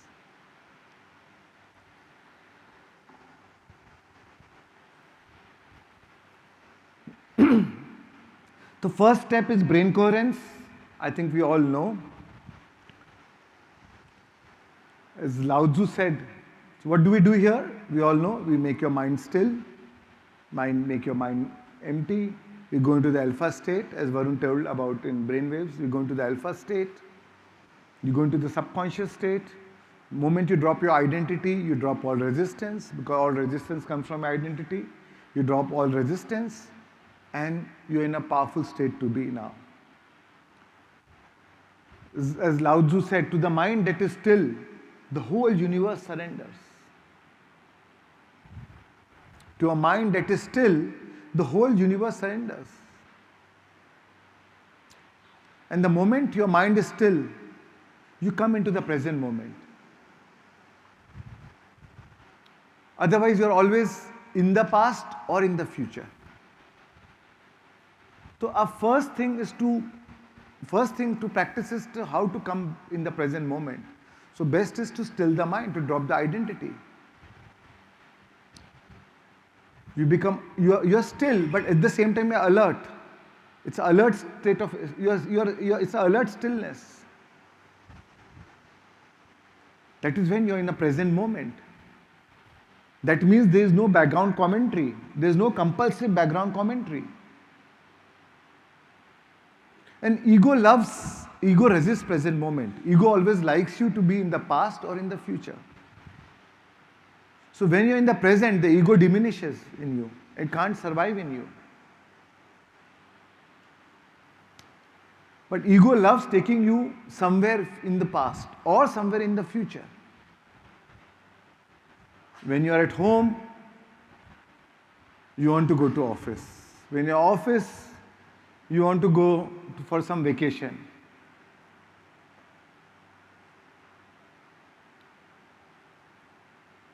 When you are not married, you wanted to get married. Then I'll be happy. When you're married, now you want to have a girlfriend.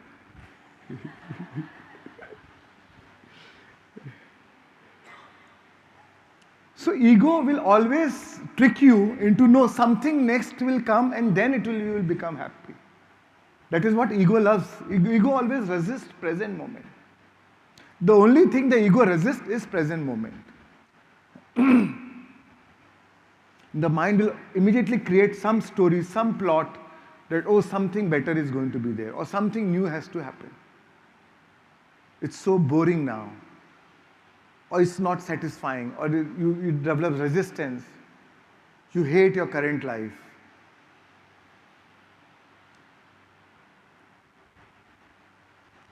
So, meditation is an alert state of being above thought. And sometimes you fall below thought and you nod off. A lot of times people say, I go to sleep. But then it's about practice. With you more practice, there will be alert stillness. There will be conscious spaciousness. You'll experience that spaciousness consciously without nodding off.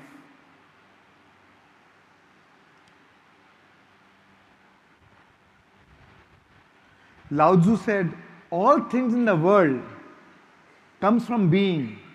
Being is your thoughts, emotions, your state of being. All things in the world come from being.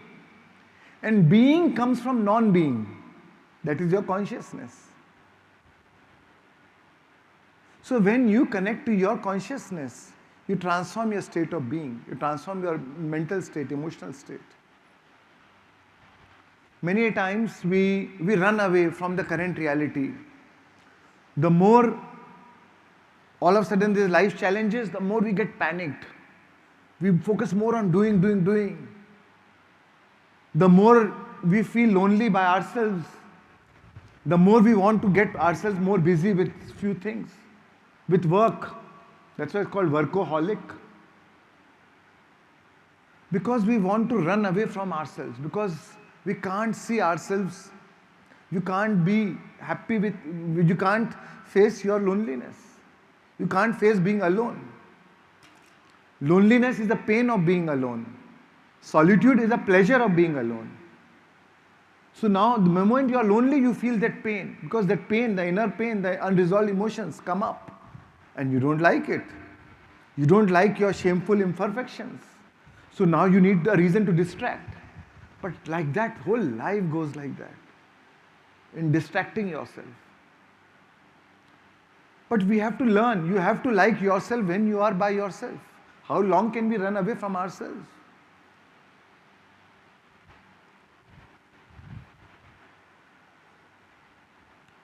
Right? Only when we know ourselves, only when we know how to connect with ourselves, we'll be able to connect to the world. We'll be able to enjoy the world. Swami Nisargadatta Maharaj said, wisdom is knowing. Wisdom is knowing that I am nothing.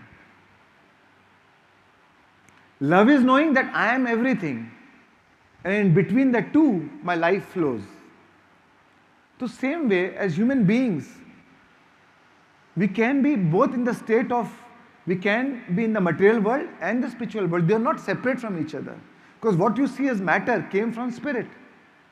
So material and spiritual is actually same. Because matter came from spirit. We distinguish, we think, oh, it is different. No, it is not different. If you master the spirit world, you will master the material world. Because matter came from spirit.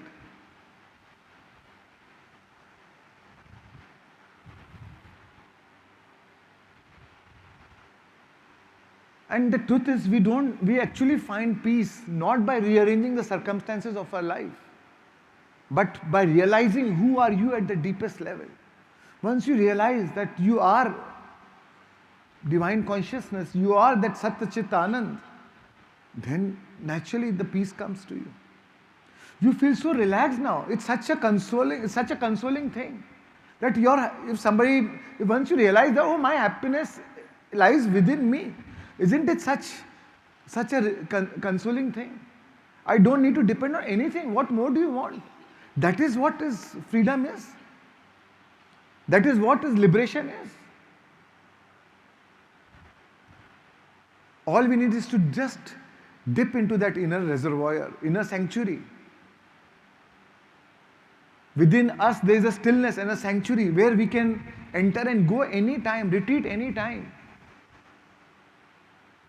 We can retreat anytime.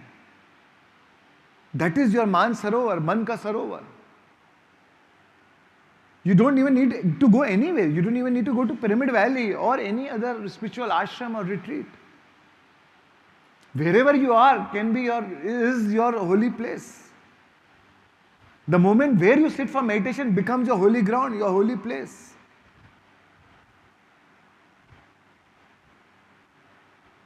And we are lucky in the age of information that we have smartphone where knowledge is so freely available. Any knowledge is just on a click of a button. It's never been as easy as ever before. So you can learn the spiritual wisdom of whatever masters you want. You have all the gurus in your hand. So if not now, then when? There is no better opportunity than now. We are so blessed to be in this current moment, in this time of the planetary evolution. So I say that this is the best time for enlightenment. This is the best time for manifestation. Never ever before we have seen a time like this.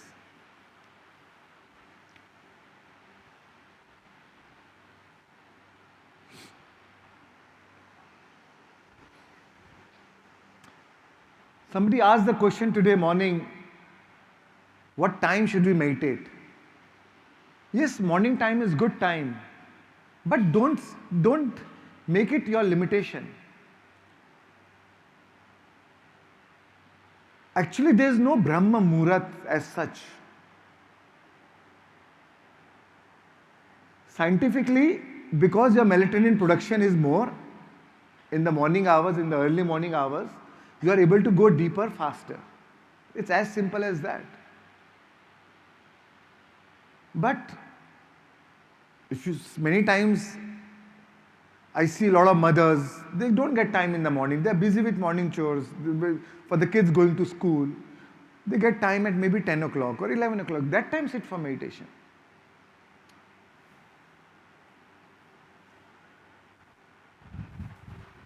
The Brahma is already inside us.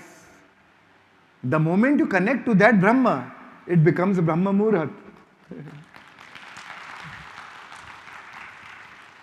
There is no Muhurat for home vapsi.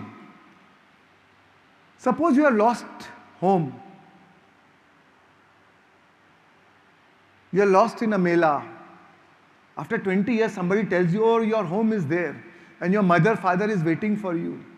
Will you choose a Muhurat and then decide when to go? Will the mother say, oh, my son should only come at this time? So there is no Muhurat for homecoming. Meditation is homecoming. The moment you turn inside, the moment you enter your own home, your own sanctuary, you connect to your own consciousness. That moment becomes divine. When you align with yourself, and the stars will follow. Don't wait for the stars to align so that you can align. If you align with yourself, the stars will align. Stars will follow. You don't need to follow their alignment. They follow your alignment. Because you created them.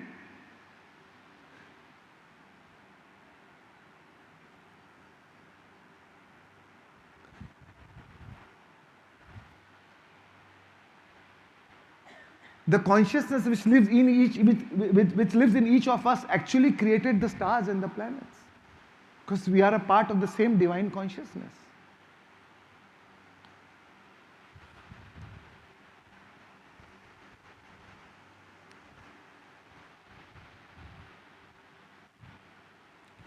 Jesus said the kingdom of heaven is within you. He was not talking about any physical kingdom. It is a dimensional kingdom. We are multi-dimensional beings. We are not just in this three-dimensional reality. We are multi-dimensional beings. We can travel through dimensions. And when you meditate, you change your vibration. You travel to different dimensions. And that dimension is within you. That's why Jesus said the kingdom of heaven is within you. The dimension of space is within you.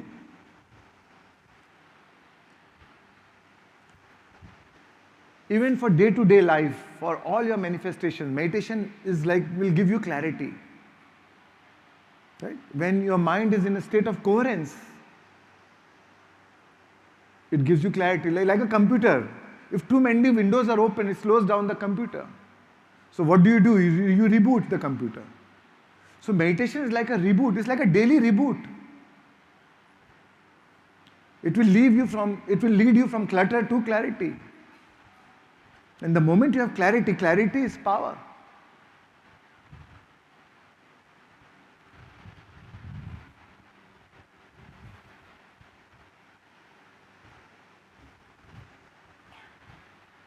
A lot of time people say, I don't have time for meditation. I'm in a business community, so a lot of my business friends tells me, Shreyans, I know I want to do it, but I just don't get time for meditation.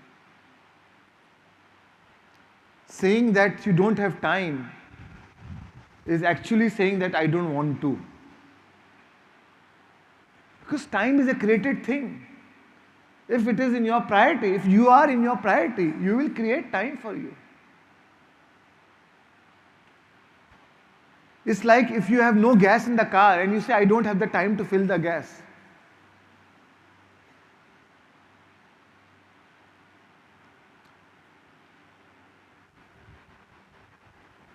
The time spent on meditation, the return on your investment is phenomenal. It's exponential. Because 5% of your time spent in meditation, if it can change 95% of the quality of your day, then why not? It's quality versus quantity. We are so focused on quantity, but why not change the quality? Meditation is not just for meditation, it's a tool to make your life better.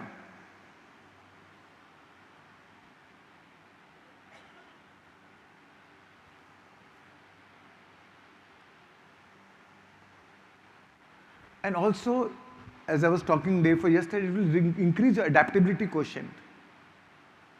Now you have a bigger capacity to elegantly roll on with the punches that life is going to give you.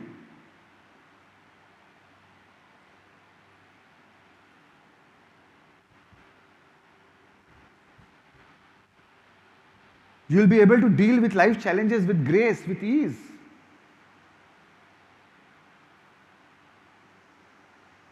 I have met a lot of meditators, but I don't see transformation in their lives.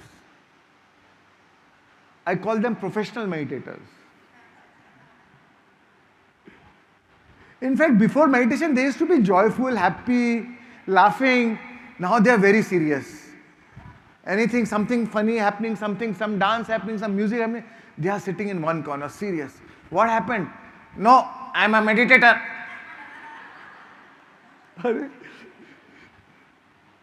So, meditation is, a lot of time people go into meditation out of escapism. They want to escape the responsibility of day-to-day life. But that's a trap. You're not trying to escape the responsibility. In fact, You want to embrace the responsibility. So that whatever you can do it, you will do more responsibly, more better. You take responsibility for your life. You don't run away from your life. Now there's no fear now. Meditation makes you fearless. Now you are ready to face life bang on. Any challenges, you say, give me more. I am ready to take it. Because you don't fear challenges anymore. In fact, it is the contrast. Out of contrast comes innovation. Out of contrast comes creative ideas. Necessity is the mother of invention, right? When there is a contrasting situation, it gives birth to new desires, new innovative desires. And then comes transformation. Then comes revolution. Then comes innovation. Some new invention happens. No invention ever happens unless there is some contrasting situation, unless there is some challenge as you are facing as a mankind, and then to overcome, you invent something new. To resolve, you create something new. So same with in a personal life. Expansion of consciousness happens because of the contrasting situation. So for me, it is not important how good a meditator you are. What's important is how do you face challenges. That is your true test of meditation. How do you behave when you are given a power in any capacity? How do you behave when you are given a power in any capacity? When you are nothing, you had no choice to be humble. But when you gain materialistic wealth, when you gain some kind of a power or some position, will you be humble? Can you maintain your humility in spite of that? Because when that power comes, the ego creeps in from the back door. Then the true colors come out. Even spiritual ego comes up. You start judging everybody. Oh, I am an old soul. These are all poor baby old souls, young souls. What do they understand? I don't want to waste my time with them. You think, oh, you are the enlightened being. You feel you are holier than thou. Oh, these are my disciples. So good to feel, no? My disciples. My followers.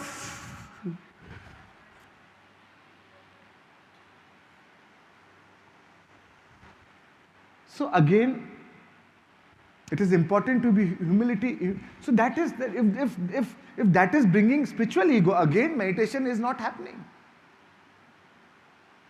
Because there is no way if you are connected to your divine, to your inner being. When you are connected to your wholeness, then you don't care about popularity. You don't care about how many followers you have. You don't care whether people appreciate you or criticize you. Appreciation or criticism is only a feedback. That's all. To improve yourself. So as you are in the spiritual journey now, make sure that we don't judge others. We don't judge others' journey. Our job is to stay humble. Because knowledge is power. Spirituality is power. You become a powerful creator. But it should come with humility. Should come with patience. It should come with non-judgment. It should come with compassion. Otherwise, who cares about your spirituality? Who cares about your enlightenment?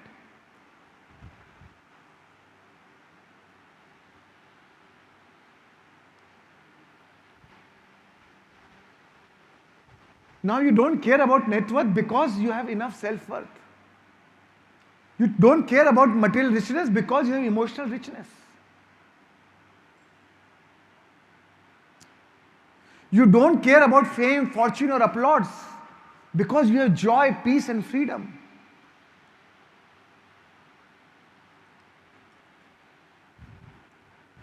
So, friends, the best gift you can give to yourself or to others is the gift of meditation.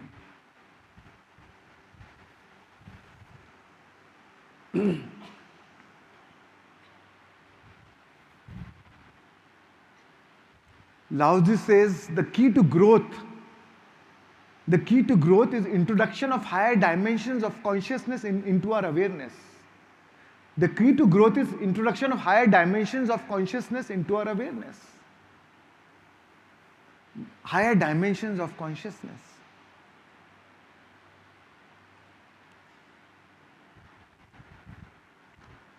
So, brain coherence, I can go on and on, but yes, let's stop here. So, you now know what is brain coherence, and we've been practicing now, and that is where simple anapanasati meditation.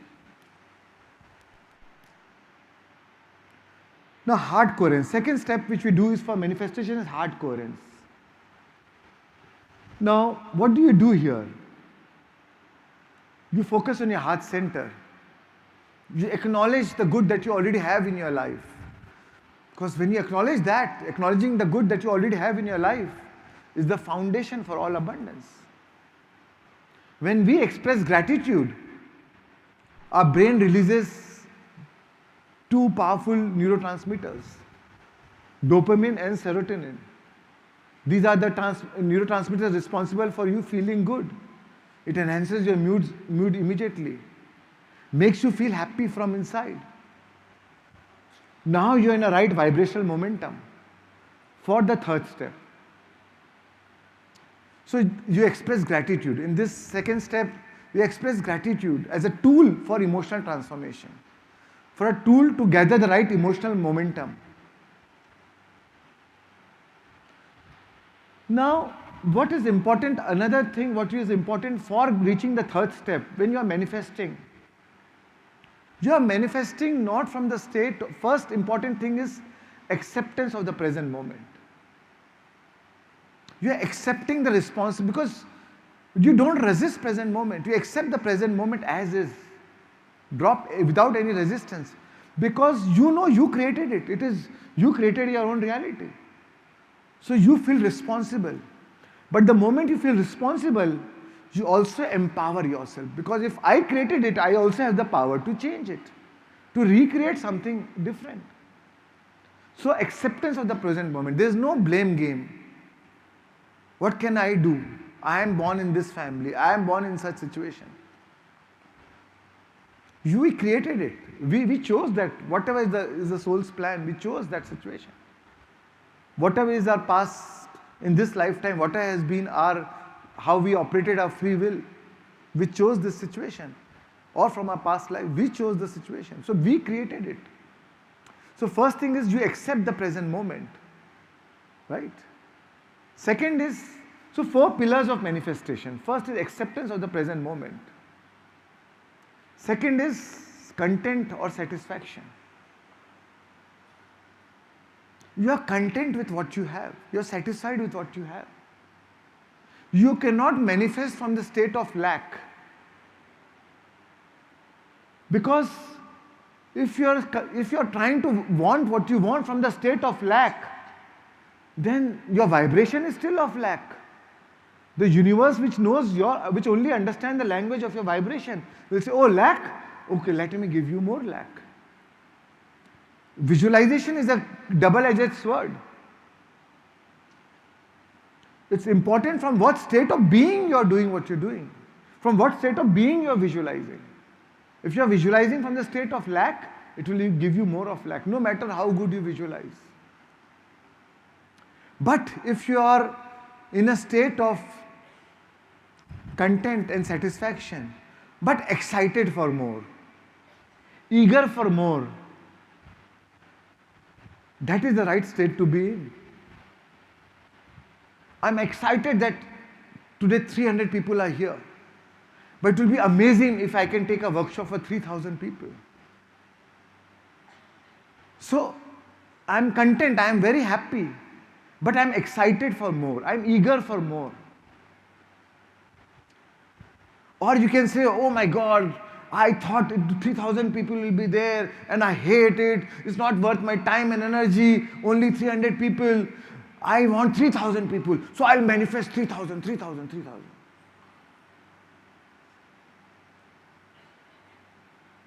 Both time you are manifesting, you are visualizing 3,000. But what is your underlying consciousness? Is it from content or from dissatisfaction? So you don't manifest from the state of discontent or dissatisfaction. No matter whatever you have in your life, the fact that you are alive is a reason enough. No matter whatever you have, good family is a reason enough. So find content satisfaction. So second pillar is content and satisfaction. Now third is gratitude. You're already grateful for what you already have. Grateful for being alive, grateful for your family, friends, whatever it is. A grateful heart is a magnet for miracles because the universe which has been watching your vibration. Oh, the vibration is of gratefulness? Okay, let me give you more that you can be more grateful about. So gratitude. And the fourth pillar is appreciation. Learn to appreciate. Find a reason to appreciate things in your life. What you appreciate appreciates. Marshall Rosenberg said, never miss an opportunity to appreciate. It has a terrible shelf life. Never delay an expression of appreciation. It has a terrible shelf life. When you appreciate others, when you appreciate the life around you, things, situations around you, actually you are appreciating yourself. You are tuning into the part of you which you appreciate. So friends, when you follow these four, in the second step, in the heart coherence, we follow these four things to generate these four feelings, to realize these four feelings. Now you're in a right vibrational state. Because you can, when you want to manifest, you accept, believe and surrender according to your emotional state. You will only believe what you want to manifest if you're in a right emotional state.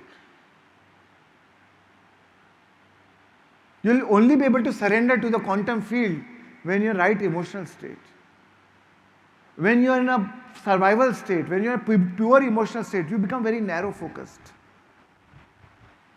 Like Varun gives the example, tiger is attacking you. All you want is to save your life.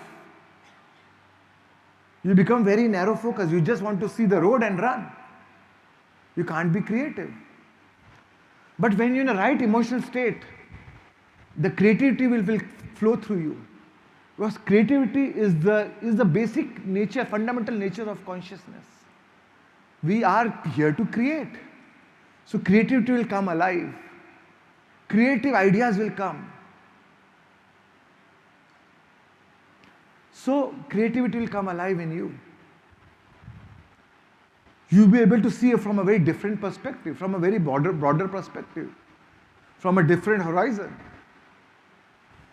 If I want to see you from here, I can see only these many people. But imagine if I'm in a flight, I can see the whole city.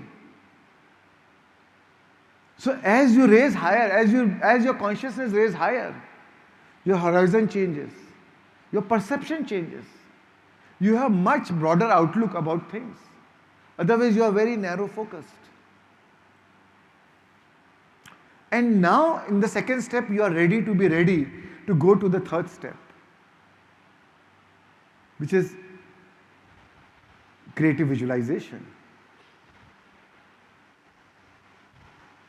So I'll quickly go about the properties of the heart.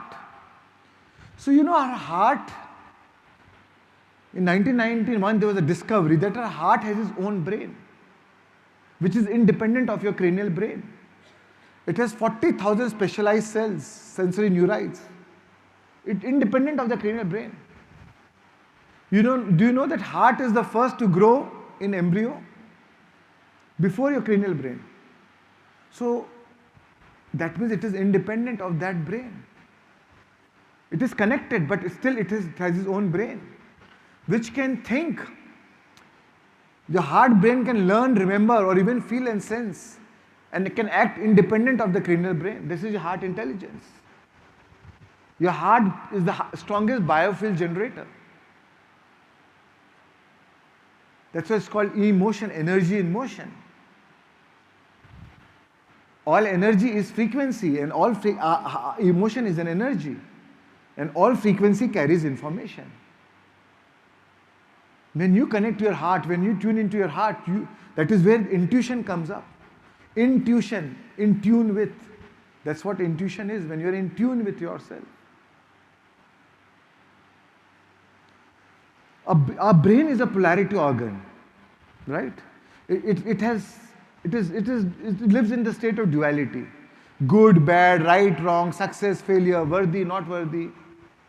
It creates separation through our senses. Brain is always about predictable. It only wants to be in a state where it can predict the outcome. To be in the unknown. Our brain is an anticipation machine. It wants to anticipate and then say, oh, everything will be safe? Okay, then I'll go. A brain is a critic. A brain is an editor. But the heart intelligence works differently. Heart intelligence is different. When you listen to your heart, the answers are brief, direct, concise. There's no logic involved. The answers are objective. The answers are non-judgmental. And the answer feels right. You feel excited to take action. That's why when you meditate,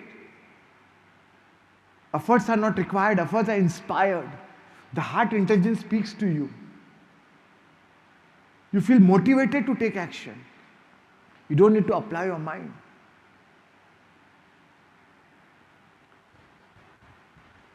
Heart intelligence is honest and fast.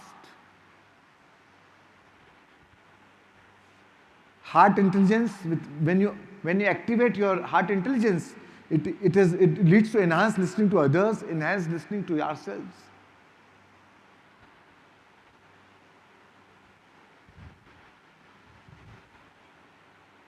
Friends, our heart is a conduit to the quantum field. A coherent heart can read the signature into the quantum field. Tomorrow maybe I'll show some 4 experiments on quantum physics, quantum mechanics, where the scientists have said that there's a compelling evidence to suggest that the physical heart is coupled to a field of information that is not bound by the classical limits of time and space. And I'll show you some experiments, you will get more relevant there. You'll be able to relate what is written here tomorrow. So friends, the heart and brain coherence, when your heart and brain is in a state of coherence, it is like explosion in the quantum field. The quantum field starts shaking because now your vibration is so powerful.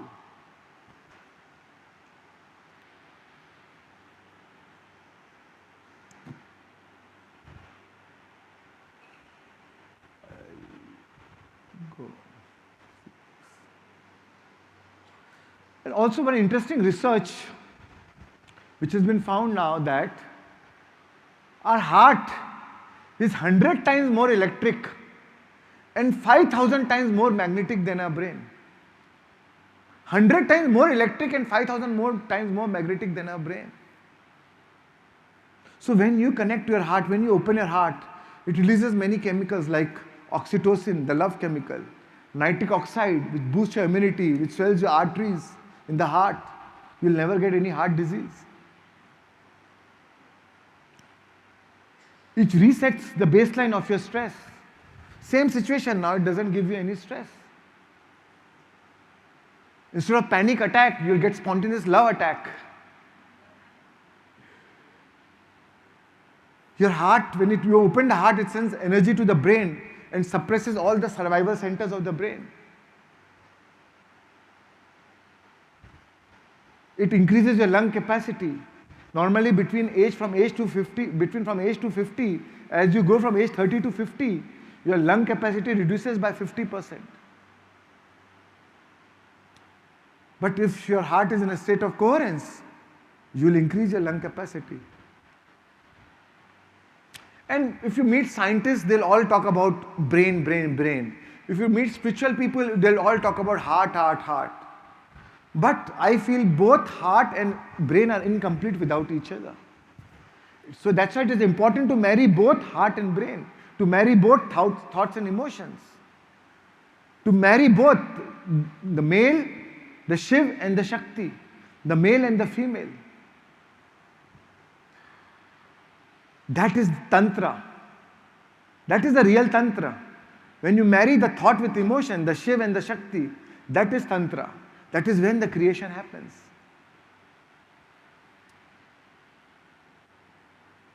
That's why Rumi said, the longest journey you will ever take is from your head to heart. Lifetimes goes by making this connection.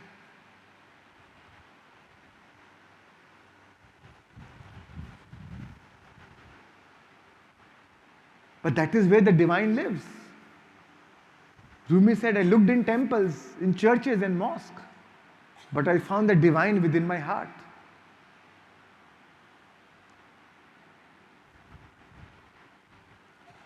So now let's get into the visualization, the science of creative visualization. Now why visualize? Why do you have to visualize? So two things are happening when you visualize.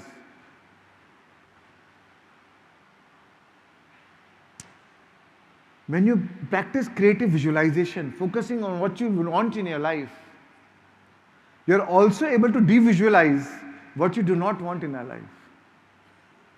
Even otherwise we are imagining, but now we are imagining, otherwise we are imagining the worst outcome. We are worrying. Worry is a prayer for manifesting what you do not want, because now you're speculating the worst outcome. So we are imagining the worst. So by focusing on creative visualization, now you, rather than having uncontrolled imagination, now there's a disciplined imagination. You're disciplining your mind to imagine what you want and not what you do not want. So not only you are visualizing, but you're also de-visualizing what you do not want. So it is working on both, it is a double benefit.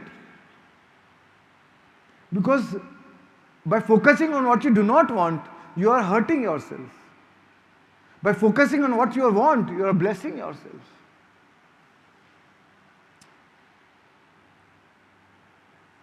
And friends, the reason why I am sharing all this, because the whole science of manifestation is nothing but a technology. This is the technology of creating whatever you want in your life. It's only a miracle until it becomes a technology. Before you thought you can fly in the air, maybe 100 years back, it was a miracle. How can humans fly in the air? How can you have a smartphone which can be wireless and still you can even do a video call on it? Right? 30 years back, it was a miracle. But today, we don't even think about it. Our kids don't even think about it. They think this was the world always was. This is how the world was always been. So everything is a miracle until it becomes a technology. And once you understand the technology, then miracles will be a daily miracles. Earlier, we had a med lab where we used to document all the cases of healing. All the cases of, oh, these people got healed by this meditation, by this breath work. I was so much focused on documentation. But after then, these cases became so many, now I don't even bother now. Because these miracles are happening every day. What do you document now? How much do you document? Now just do it. What is there to prove now? What is there to not tell the world? It's not required.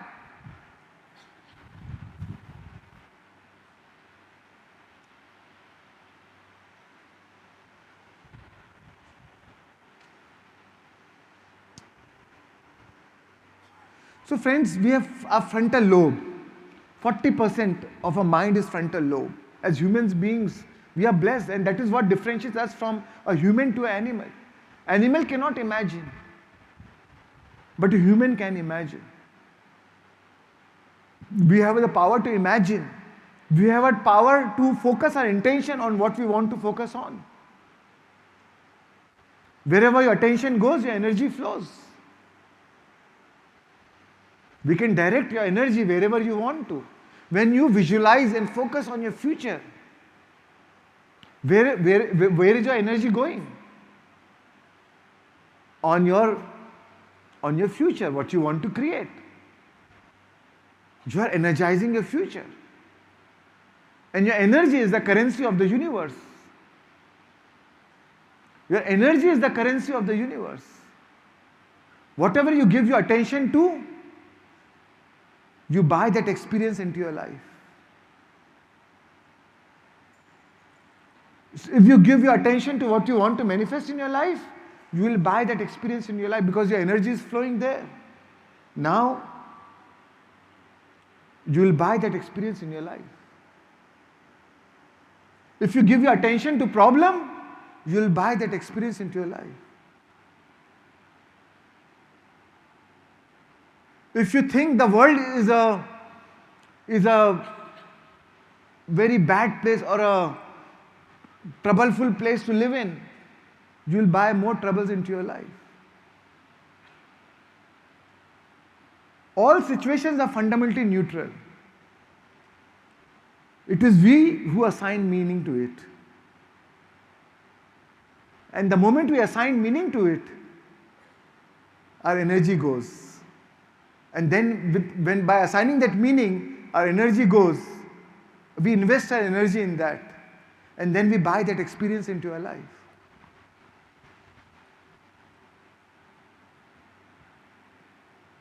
So it's a choice. If you think this is a hostile place, the world is a hostile place to live in, it will be hostile.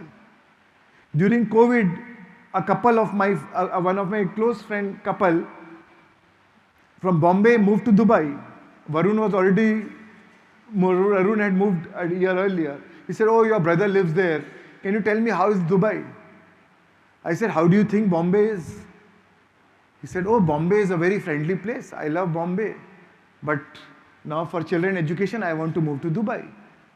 Do you think, how are the people in Dubai? I said, exactly like Bombay. Because if you find people friendly here, you'll find friendly there. Another couple friend wanted to move back to Bombay. His parents were unwell. I said, COVID time, I want to be with my family. And after 20 years, they wanted to move back to Bombay. Their parents were aging. And they said, "Oh, how is Bombay now? We have lost connection with Bombay. We have hardly any friends in Bombay." I said, how do you think Dubai is? Dubai is very materialistic. People are very selfish. They even make friends for their selfish reasons. I said, Bombay is exactly the same.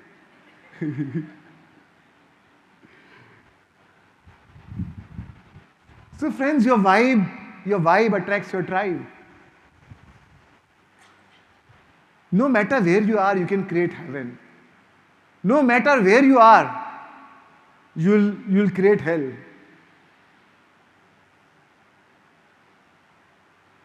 A pessimist will find a problem in every solution.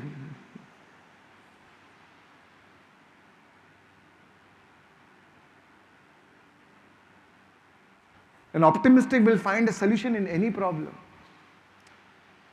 So friends, that's why we visualize. We focus on what we want to manifest in our life. Right?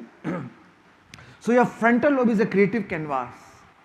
Whatever the image you create here silences the rest of the chattering of the brain. And the body starts considering this experience as your reality. Your brain does not know the difference whether it is actually happening or you are only imagining. Your body starts thinking that, oh, it's a reality, it's actually happening. It produces the same chemical as if it's actually happening. That's why our only limitation is our imagination. And as child, we were very imaginative. But as we started growing up, as we started facing the hardships of life, challenges of life, adversities of life, our impulse to dream is slowly beaten down by the experiences of our life. Now we don't imagine. Now we've been told seeing is believing. Only what you see is real.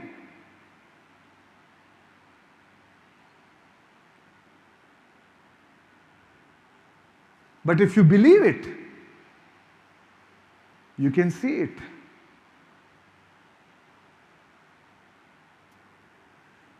So you can use imagination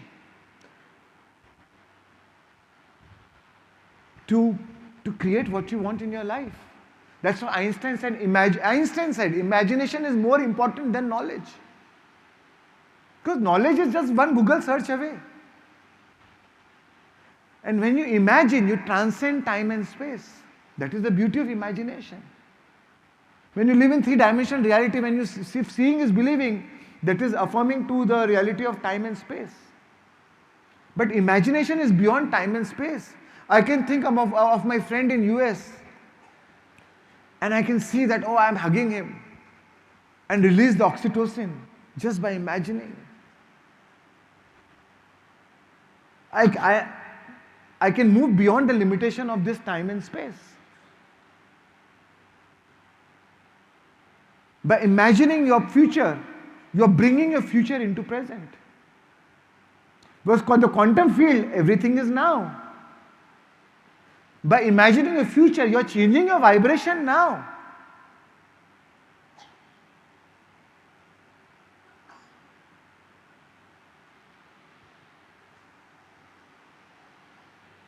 Friends, what we see is only less than 1% of the light spectrum. Only 1% of less than 1% of the light spectrum. More than 99% you don't even see. You don't see gamma rays, X-rays, ultraviolet rays, infrared rays, FM, TV, shortwave, 3G, 4G, 5G. None of these you can't see. You can't see gravity. That does not mean it's not there. So if you are focused only on 1% of reality, only what you can see, you are missing on 99% of the reality, which is the possibility, which is the potential.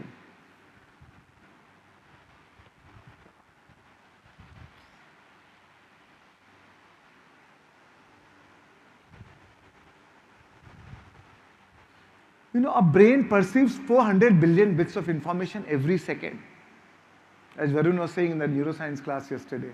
Our brain perceives 400 billion bits of information every second. But you are only aware of 2000 bits of information. Now what is the 2000 bits of information? Which you are already familiar with. The brain only accepts only the information you are already familiar with. As Varun said, the brain, two laws of the brain. Law of association and law of repetition. So first the law of association, only what the brain can associate with, it will accept that information. Rest, anything which there is no association, the brain sees a danger. As a virus attacking and the immune system is ready to protect you. So same way your brain is wired to protect you. Brain sees a danger, it will reject that information.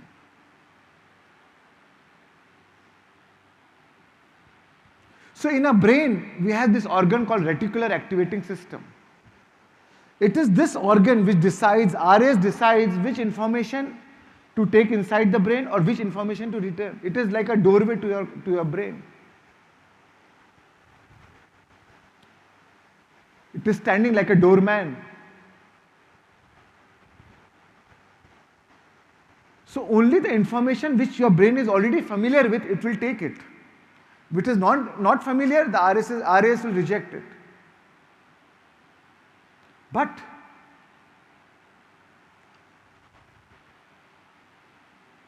when you visualize something, what are you doing? When you are visualizing, you are making the brain familiar with that information. Your brain now already has that information. So now, when the same reality, when you start attracting into your current reality, you will start recognizing it. Your RAS will accept it. And now you will be drawn towards it. You will be drawn to take action. Otherwise, the RAS will see it as an enemy and you will shut the door. When opportunity knocks on the door, if you're not ready, if you're not familiar, you'll say, sorry, wrong house. But when you activate, when you visualize, you make the brain familiar. Now when you see the cooperative components coming into your life, you'll recognize it. And many a times, the way manifestation happens is not that, say suppose you want a cake. The way the universe works, the moment you say I want a cake and you're in a right vibrational frequency, all the cooperative components will start coming together to make a cake. You need a milk, you need salt, you need baking soda, you need sugar, you need some cream. Now first the milk comes. You say, sorry, not this. I wanted cake. Why has the milk come? Then sugar comes. You say, no, I wanted cake. Why has the sugar come? Oh no, I wanted cake. Why has the baking soda come? You reject all that. And that's why you don't let the new things come into your life. Because you said, oh, I wanted cake. But all those cooperative components were coming into your life to make the cake. But if you have visualized it, the RAS will recognize it. Oh, milk, idea will come. Oh, actually you can make a cake out of it. Oh, now look for baking soda also. Oh, baking soda is right there. Then efforts will be inspired towards that direction. Right? And then things will come into place. So, by visualizing, you are programming your brain to recognize those cooperative components when it starts coming into your life. RAS has like once you have visualized, the RAS sees like a spotlight effect. If the room is dark, suppose there's if this pyramid inside is very dark, and the spotlight is only on, say, one person. So what you will see is just that one person. So that does not mean that other person didn't exist. But because the spotlight is there, you will see it. Same way, when you visualize it, when the opportunity, when those cooperative components come into your life, you will be able to identify it like a spotlight, like a laser. You'll immediately see it. It's like when you buy a car, and you are a car with some number. You know, the moment you see the cars with a similar number, you'll immediately see it like a spotlight. That does not mean they never existed. But now your brain has dendrites that dendrites have cells of recognition. Dendrites are the cells of recognition. Now you have developed that neurotransmitters in your brain. You have made that synaptic connection in your brain, and that's why you immediately recognize it. Or the same model of the car, you'll immediately see it. Oh, same color car or same model car. But if you don't have the cells of recognition, then you'll reject it. So the RAS is the most intelligent and sophisticated alarm system into the universe.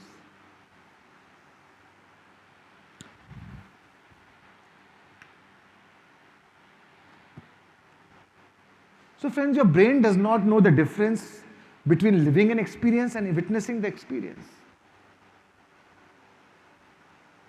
Imagine when you go for a movie, if you see a sad movie, you feel sad. You know you're in a movie, but at that moment, your brain forgets that. If you have a bad dream, you know it's a dream, but you wake up panicked. So, your brain does not know whether it is genuinely happening or it is actually you are just imagining it. Now, you can use this faculty of the brain to your advantage or to your disadvantage. So, why not use it to your advantage? Why not visualize and make the brain feel as if it's already happened?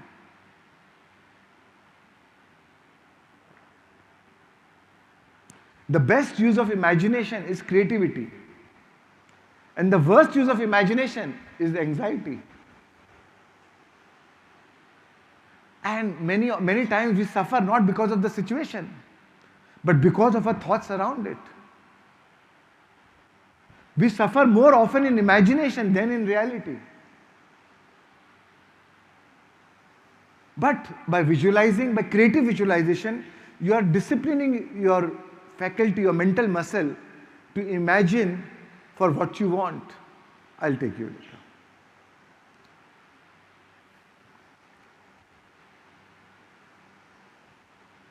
Yeah, tell me. The mic here.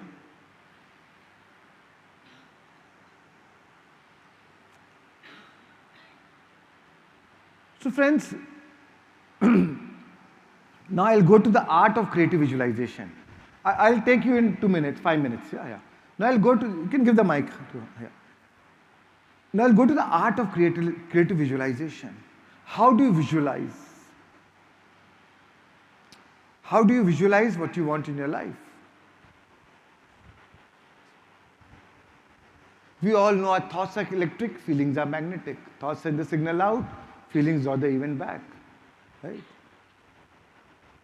Now, why do you use power of imagination? As Einstein said, we cannot solve a problem with the same thinking we used when we created them. So, to change your physical reality in this three-dimensional, what we are trying to do is to create from a higher dimension.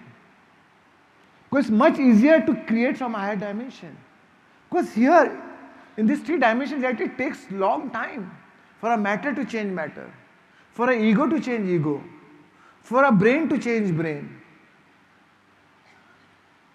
But when you create from a higher dimension, from where everything anyways came from, it's much easier. That's why we change our vibration, we do brain coherence, heart coherence, and then creative visualization to create from a different dimension, to create from the quantum field. So that we create with joy, with effortless, with ease, with content, with satisfaction, with gratitude, with appreciation. The journey is joyful. No matter what the outcome is, the journey itself is so fulfilling.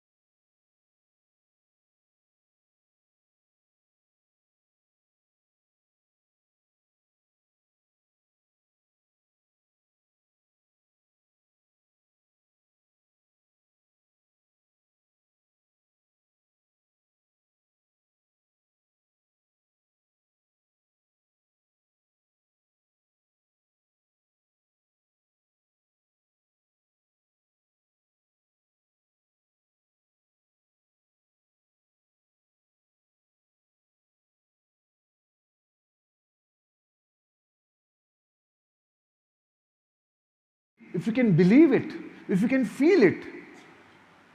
Visualization and emotionalization. If the emotions come easy, then you can be as specific as you want. Suppose I have a bank borrowing of 2 crores and I want a bank balance of 1 crore. So between my bank balance, bank borrowing of 2 crore and a bank balance, the gap is of 3 crore. And if I am visualizing 1 crore in my bank account and my mind is doubting, no, how can you have to, how can you, what rubbish are you talking? You don't have no money to even pay the salary. You already have a bank borrowing of 2 crores. You don't even have the money to pay the bank interest. How do you think 1 crore will come? If your mind is doubting it and if you're not able to emotionalize it, then just think my financial condition is getting better and better. Now that is easier to believe, right? So at least that is easier to change my vibration. Because the universe does not care. All the universe cares is the vibration. Now whether you are changing your vibration by specific visualization or by generalized visualization, what is important is to change your vibration. If by thinking very specific, if it is developing resistance, then the vibration is of the resistance. Right? So be specific when you can feel it. And that's why we do the first and the second step, so that it is easier for you to feel it. But still, if it is not easy to feel it, it's a practice. Maybe initially it is not easy to feel it. Then be as general as you can. But if you can feel it, then you can be as specific as you want. Your command can be as specific as you want. Now focus on what you want, not how you want. Only focus on what you want. Right? For how you want, you go to the fourth step. Now, the surrender.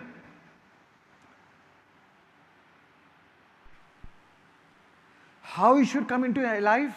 Now you visualize what you want.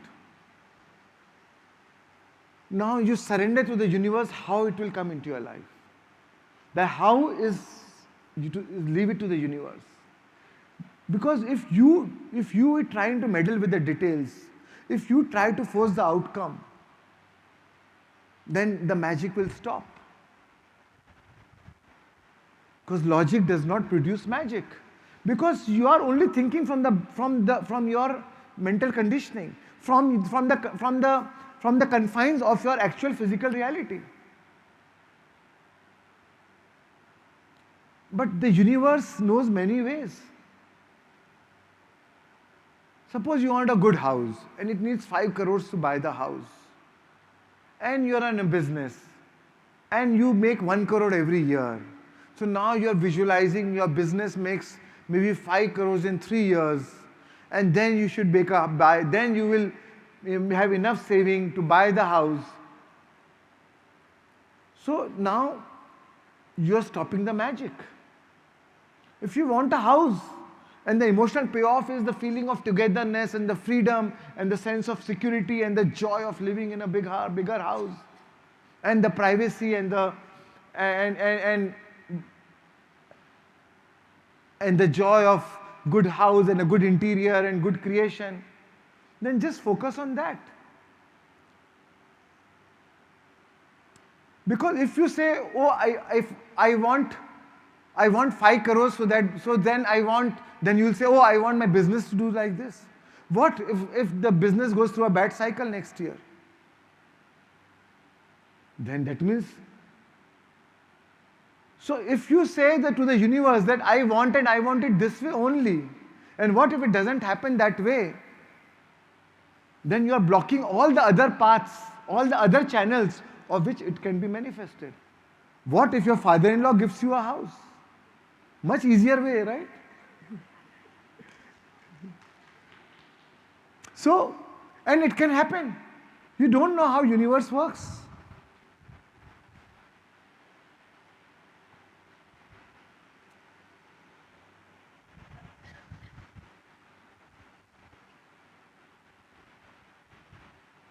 So don't meddle with the details.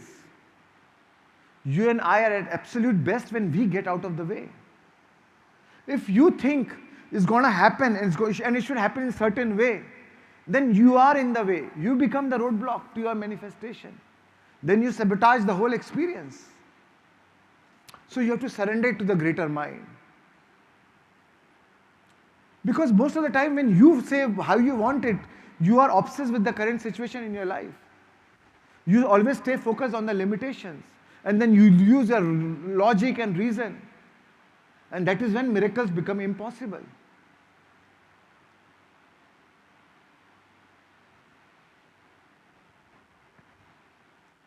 But when you tune into your inner self and use your imagination and combine with elevated emotions and surrender to the higher mind, that is when impossible becomes logical and miracles becomes normal.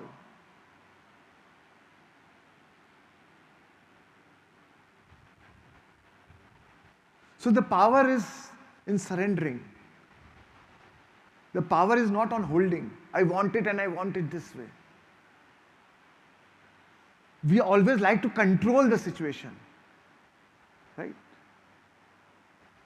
I should be in full control of our outcome. So even in visualization, you want to be full control of what you want. But this is not how the universe works.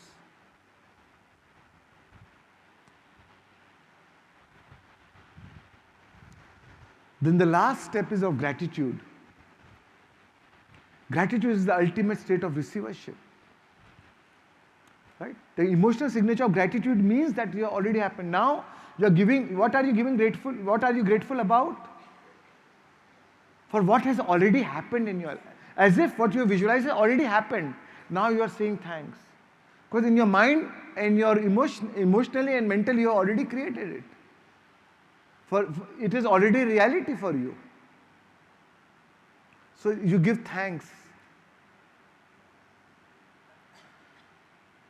Giving thanks for the abundance is sweeter than the abundance itself. Even thanking will give you so much of joy and exhilaration. And actually when you get up from your meditation, you will feel so free. You will feel, हुआ तो ठीक, नहीं हुआ तो ठीक. You'll surprise yourself कि बैठे तो थे कि ये manifest करना है. And when you get up, you say, no, it doesn't matter actually. Because how can you want when you feel so whole? When you still feel so complete? Then you don't care. But the universe works differently. Oh, you feel wholeness? Let me give you more that you feel more whole. It will give you anyways.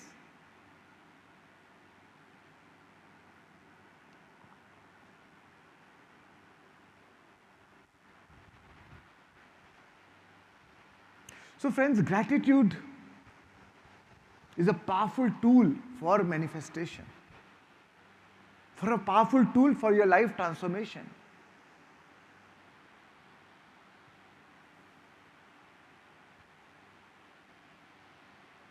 I've written a poem on gratitude. Can I share? And then we can go into meditation. So gratitude unlocks the fullness of life. It turns what you have into enough and more. Gratitude can turn a meal into a feast, a house into a home, a stranger into a friend. Without gratitude, you can turn any paradise into hell. Without gratitude, you'll always walk away from the table starving, no matter what level of abundance had been laid out before you. Without gratitude, every job is the worst job on earth. Every spouse is deficient. Every friend lets you down. Without gratitude, every home is on the wrong street. Every gift is a wrong size. Every WhatsApp message is full of typos. Without gratitude, every mattress is uncomfortable. Every cup of coffee is too weak. Every choice you make feels like a wrong choice. Without gratitude, summers will be too hot. Winters will be too cold. The music will always be too loud. Without gratitude, the movie will always suck. The teenagers will always be too rude. Without gratitude, the people who vote or worship differently from you will always be enemy in your eyes. Without gratitude, you'll always feel you were born in a wrong family. Without gratitude, the waitress will always be too slow, and you'll always get the worst seat on the flight. Without gratitude, every driver on the road except you is an idiot. Without gratitude, life is a misery. So friends, the alchemy of all alchemies is gratitude.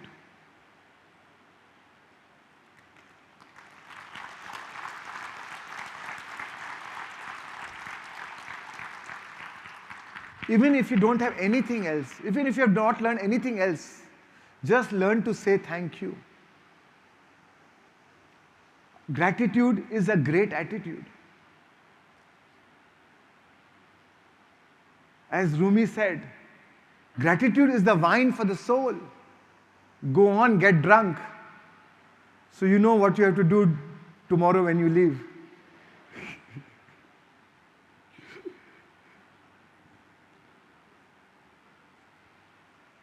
So thank you, friends.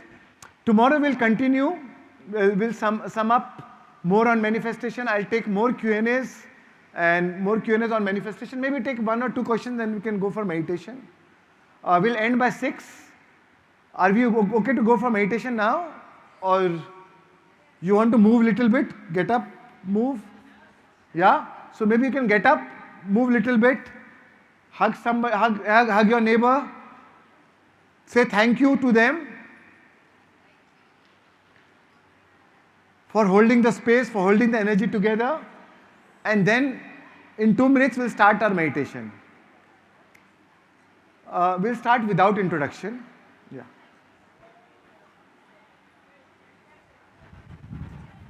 Yeah, in the meantime, I'm happy to answer any questions. Yeah, can you give a mic here?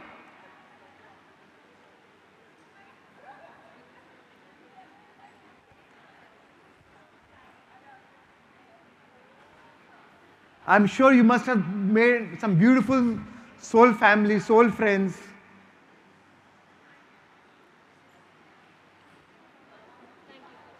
Okay, I'll take it after that.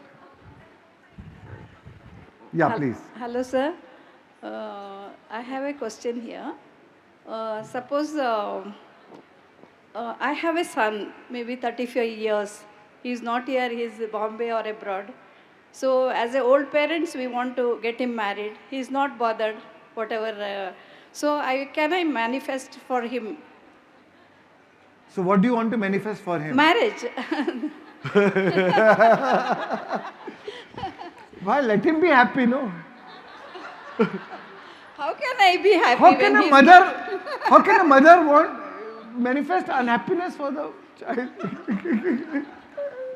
I didn't get the answer.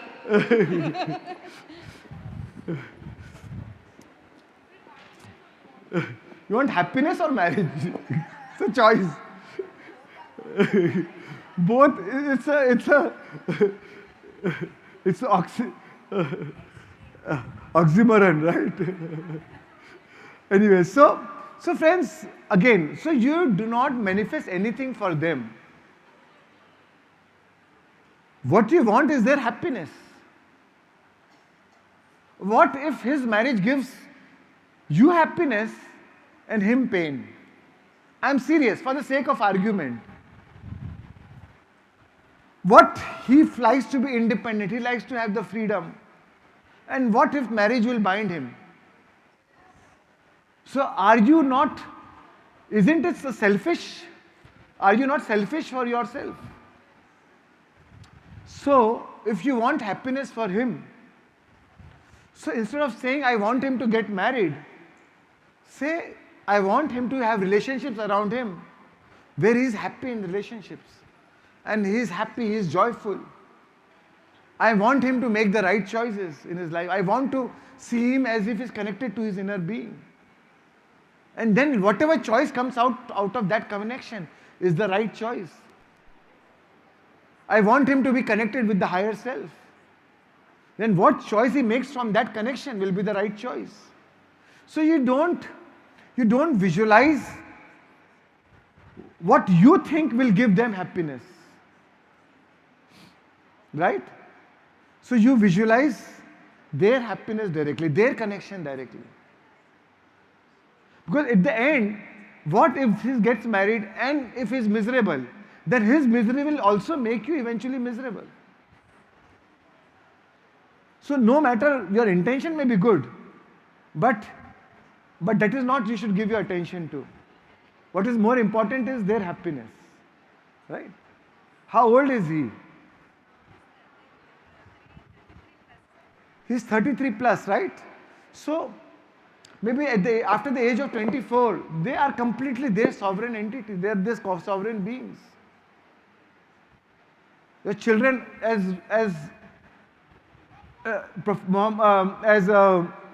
in Prophet Khalil Gibran said, your children are not your children. They are the sons and daughters of life's longing for itself. You may give them your love, but not your thoughts, because they have their own thoughts. So you have done your job. Now your role is only to give love. That's it. Now let them create their own life. Thank you. Thank you.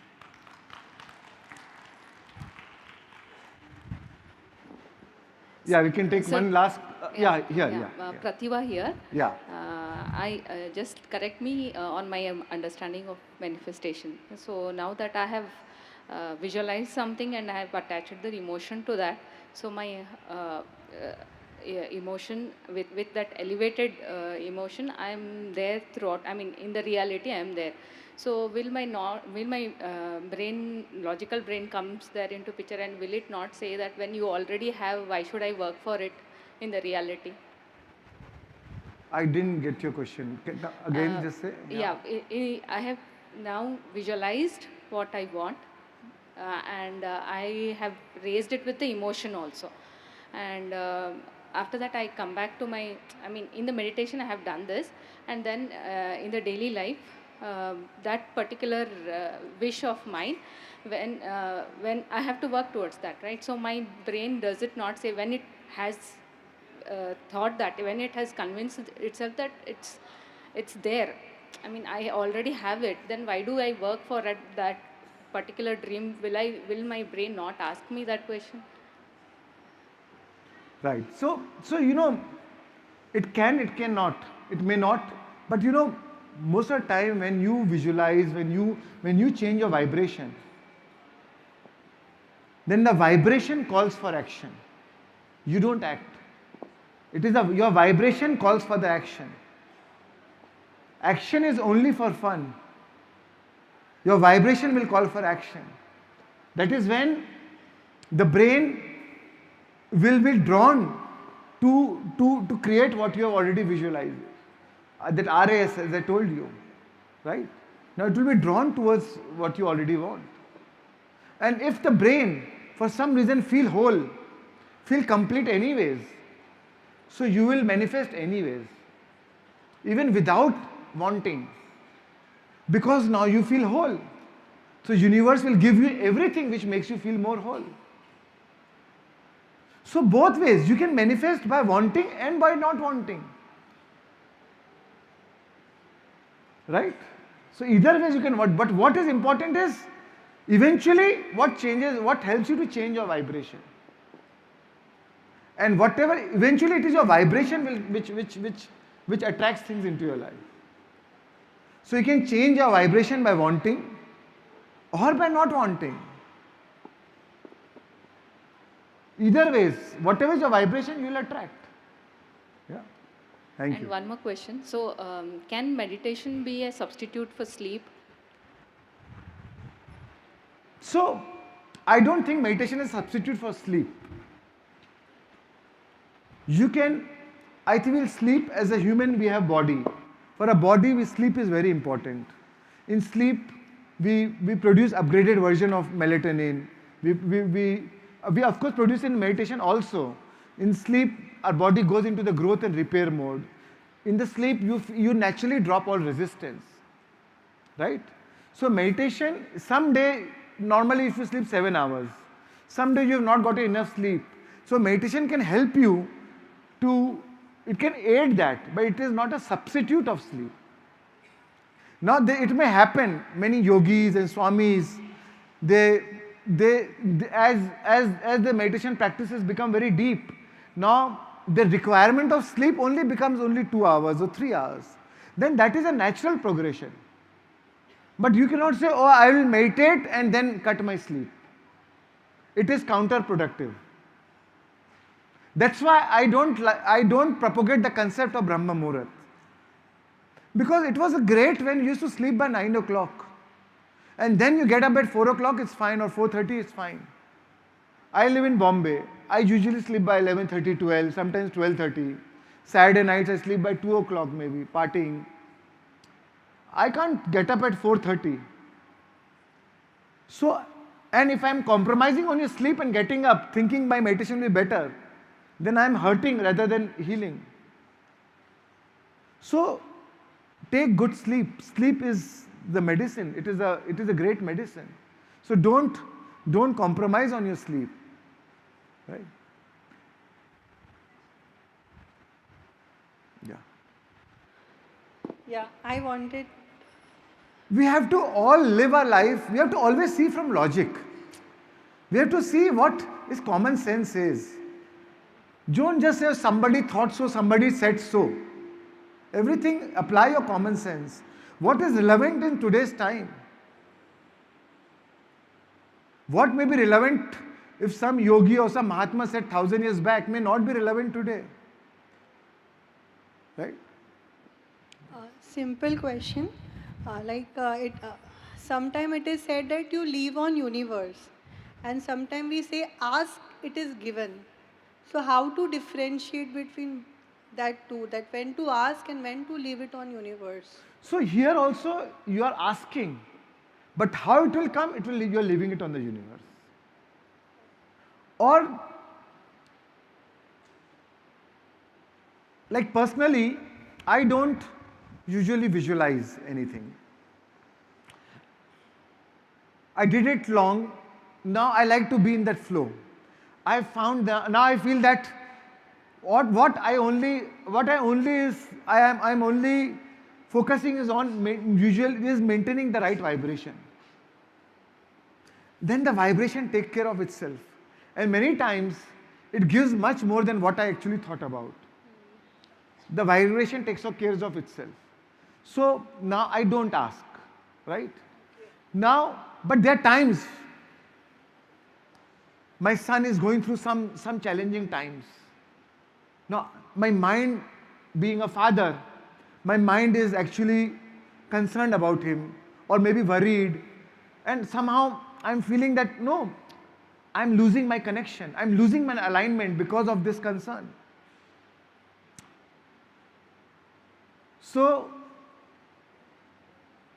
and it has already been 24 hours and I'm somehow little concerned. Because we are real, we need to be real, we need to assess ourselves truly, no matter what I'm teaching others, no matter how good a teacher I am, but I know, I'm actually worried. I wake up and I feel I'm concerned for him. So then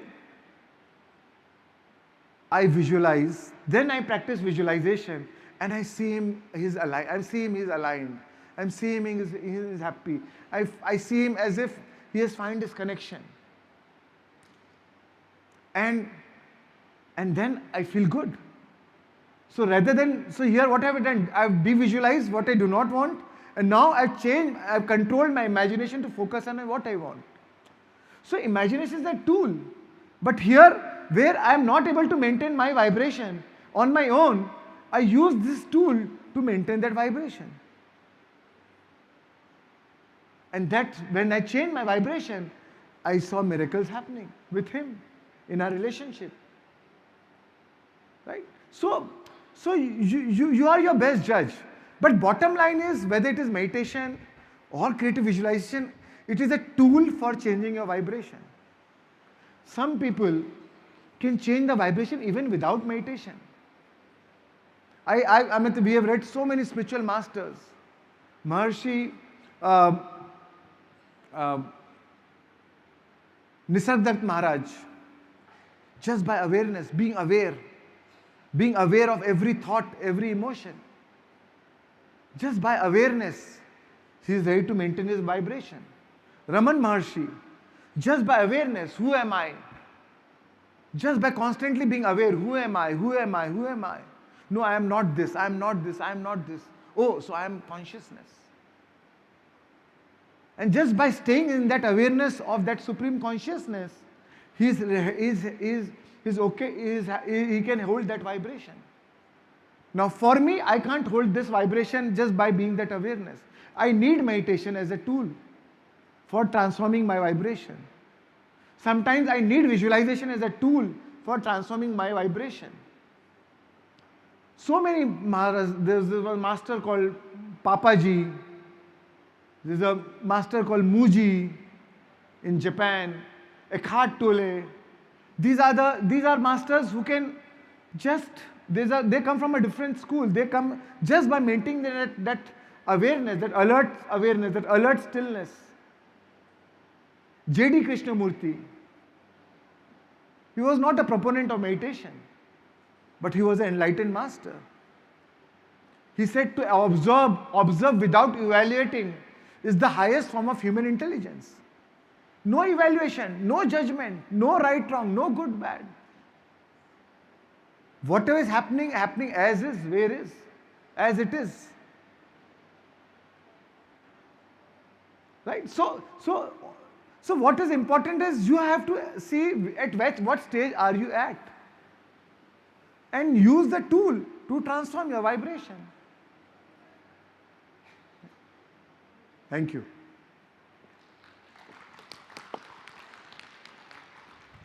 Yeah, you can take one last one and then we'll go into meditation. In the end, again I'll tell you, many times need not be meditation, need not be visualization. Sometimes you are going through challenges, your mind is running, racing, you can't meditate, you can't visualize, you don't want to do even breath work. Maybe listen to some good music. Meet some old friends. Right? Do something that you are passionate about. Maybe you are a good dancer. Whatever you are good at, maybe you are a good writer. Whatever you are good at, whatever you are, you feel it gives you joy. Use that to change your vibration. Then, after 2 days, then you say, oh, now I can meditate. Actually, sleep is also a great tool for changing your vibration. No matter what happens in your life, at that time you feel worried, you feel anxiety. You take 1 good sleep, 2 good sleep, the problem starts fading away. Somebody dies in your family, somebody vacates the body. 2 days you are very troubled. Now then you get a good sleep, you feel better. Few more days, few more good sleeps, you feel better. So take good sleep if you can. So whatever helps you to change your vibration. Right? Having fun is a great tool for changing vibration. Because at the end, what do you want in your life? You want to have fun. You want to be light-hearted. You want to not take your role so seriously. You want freedom. You don't want to get attached to outcomes or people or places or things or times or events. That is where freedom is. So whatever gives you that freedom. Today we have a pool party after the meditation. Actually it is a tool for manifestation. Because we are dancing, we are having fun. What is the vibration to the universe? Oh, you are having so much fun. Okay, let me give you more situations so that you can have more fun.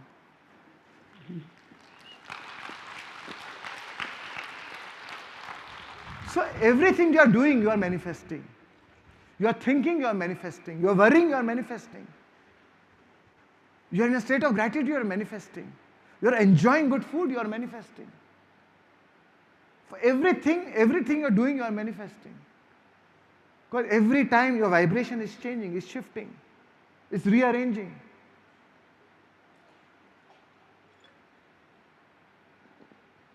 And whatever vibration you sustain for a long time, the universe gives it to you. Many times you are not able to manifest what you want because you keep shifting your vibration. If you go to a restaurant, you did great meditation. I felt so good, amazing. I love everyone. And then you see your mother-in-law. And then the vibration changes. Then the separation changes. She did this to me. Right? Or you go to your office, you are stuck in a traffic jam. Resistance. Or you went to catch a flight and your flight got delayed. Now you are fighting with the airport staff or the airline staff. Morning, great meditation. Quantum field took the order. Oh, you want abundance. Oh, you want to have your own plane. Okay, let me give it to you. The universe is coming to give you your own plane. To give so much abundance so that you can buy your own plane. And now it sees you in your flight. You are fighting with the air hostess. Oh, sorry, wrong order. This is the wrong vibration. This person hates plane. Okay. I will take whatever abundance you have so that you will never afford a plane now.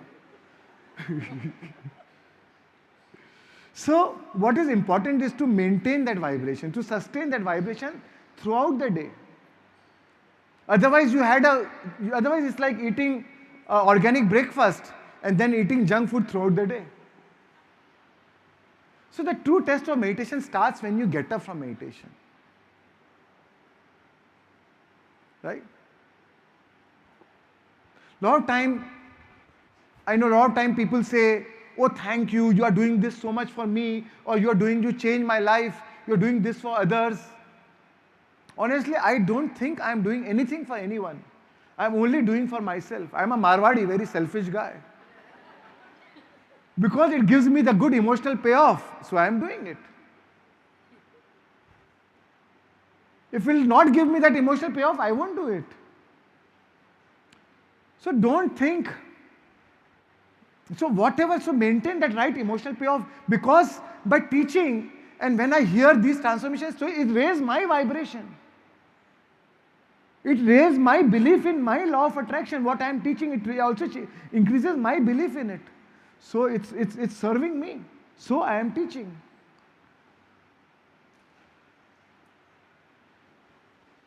So Marwadi, we don't do anything for giving. We only know how to take. One guy, I'll tell you one joke. One guy was in a boat with all Marwadis and he fell from the boat. And he told all his Marwadi friends, give me your hand, give me your hand. Nobody gave him the hand. Then he said, oh, take my hand, take my hand. Everybody gave him the hand.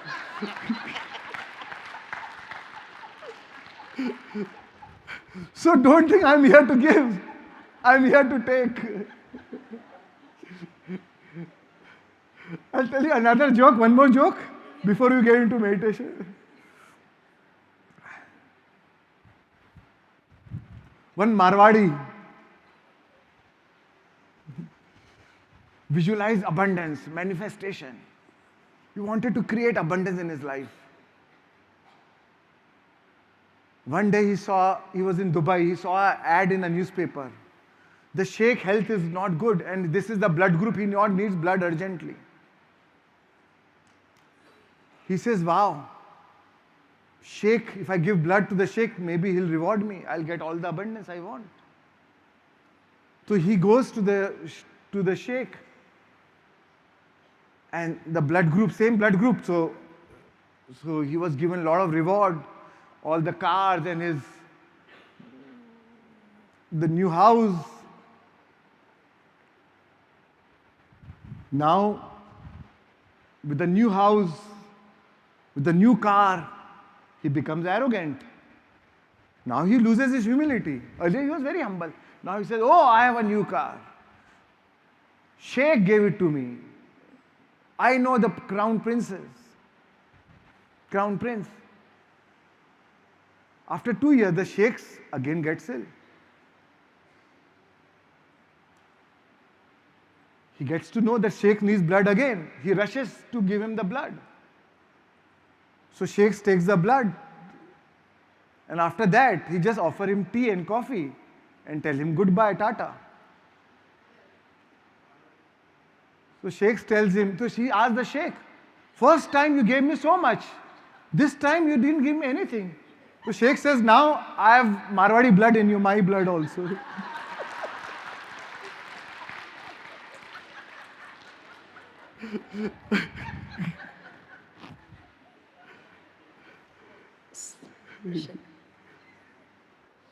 All right, friends. So let's get into meditation now. Okay, last question. Yeah, one confusion I have. Now I'm staying in one house. Now you are? I'm staying in one house. Staying in a house. Yeah. Yeah. 3 years back, what I wanted all came into one place and happened like that. 3-bedroom house, wardrobes, 2,400 square feet, just 23,000 with open kitchen. All what I told, what I asked, it happened. Now owner has told they have to come here from US and I have to vacate in 1 month. But from 2 months, I have started telling gratitude for everything, what I have got. Until that, I was in some fear. Can I manage this big house? In that state I was. So now it is coming near. Now, what I want to ask, either this house is very nice, you make it miracle, or in this type of house I want in this amount, and I'm in that confusion. Right. So very good question, a very practical question. So when these things happen, when you change your vibration, now what do you want? The type of house, right? Maybe the universe may give you a better house.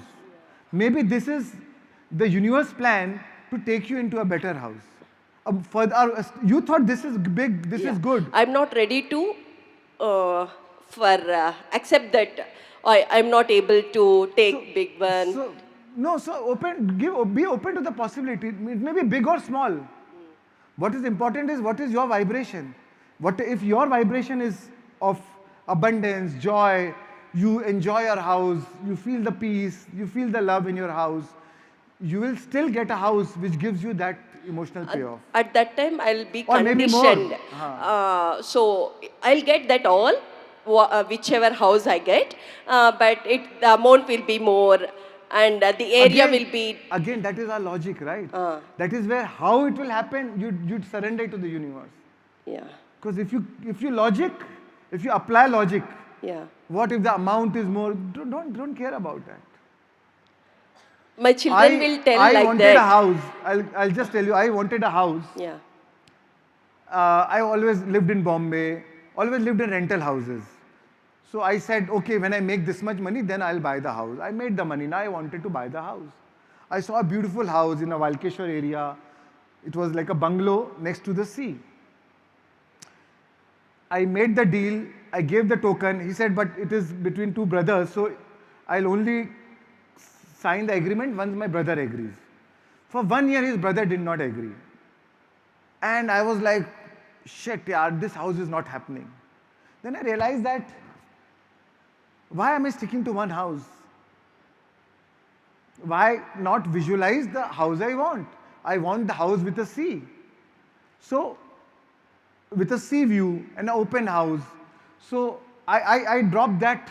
I left my obsession with that house and started visualizing that. And then in 10 days he said, no, our deal is called off. You take your advance back. We can't. My brother denied it. In fact, now we are fighting for that house. So this deal can't go through. You take your money back. After 20 days, I saw another house. For 1 year, I stopped even looking for the house. After 20 days, I stopped another house, which was a penthouse. My friend was a builder, and which had 3 on all the sea sides, which has sea on all the 3 sides. And eventually, I bought that house.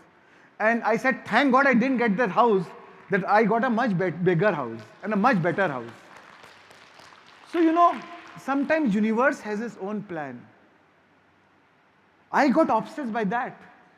But if you leave your obsession, you leave it to the universe, and universe has a better plan or a bigger plan. Yeah, how to leave it? There it comes condition and logics. That's It's why coming. That's why we do all these 5 steps. With practice. With logic, you can't change logic. I know, but it is coming in the same pattern. So practice. More meditation. Yeah? All right? Yeah, Okay. thank you. All right, friends. So good Q&A session. We'll continue more tomorrow with more Q&As, and any doubts, with more Q&As, you'll get more clarity.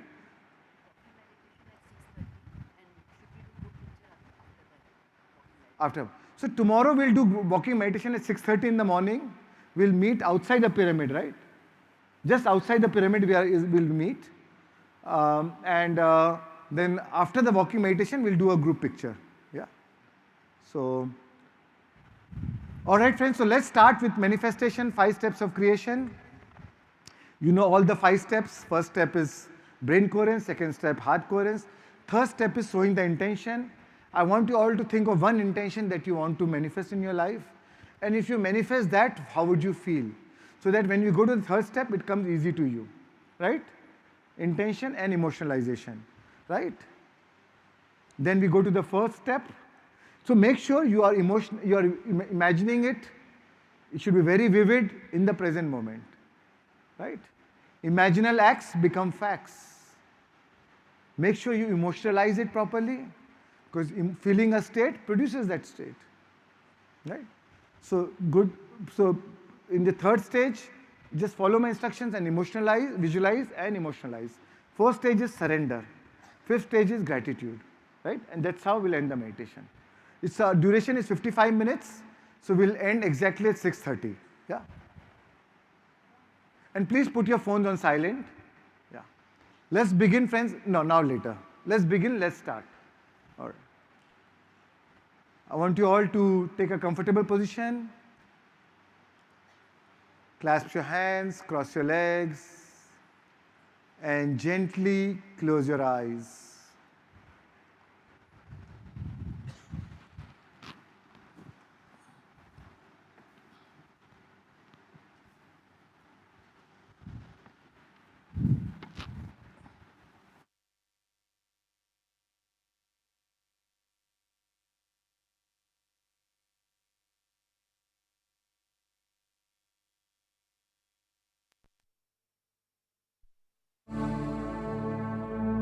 And now,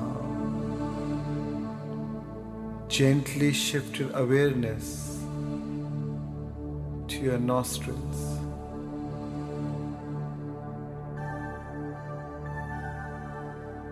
Take one deep breath in through your nostrils, and as you breathe out, relax.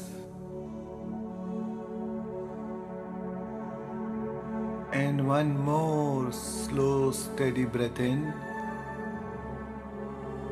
And as you exhale, let your whole body relax.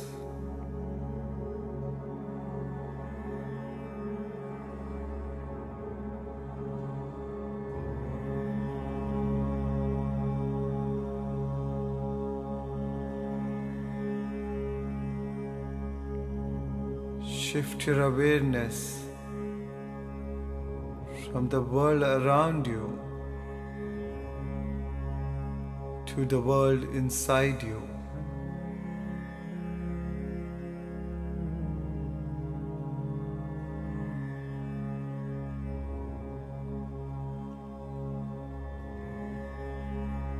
At this moment of time, nothing else exists but your breath.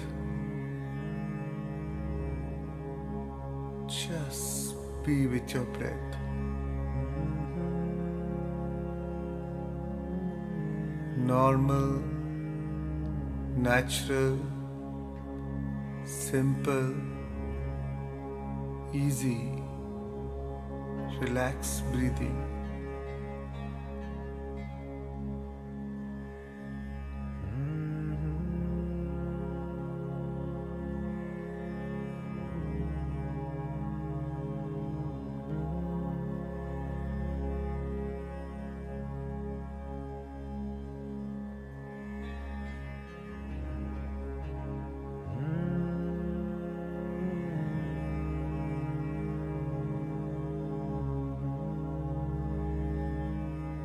At this moment of time,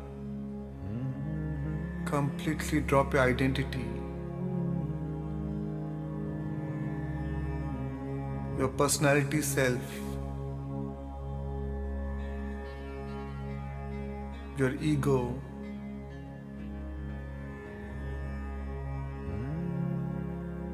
your analytical mind, which is the extension of your ego.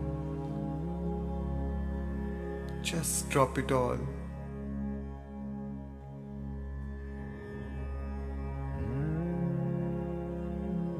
And become pure consciousness.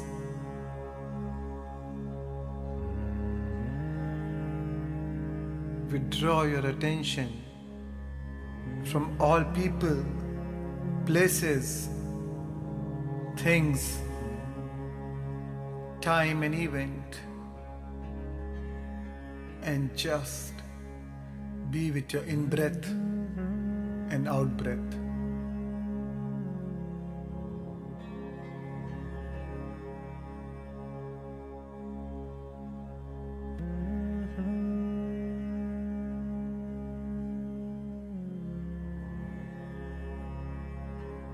And as you observe each and every breath coming in and out of your nostrils, sense the temperature in your nostrils.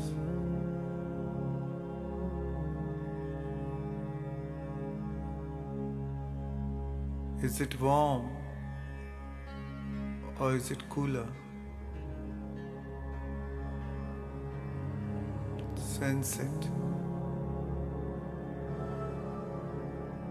Are you breathing deep or shallow? Observe.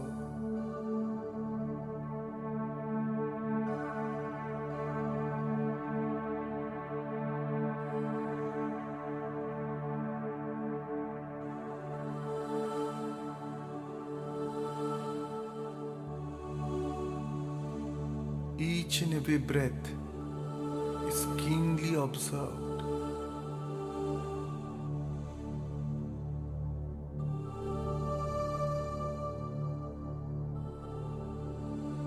Let not a single breath slip by without your awareness.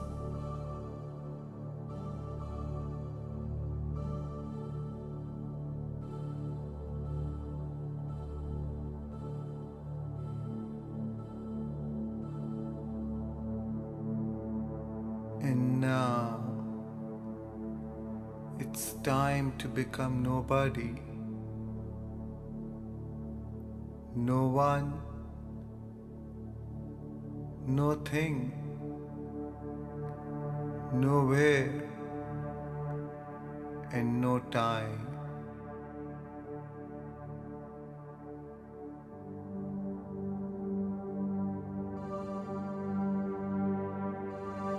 Become pure consciousness, aware that you're aware in this endless, vast field.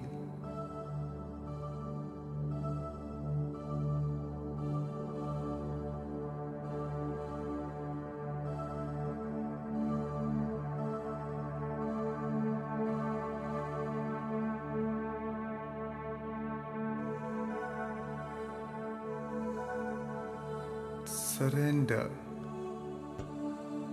any aspects of your limited self to join the greater self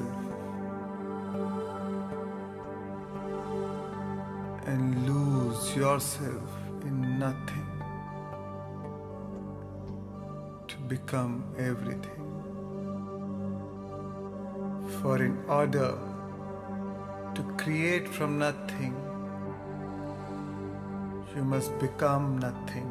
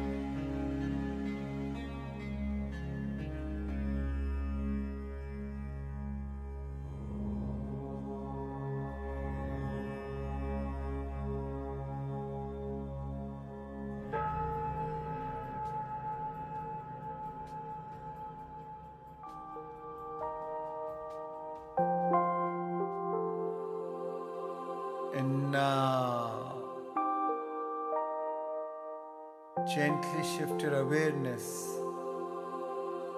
to the area of your heart.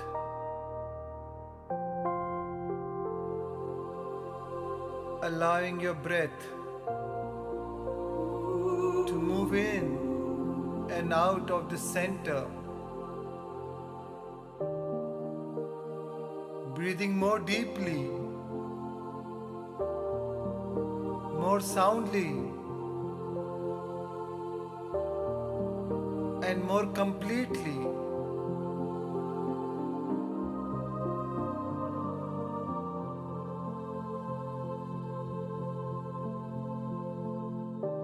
As you breathe from this creative center,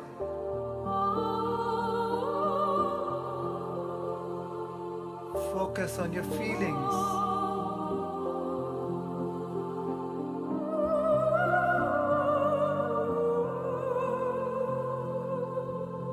With every breath, you add more life to your heart with your attention.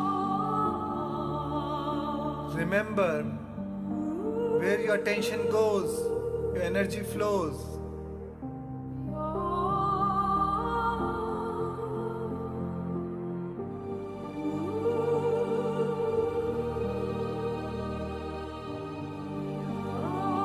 With every breath, activate this creative center. Furthermore,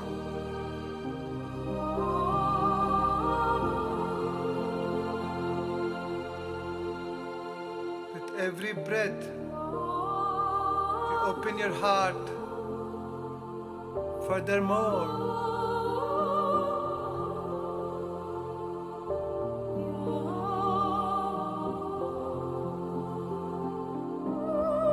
with every breath, you awaken your heart. Furthermore,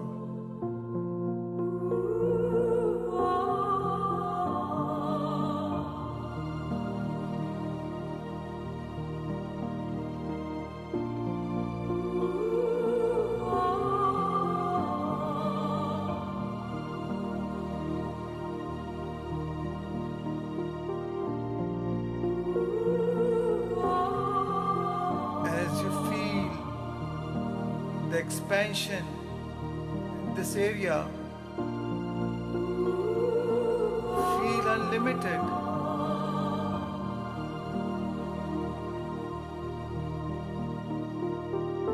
For in order to create the unlimited, you must feel unlimited.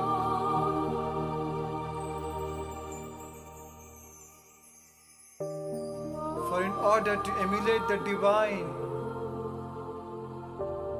you must feel divine.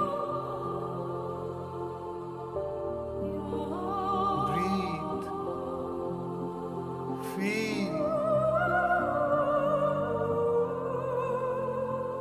For in order to create the magnificence, you must feel magnificent.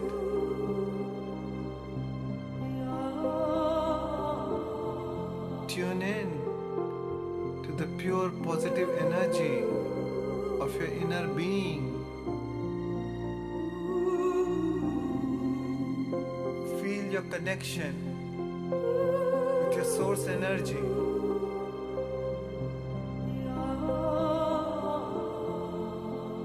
Know that your source is the ultimate resource.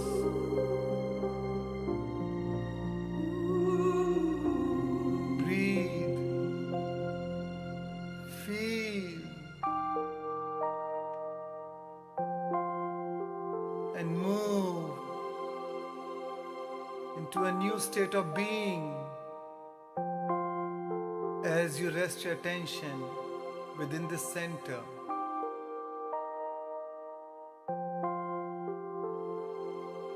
Breathe. Feel.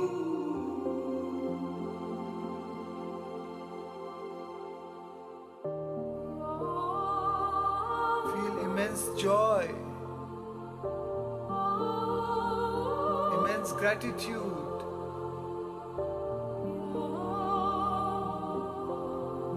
love. Be thankful for all what you have. When you're thankful for what you have, the universe will give you more of what you can be thankful for.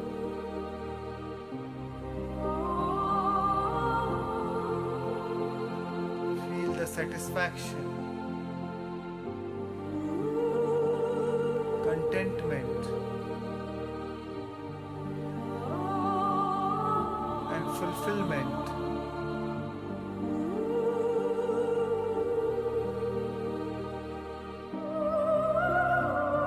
Feel it as you drop all resistance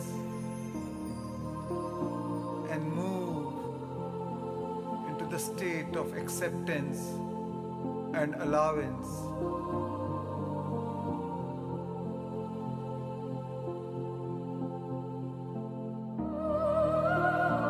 And radiate this energy beyond your body into the field.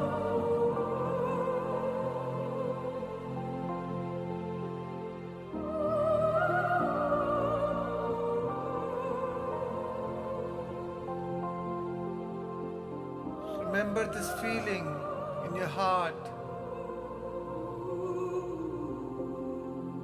Remember by heart.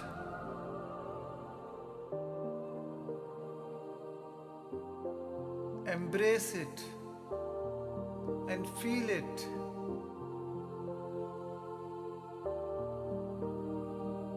It's a dream that you're about to create.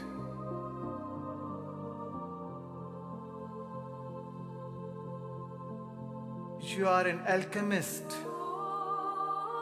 as you feel these elevated emotions. You shift from matter to energy, from particle to wave.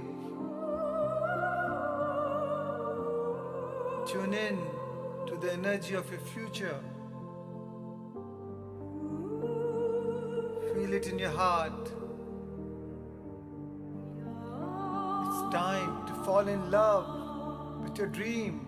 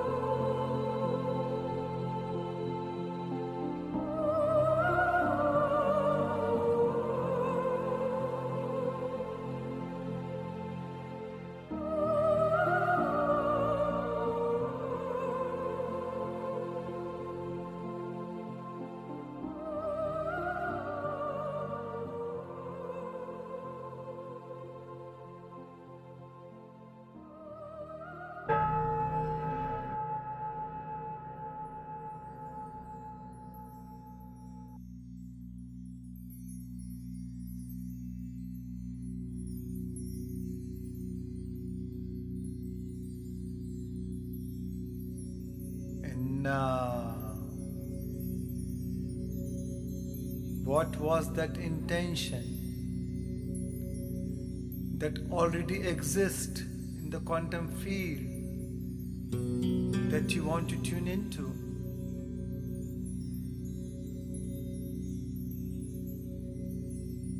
It's time to change your energy and move into a new state of being.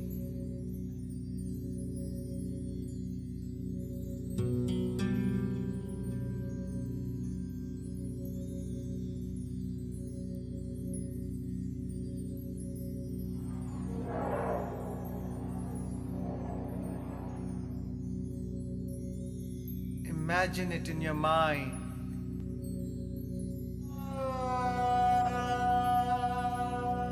See a clear image as if it's happening now.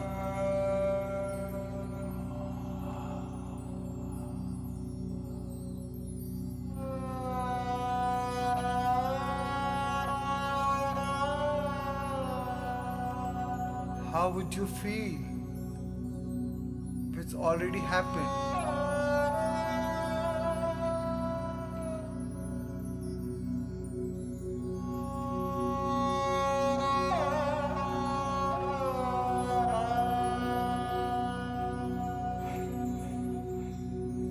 As you think and feel,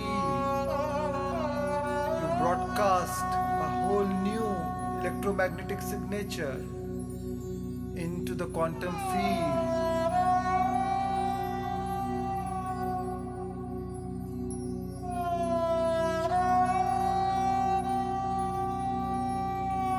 For a clear intention with an elevated emotion has an effect on matter.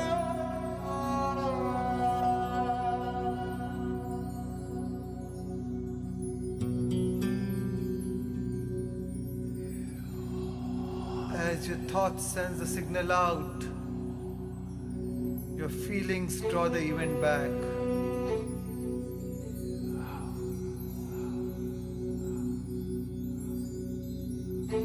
Come on, change your energy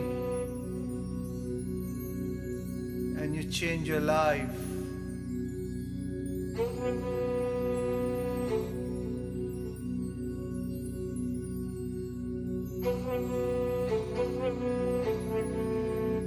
Open your heart and allow your body to respond to a new mind.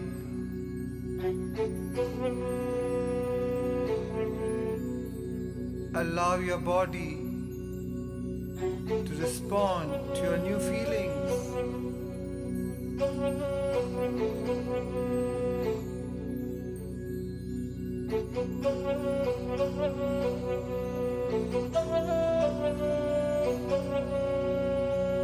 Let the thought become the experience, and experience create the emotion.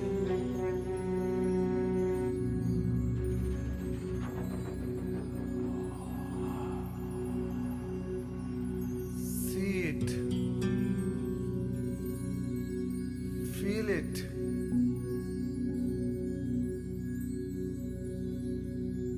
For whatever you broadcast into the field is your experiment with destiny.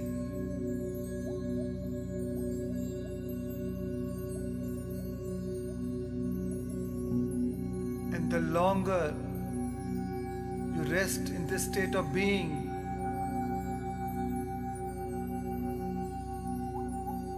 the more you draw that new reality into you.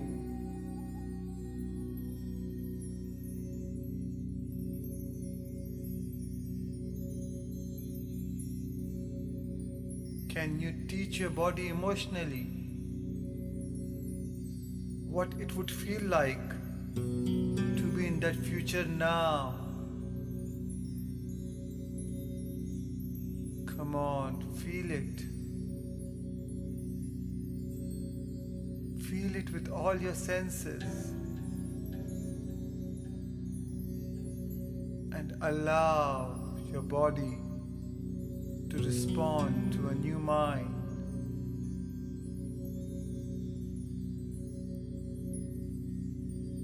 And from this new state of being, live that life now.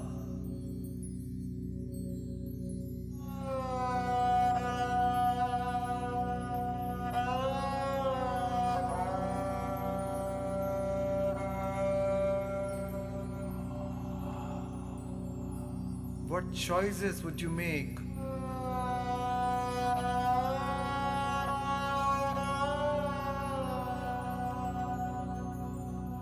What behavior would you demonstrate?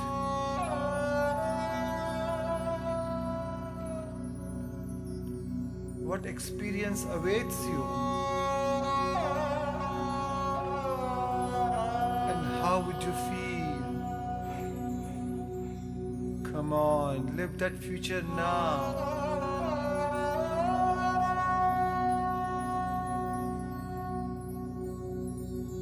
Remember, where your attention goes, your energy flows.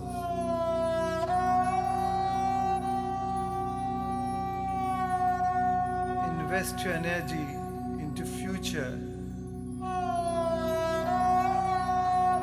Invest your energy into possibilities.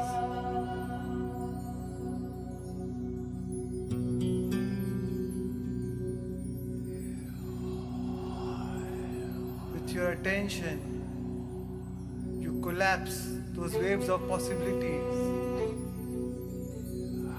and convert that into matter.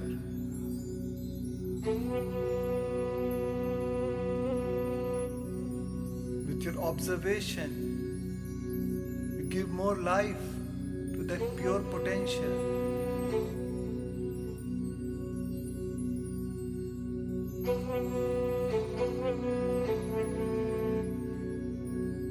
Come on, embrace it.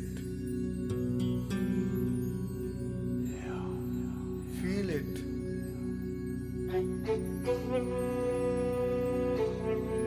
Embody it. Notice it.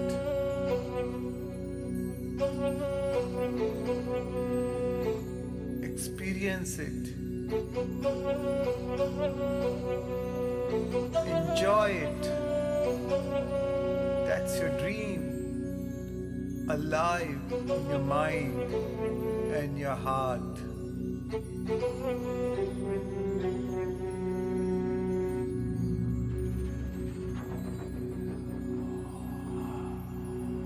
Remember, what you feel about, you bring about.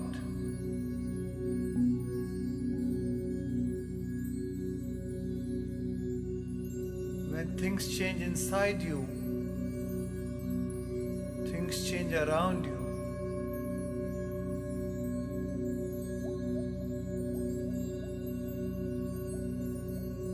Tune in to the energy of your future.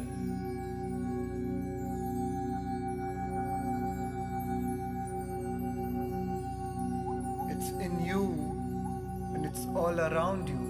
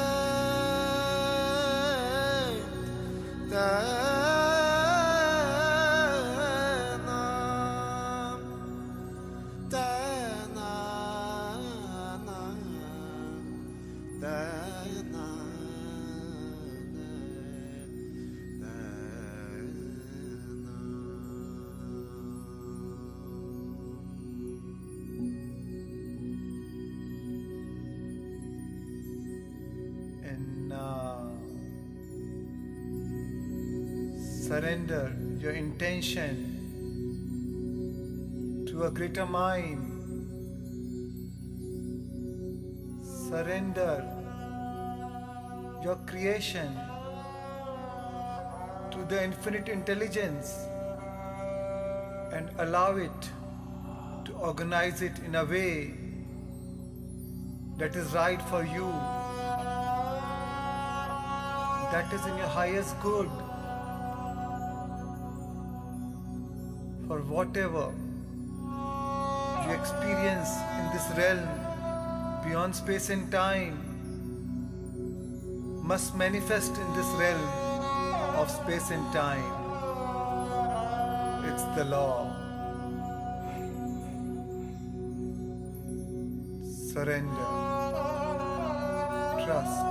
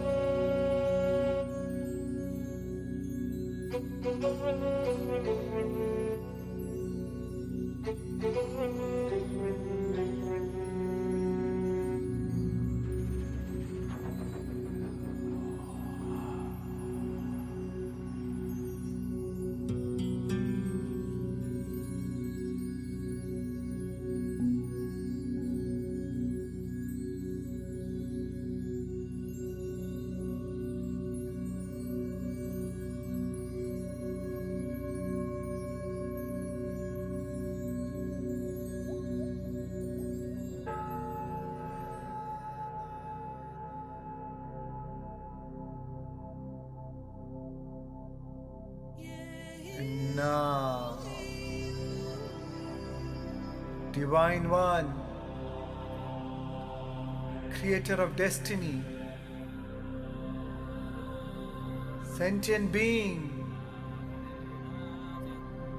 center yourself by placing both your hands over your beautiful heart, your soul, acknowledging the sacred place that all things are created from, acknowledging the divine within you, the power within you, as you rest your awareness at this creative center. Breathe through it and allow your breath to relax your body. And now it's time to give thanks to your new life.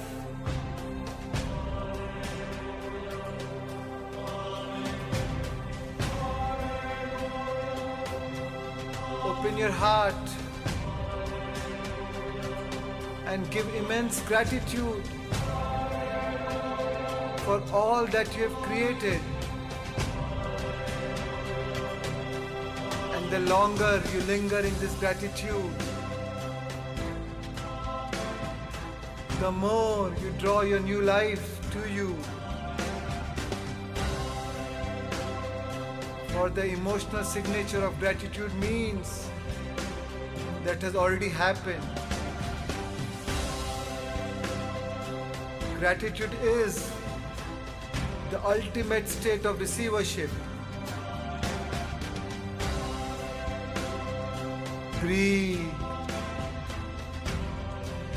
Feel. And open your focus and receive that energy as it moves into your being.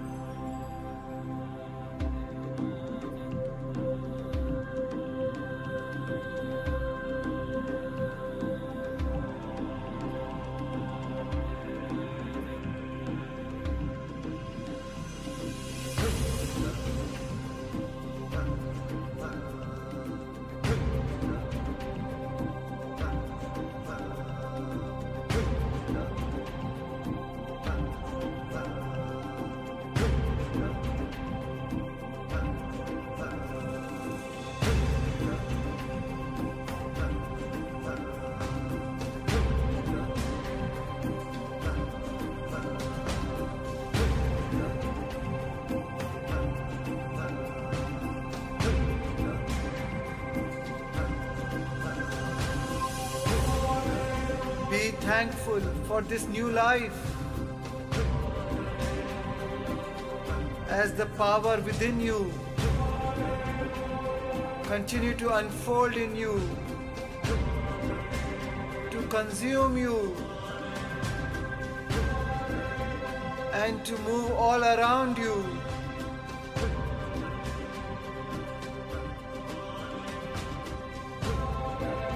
And show evidence in your life that is real, and that life is filled with unexpected wonder and for the joy of existence. Breathe. Feel. Smile.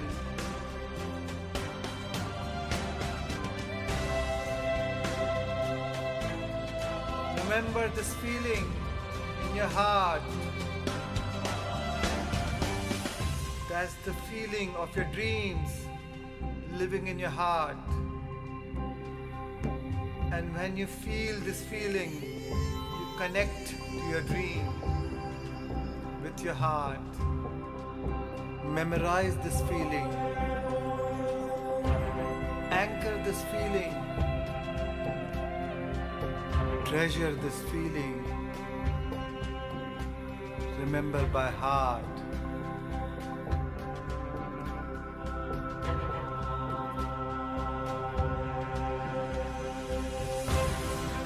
That's the energy of your dream in your body. Come on, how would you walk if it's already happened? Be inspired. Be lifted. Feel invincible.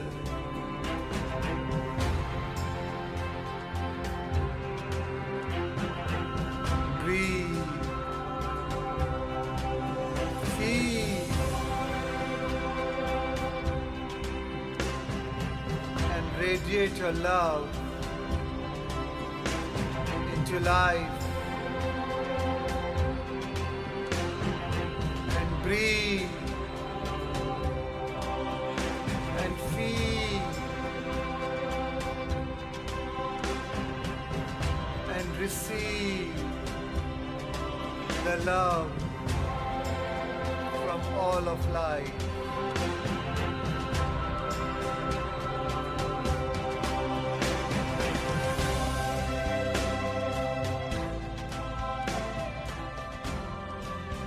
Whenever you're ready, you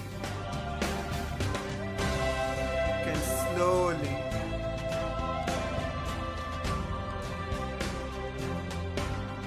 bring your awareness to your new body.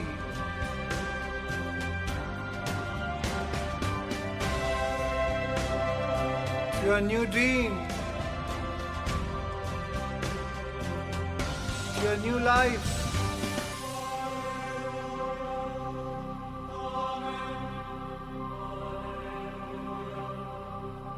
In a whole new world. And a whole new time. Take your time.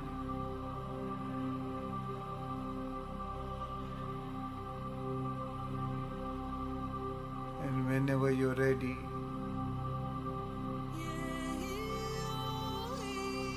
you may gently rub your hands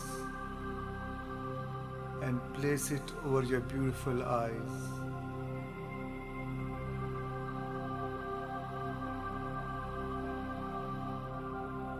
5, 4, 3, 2, 1, and slowly open your eyes and come back to this material world of senses. Take your time and slowly come back. Thank you for sharing this creative journey with me. Immense love, care, and appreciation from my heart to yours.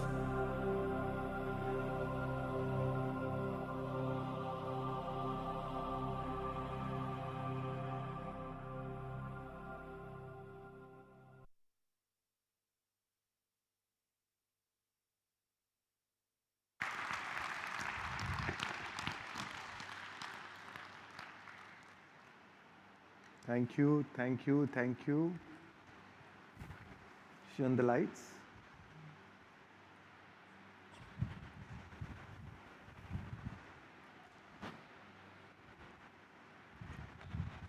Thank you, friends. Thanks, all of you. A big clap for you all.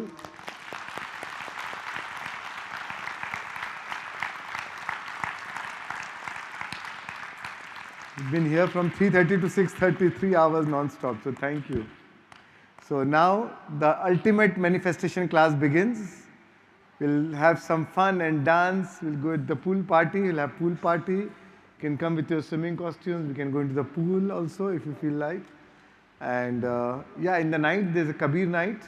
Again, beautiful singing of Kabir teachings and dohas and songs from a very amazing singer, Vipul Rikhi. It will be an amazing thing. So let's all join to celebrate now. Last night, let's have fun now.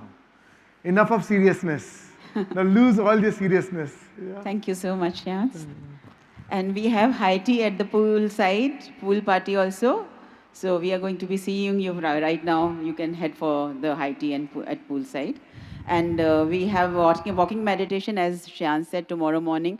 Hoping that everybody has their meditations downloaded on their phones. And also your earphones and headphones handy with you. And for this workshop, we all have our certificates. We can have certificates like, and they are all ready and lying at the help desk downstairs. Please do collect it from them. Yeah. Sorry. Tomorrow is 6:30 in the morning, walking meditation.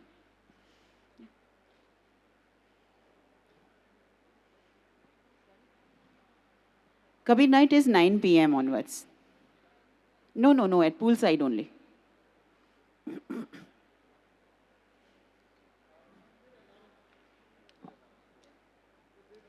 And dinner is at Coconut Grove from 7 p.m. to 9 p.m. Poolside, yeah. Is it inside? Yeah. Pyramid. Okay, Kabir night is at Pyramid, in the Pyramid.